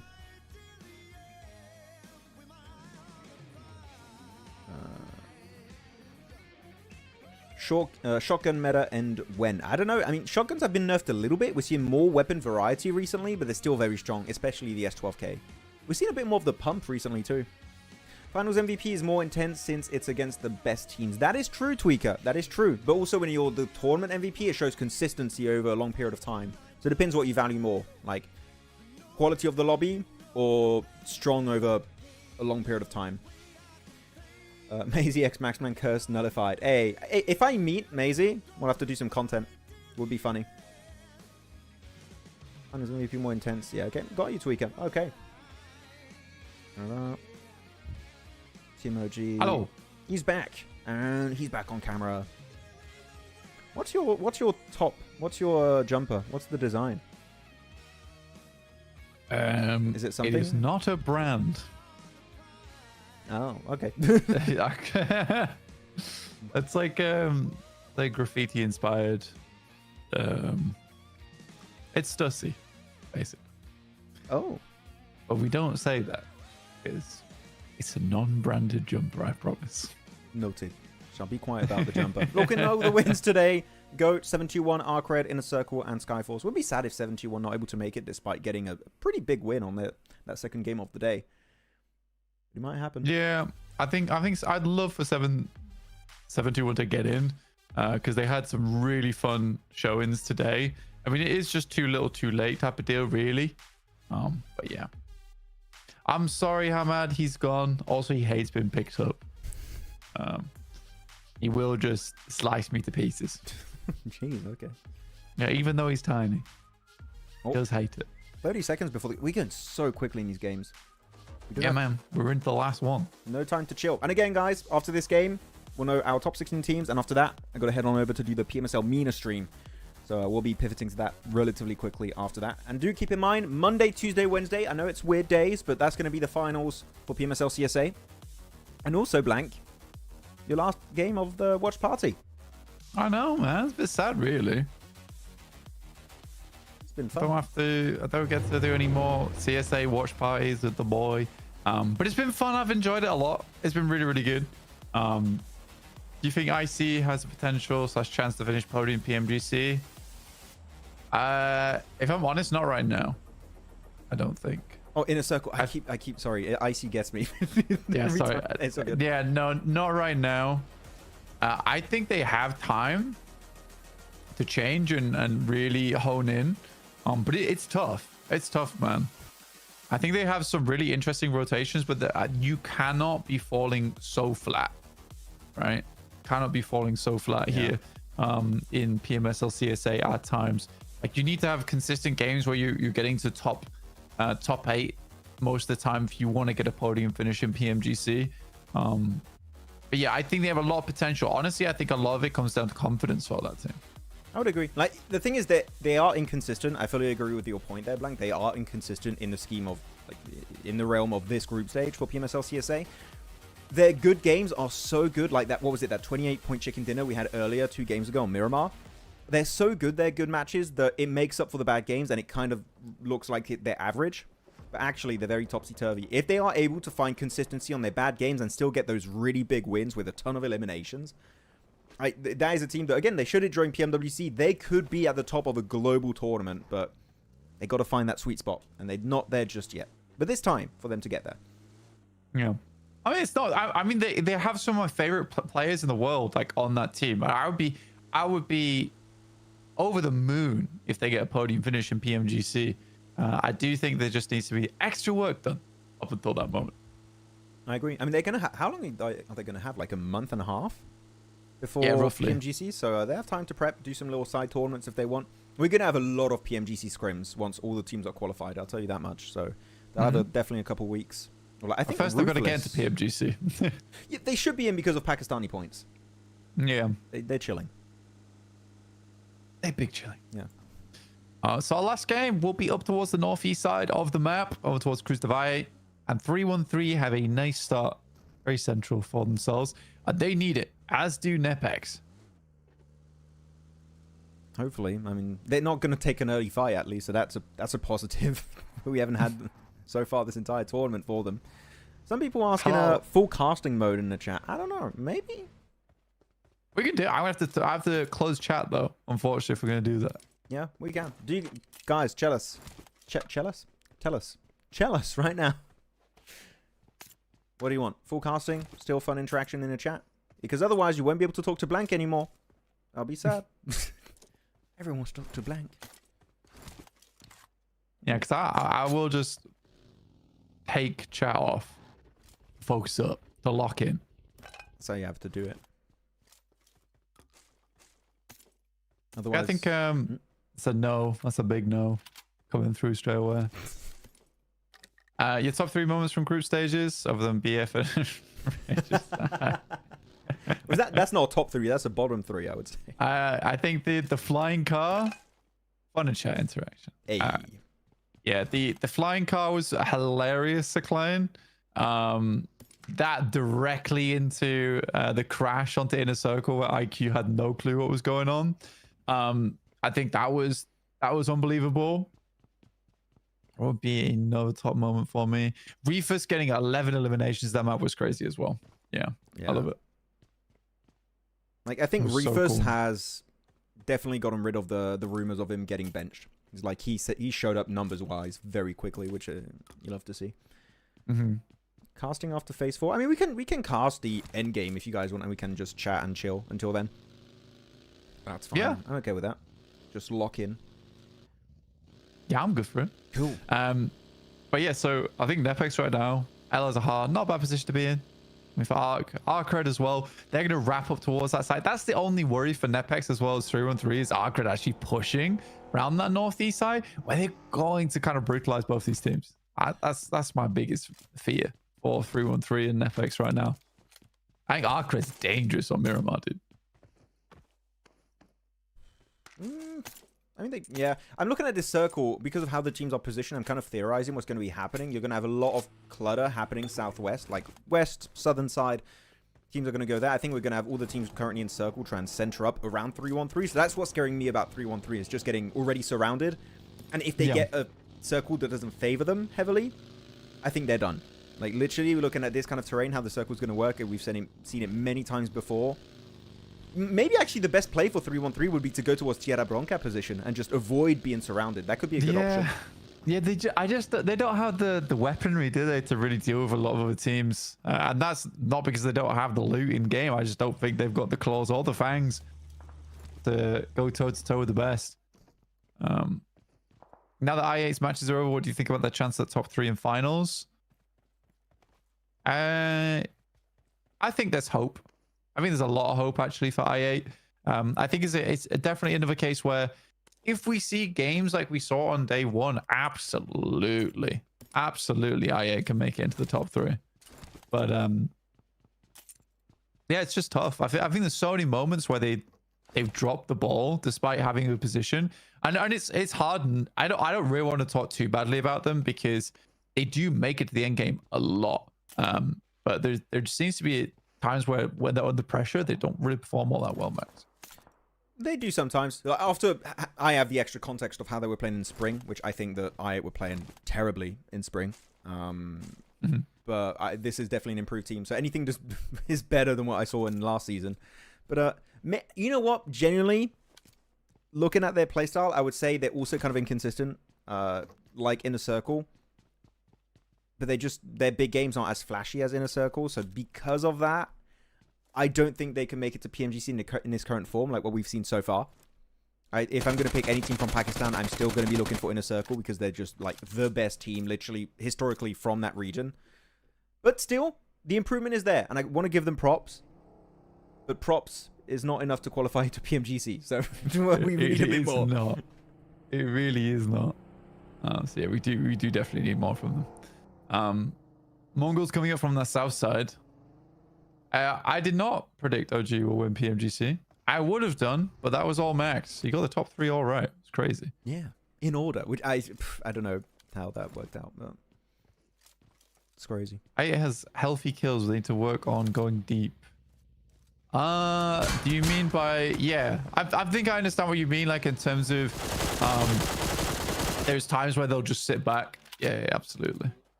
When do the finals start, Max? For CSA? Yeah. Tomorrow. Tomorrow? You directly into it? Yeah, tomorrow. CSA finals, Monday, Tuesday, Wednesday. No break. Which actually is kind of unfortunate for the team. I wish they had a break, but again, I understand because of the format changing and the schedule changing and such a small, short time frame. It had to be like that, but yeah, if you wanted to make some changes, you're going to have to do it all tonight in your hotel room with everyone and your coach and your analyst, or you do it tomorrow morning and wake up early. And it's tough.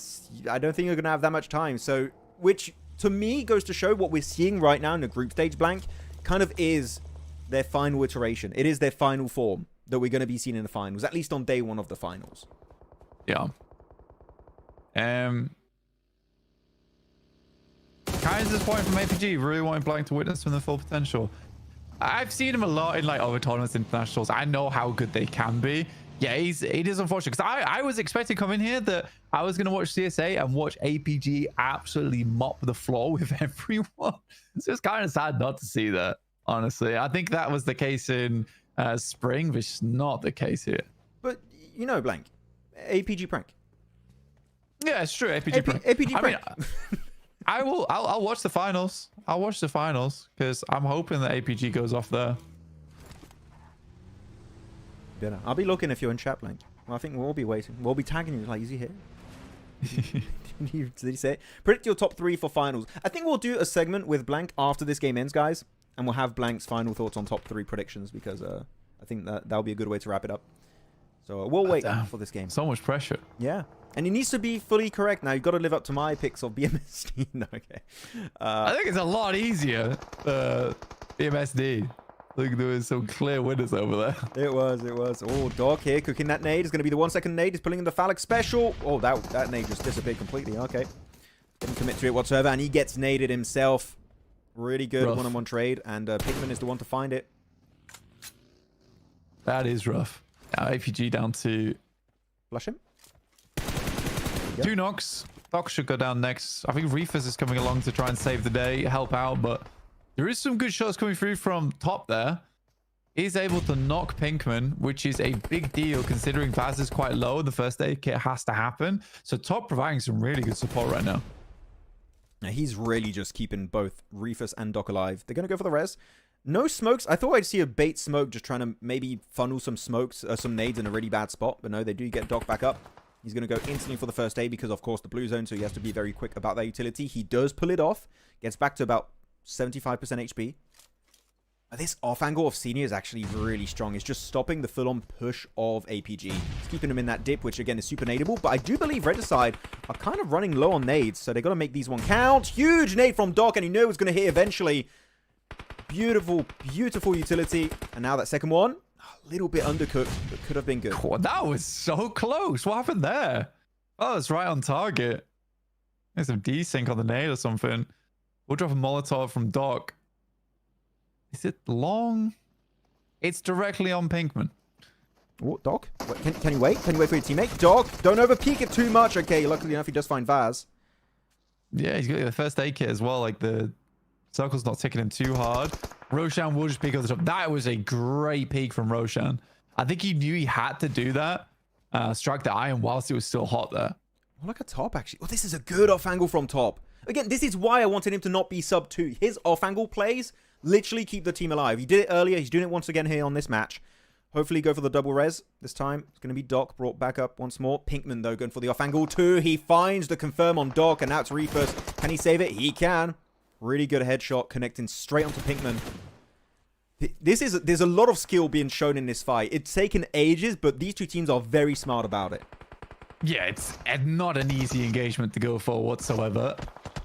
Roshan will take some shots over the top. Reefus is able to keep it going, and somehow, some way, all 4 elims going across to Reefus with the help of top at distance. That is one hell of a clutch. And top constantly moving as well, provide backline support. That was very well done. Okay, I'm talking to Rikesh, okay? Coach, analyst, he's working on the background with APG. Look at me, Rikesh. You sub Reefus, you're throwing, okay? Do not sub this man. He's keeping the team alive. He's keeping the hope alive to making it top 3, okay? Never sub this man. He's too good. This is his season. This is Reefus' season. Okay, but looking on the other side, I'm going to show the map feed real quick just to see where teams are positioning. We did have a big southern shift after the initial phase 1 northeast. And now it went onto El Azahar. It shifted again, now onto Truck Stop. Really good position for central teams, mainly for the likes of Brute Force. Qadsiah's got a really good compound surrounded by little hilltops. But in a circle, the fact that they're not in the center of the circle, there's not really too many teams behind them except for a duo of APG and maybe HALAL AXETRON. Purely positionally speaking, I think Inner Circle have the best potential this game with the spot they currently have. Oh, wow. Yeah, I think Inner Circle could potentially get a wrap going on that side. I think this is kind of I don't find this a very fun circle to play in a lot of times. There's a lot of moving parts to it, a lot of compounds, a lot of areas, a lot of valleys to work around. And that means that a lot of your sight lines are cut off too. So you're not seeing the full picture. which again leads back into your rotations being a little bit misinformed. So I just don't enjoy this area of the map. It's rough around here. It's always when you're not in these big POIs down to, do you know the terrain? Do you know which ridges, which hills already strong? Can you use that position to get an advantage against all the teams around you? Some teams do, like Brute Force, they have a nice GQ split. They got 2 players on the warehouse, 2 players on the high ground. NEPX, though, this is a fight you can't afford to lose. Mukesh going to be the first casualty. Pusher going to get completely demolished. Pusher able to just drive him over with the buggy. And I think with that said, Blank, they're down to just a duo currently. The 2 of the players are not even here to try and go for the res. NEPX, that might not just be also game over. That might just be you securing your spot in 20th place and being the worst team of the tournament. Yeah. Well, the thing is that NEPX needed a miracle. They needed like a 20-some point game. Okay. Nice nade from Rex. Yeah, they needed a 20-some point game. If they go down to 2 players, it is never happening. Yeah. I just do not see NEPX being able to make that one work. You can see the dust clouds being kicked up by all the bullets being sent over this way at distance. Yeah, NEPX might be able to do it with 3 players alive, but very doubtful as Goat starts to swing round on the hilltop. MadBulls now trying to hold out 2 teams at the same time, but NEPX just needs to dip realistically. Huge nade. Go, I found a golden opportunity here. They might be able to get 2 squad wipes in a row. Verenik going to go a little bit too deep on that fight. Does get knocked. Doesn't get flushed just yet. Rex, though, trying to keep the hope alive. Finds Killer Joe. Maybe something is happening here. Precious from a distance, just trying to keep some ridge control for his teammates. The nade, though, will find Rex. Now the 2 players are knocked. Precious left solo for NEPX. Now it truly seems like it is going to be game over as Goat just looking for the stragglers, looking for the confirms as Qadsiah just surround Claw. This is done. Yeah, unfortunate for NEPX. They can't go any further than this, and that will be NEPX dropping down to 20th place, and they will be moving from there. So we'll say goodbye to them, and we will not be seeing them over in the CSA finals. MongolZ have already lost a player too. They needed a really big game, and doing that as 3 very tough. HALAL AXETRON down to 2 players themselves at 52 points. I don't think it's happening. It's done. Yeah, too many casualties at the bottom of the leaderboards. 3-1-3, maybe? There's a glimmer of hope there. Otherwise, we'll have to see. Here you go. Looking at another fight. It's going to be for Yonko, able to find himself HORAA. Sleepy. Just jiggle here. Completely secluded. No teammates to rely on. Not even in a circle, and he's got a minute 40 seconds to work with. He's just got the pump here. Maybe we can just overwhelm them with bullets, but that's just not going to be the case for Yonko. Taking out HORAA. Still a valiant effort this tournament. Now we're going to start getting ready for the finals. VP on our screens. There's a team that would just like to get a couple more eliminations just to see themselves safe. But I think at 80 points, it really doesn't matter to them all that much. For Yonko's 5 elims this game, that sees them safe as well, I would say, at 75 points total. So really well done to them. But HALAL AXETRON, I think at 2 players, 52 points, they ain't budging. It's all down to MongolZ now and 3-1-3 to have some really gigantic matches. Wait, actually, what's the point threshold in 16th? Because we don't see 16th in 71. How many points did they have? I think it was something around 62. I think it was 62 points they had. Yeah, okay, so 10 as a duo. Yeah, as you said, it's definitely not happening. The only I team mean, that they could need do 11 as well. Yeah, 3-1-3, but they need a win. They need a win, and they literally need what we saw from Inner Circle in the last Miramar game. That is what we need to witness right now. Yep. And it's not, I just don't see it happening. Yeah. I just do not see it happening. I think the only team that's going to pull an Inner Circle, it might just be Inner Circle, actually, here. They're starting to sweep against Brute Force. They find Caprice.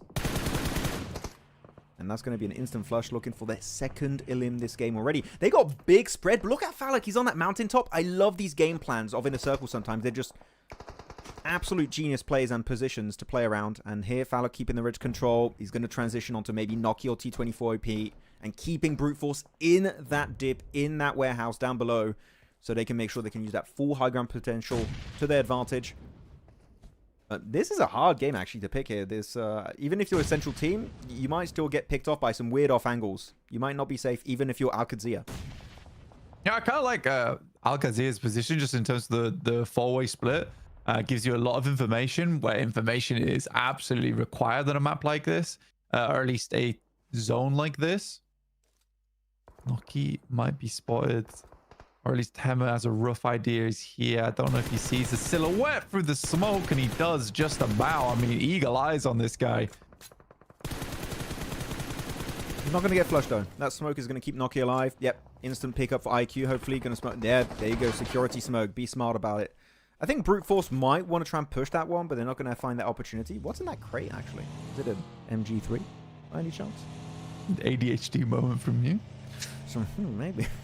What about that crate? What about the crate? You got to check it. You never know. Like, let's go gambling. Oh, dang it. Oh, dang it. No. I can't stop winning. Oh, though VP's going to have to push over. Yeah, this ridge here towards the center is pretty important. But I like that Qadsiah is looking to sweep, because they know teams can't see them from that ridge side behind them. So they may as well try and sweep the roadside as teams are attempting to cross. ARCRED do find VP in the end. They're sending it. Nicely done. Just pushing them away. VP, this is a good push for Milky Way and Malloy.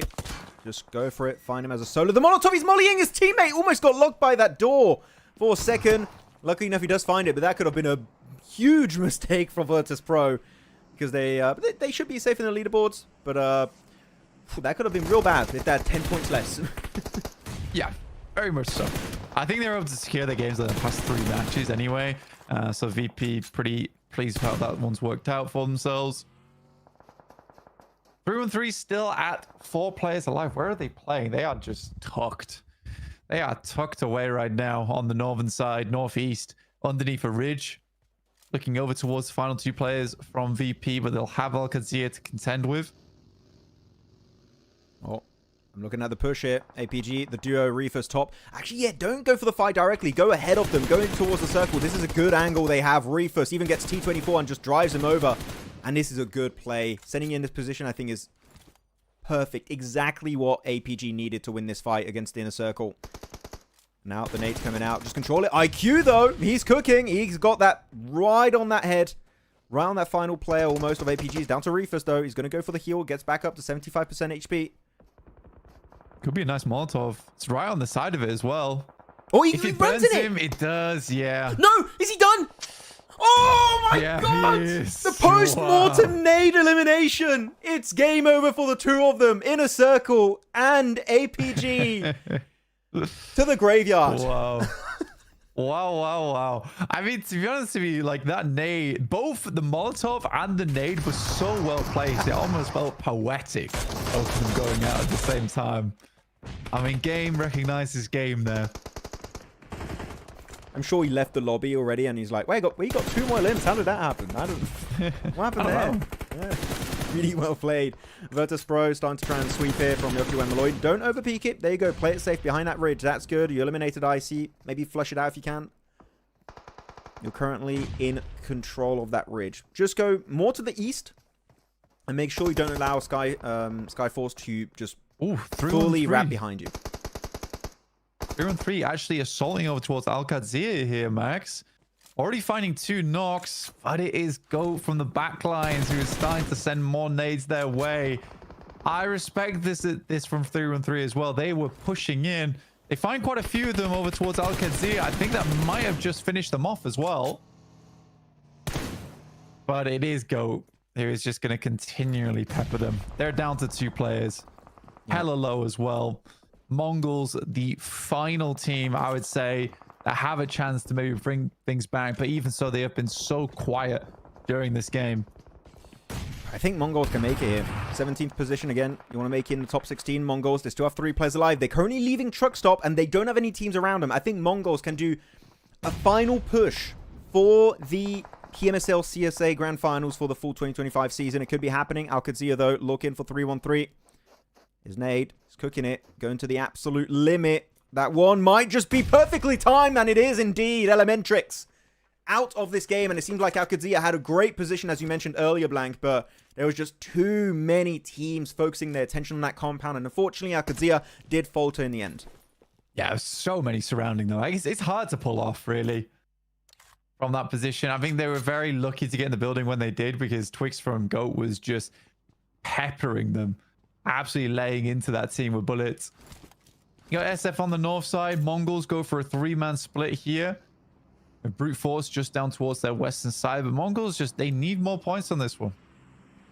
I mean, they could just wait it out for the chicken dinner, but they're going to have no space to work with it. And you desperately need to carve out a lot of space on a zone like this to be able to get a win. SF looking to sweep over towards GOAT. They still have vehicles as well, which is a big boon. Chat, if you guys want, you may do your prediction now while nothing's happening, and then we'll go back in casting. But may do your prediction. Put it in the chat. Who thinks is going to get the win between GOAT, Brute Force, Skyforce, MongolZ, and 313? Yeah, MongolZ here might be able to do the unthinkable right at the end here of the group stage. They're very spread, though. They got to be careful. You lose a player, that player is not getting revived blank. So maybe you want to try and tighten up that split and get ready to fight. Maybe a Brute Force, maybe a GOAT, because once that fight breaks out, you need to full commit and you need to keep every player alive if you want to go the entire way. That's Kodu. Headshot to Godless. And that is going to be one player of Skyforce taken out of this game entirely. And stolen away by 313 as well. Are they on 9 eliminations so far? For which team? Or is that 5? 5 elims right now for 313. Yeah, 5. MongolZ are scouting over towards GOAT. You can see Fearless up close and personal. With Vic, he just immediately backs off towards his team, provides the information back. Very smartly done. So MongolZ already losing one, and instantaneously Vic's around the side looking to take more shots. A nade is in hand. It's already cooked first, but Vic will hit the deck, and this might be a big nade going over towards Gyro. Doesn't quite tag, and that one's not on target either. Ooh. They need an off angle to come through. Oh, he's still going to be able to stick that res. Hopeless actually has got a really good angle. Hopeless might be the man we've been hyping up this entire time, Blank, and able to allow that res to come through in the first place. He gets resed. Actually, that was a perfect time for the res. I think he gets resed a second earlier. That nade knocks him again. And he's able to even get the first aid. Fearless, back up, able to tank another nade for himself. He's just an absolute tank in this game. Unkillable when it comes to utility. Even Falak and Doc combined couldn't get him there. Yeah, well, I think he really should have had some fear in that situation. He was first aiding and sat at the exact place where Vic had naded the past 3 times. Shots over towards them in the distance. Again, they just keep exposing themselves here versus GOAT. Oh, they're split still. I'm scared. I think you pick a fight, or you fight Brute Force or GOAT. I don't care. Pick a lane.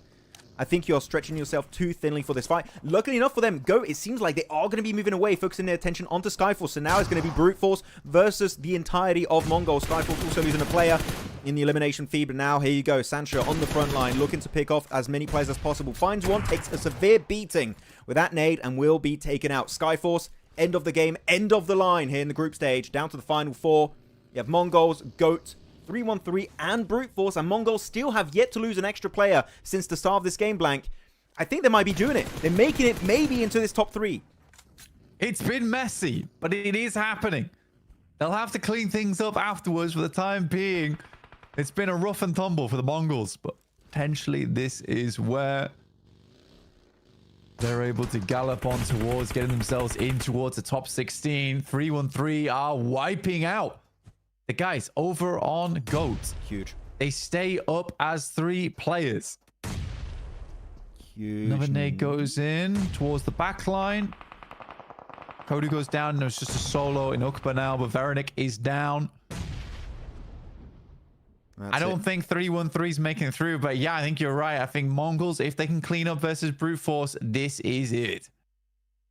Hype for the MongolZ right now. They might be making it. Currently, the only squad that's in the circle, except for that one solo of 313, I'm going to say, not really a threat right now. Your main threat is going to be Brute Force. You want to eliminate the stragglers, eliminate this duo if you want to make it into the top 16. Literally playing it way too close for comfort, but it might just be happening right here, right now on this match on Miramar. That rage control is good. And Brute Force, you know, they just don't want to close that gap. If they do, Hopeless, Gyro might just be instantly punishing that push. The circle's moving away. We're in phase A, and the center of the circle should be towards Gyro. It should be pushing 313's final player away from that building. So center control will be in favor of the MongolZ. Tara's got to be a little bit careful of exposing himself to a sideline too. Ukba, honestly, on the side. Because Ukba knows he's a solo, but he'll take as many points as he can wherever he can get them. Hezik shots over towards Hopeless. You wonder how much utility they have left, how much medical supplies they have. Mongols have been beaten back black and blue over on the side of the map as well by the GOAT earlier on. This is very conservative use of smoke stick coming through from Brute Force. I really like it. They know that they have little utility to work with, so they keep moving the vehicles, dropping one smoke, playing around that for a little while, and then moving forward. Oof. Brute Force are just getting completely cornered here. If they go downhill, they might get picked off by the solo of 3-on-3.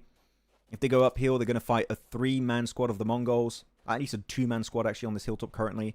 But no more nades for Mongols. I think they would have used them already if they had any. So I think they're just completely out of utility. They find the final player, meaning not only do they get the extra elimination, they get even more placement points. Making it to top 2. They find the extra knock onto Brute Force. Now looking for the final one. They get the angle. And Mongols, their most important win here, secured at the very end of the group stage, was enough to push them into the grand finals. We'll see that very soon, but this is definitely the game we were looking for here, Blank. That is crazy. Final game to make it happen, to get into the top 16. I think they overtake 721 there, and I imagine 721 is upset about that. That is a depressing ending to their incredible run today. And for Mongols to do it in the final game as well, it's so Shakespearean. Look at Hopeless, man. We keep hyping this guy up. He's the man who got 4 eliminations in this game. I'm going to call it. The reason Mongols qualify, if they made it on the leaderboards, it's going to be thanks to Hopeless mainly, and how he's been able to perform as an individual player. This guy has been a legend through and through for the Mongols. And you know what? Mongols, at least good thing after this performance, Blank, they know they can't take anything for granted. They need to work hard if they want to make it really work out in the finals. Please don't drop us. Please don't drop us. We won't hot drop in Rozhok anymore. We'll stop it, please. Yeah, I think for Hopeless, what a great player. I think the amount of elims he was able to get over the course of the group stage, so important for setting them up to this moment right now. But yeah, we'll wait until we see the match rankings and then the overall rankings, see how this all goes down. For my top 3, let's talk about top 3 really quick. Going into the finals, I'm going to say Inner Circle, APG, and let's go over wildcard. Let's say ARCRED. ARCRED as your 3rd place team. Yeah. Ooh. That's your top 3 in order. You're going in that order. Top 3 in order: APG, Inner Circle, ARCRED. That's my top 3 in order. Yeah. Okay, so you're calling APG as the back-to-back CSA champion. You think that's happening? We'll see, but here we go. Yeah. The rankings are up, and Inner Circle will be your group stage champions. Pretty much expected. Not as big a point gap as I expected. 5 points away from ARCRED in 2nd place. But ARCRED, big surprise when you have so many heavy hitters in this lobby, Blank. ARCRED really shocking people. And I think, actually, I get it why you put them in your top 3 prediction. Yeah, I just think that if they all learn a little bit from Bad Boy here and there, maybe the rest of the team is just going to be as incredible. But he has been so consistent the entire time. Seriously good stuff. And there it is. Mongols do it over the top of T721. 62 points. There's 67. And they will be making it through. And we'll be saying goodbye to 313, HLE, NEPX, and T721. Really sad to see, honestly. You just know 7-2-1 Blank looking at this final game. We're like, they literally need to win. Like, it's so unlikely. And they keep seeing... They actually have to win. Yeah. And like, Mongols just keep surviving every single step of the way. Another team gets eliminated. Another player gets taken out of the game. And they get more and more eliminations. And like, God damn it, this Hopeless guy is going to qualify them on his lonesome. And he pretty much did at the very end there. Do you think they maybe had an advantage? Because on the last game, usually a lot of the teams have already qualified. They just sort of give up a little bit, right? Yes. So do you think Mongols had a big advantage there by being the team that got to play the final game? Maybe a little bit, yeah. Like, they're just teams maybe not trying as hard. Like, NEPX very clearly, I think, gave up the way they were playing in the end. 3-1-3. Didn't give up just yet. They were really trying, but they were in a horrible situation without Qadsiah and every team in that compound. So I think there might have been a small advantage, but that's the tournament format. That's how it goes. And Mongols were able to capitalize on that one. Daily MVP is going to be Bad Boy. This guy, literally, this guy's played so good, Blank, Bad Boy would be the finals MVP, and I would genuinely be like, yeah, that makes sense. I would see that happening. That makes sense. Even if ARCRED were in 6th place and Bad Boy was the finals MVP, I would also be like, yeah, that makes sense. That checks out. Yeah, you could pull a doc right now in the CSA finals. Here we go, looking at the top fraggers of the group stage post day 3. Reefus, you put this guy on the bench. I am going to lose it. Okay, he is the core 4 player. He's one of the main roster players right now. Let this guy play, as he's going to be number 1. An easy 31 points as well for him. Yeah. An easy 31 points.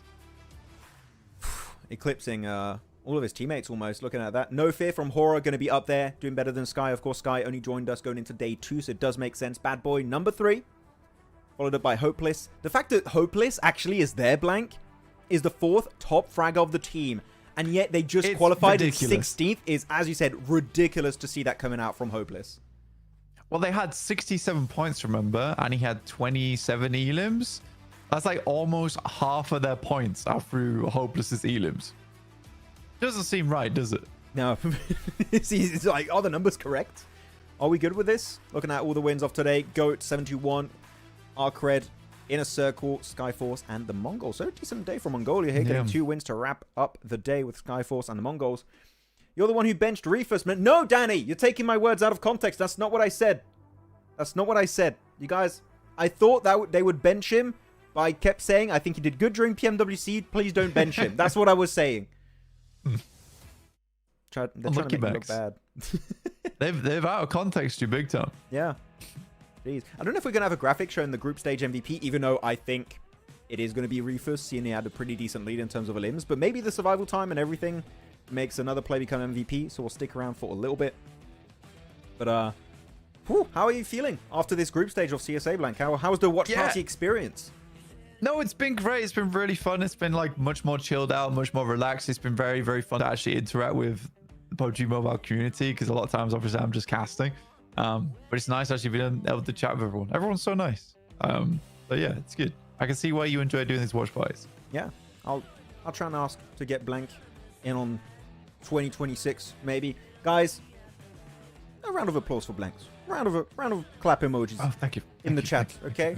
Say what do you want to say to Blank. You had a good time. You lying, Max, I'm sure as witness. Call me out. Call me out if you need to. That's okay. Yes. That's reasonable. It's reasonable. Yeah, but again, thank you very much, Blank, for being on the watch party. Initially, it was like a schedule conflict and everything, and I really enjoyed it, and I hope we do it again. It was a good time. Yeah, me too, man. It was very fun. Very, very fun. But you've got Minas now, so yes, I shall catch you all later. We'll see. Stay tuned. Even though I'm not there tomorrow, jump back in for CSA. It's been really fun covering this, honestly. I've very much enjoyed it. Before we wrap it up, can you remind us of your top 3 so we know, and we'll see if you can connect it? Yes, I can remind the top 3. It's APG first place, Inner Circle second, ARCRED third. Okay, I'm probably very wrong, but those are my picks. Okay, I like it. I think ARCRED is going to be a fun team to see if they can make in the top 3, and Inner Circle APG. We'll see if APG can make the back-to-back championship happen. Blank, again, thank you so much for being on the watch party. It's been a pleasure. Thank you, everyone in the chat, for checking out PMSL CSA. The group stage is officially over tomorrow. Finals are coming up. It's going to be same time, same place. It's going to be 6 matches a day. It's going to be brought by myself and the 7WG. So make sure to be there right on time. With that said, we're going to wrap up the stream. And if you want, PMSL MENA is going to be happening in just about 5 to 10 minutes. We're going to be going live with NEPX. So we'll see you guys in a few short minutes if you're going over there. Have a good rest of your evening, and see you next time. Bye. Bye-bye. Bye-bye.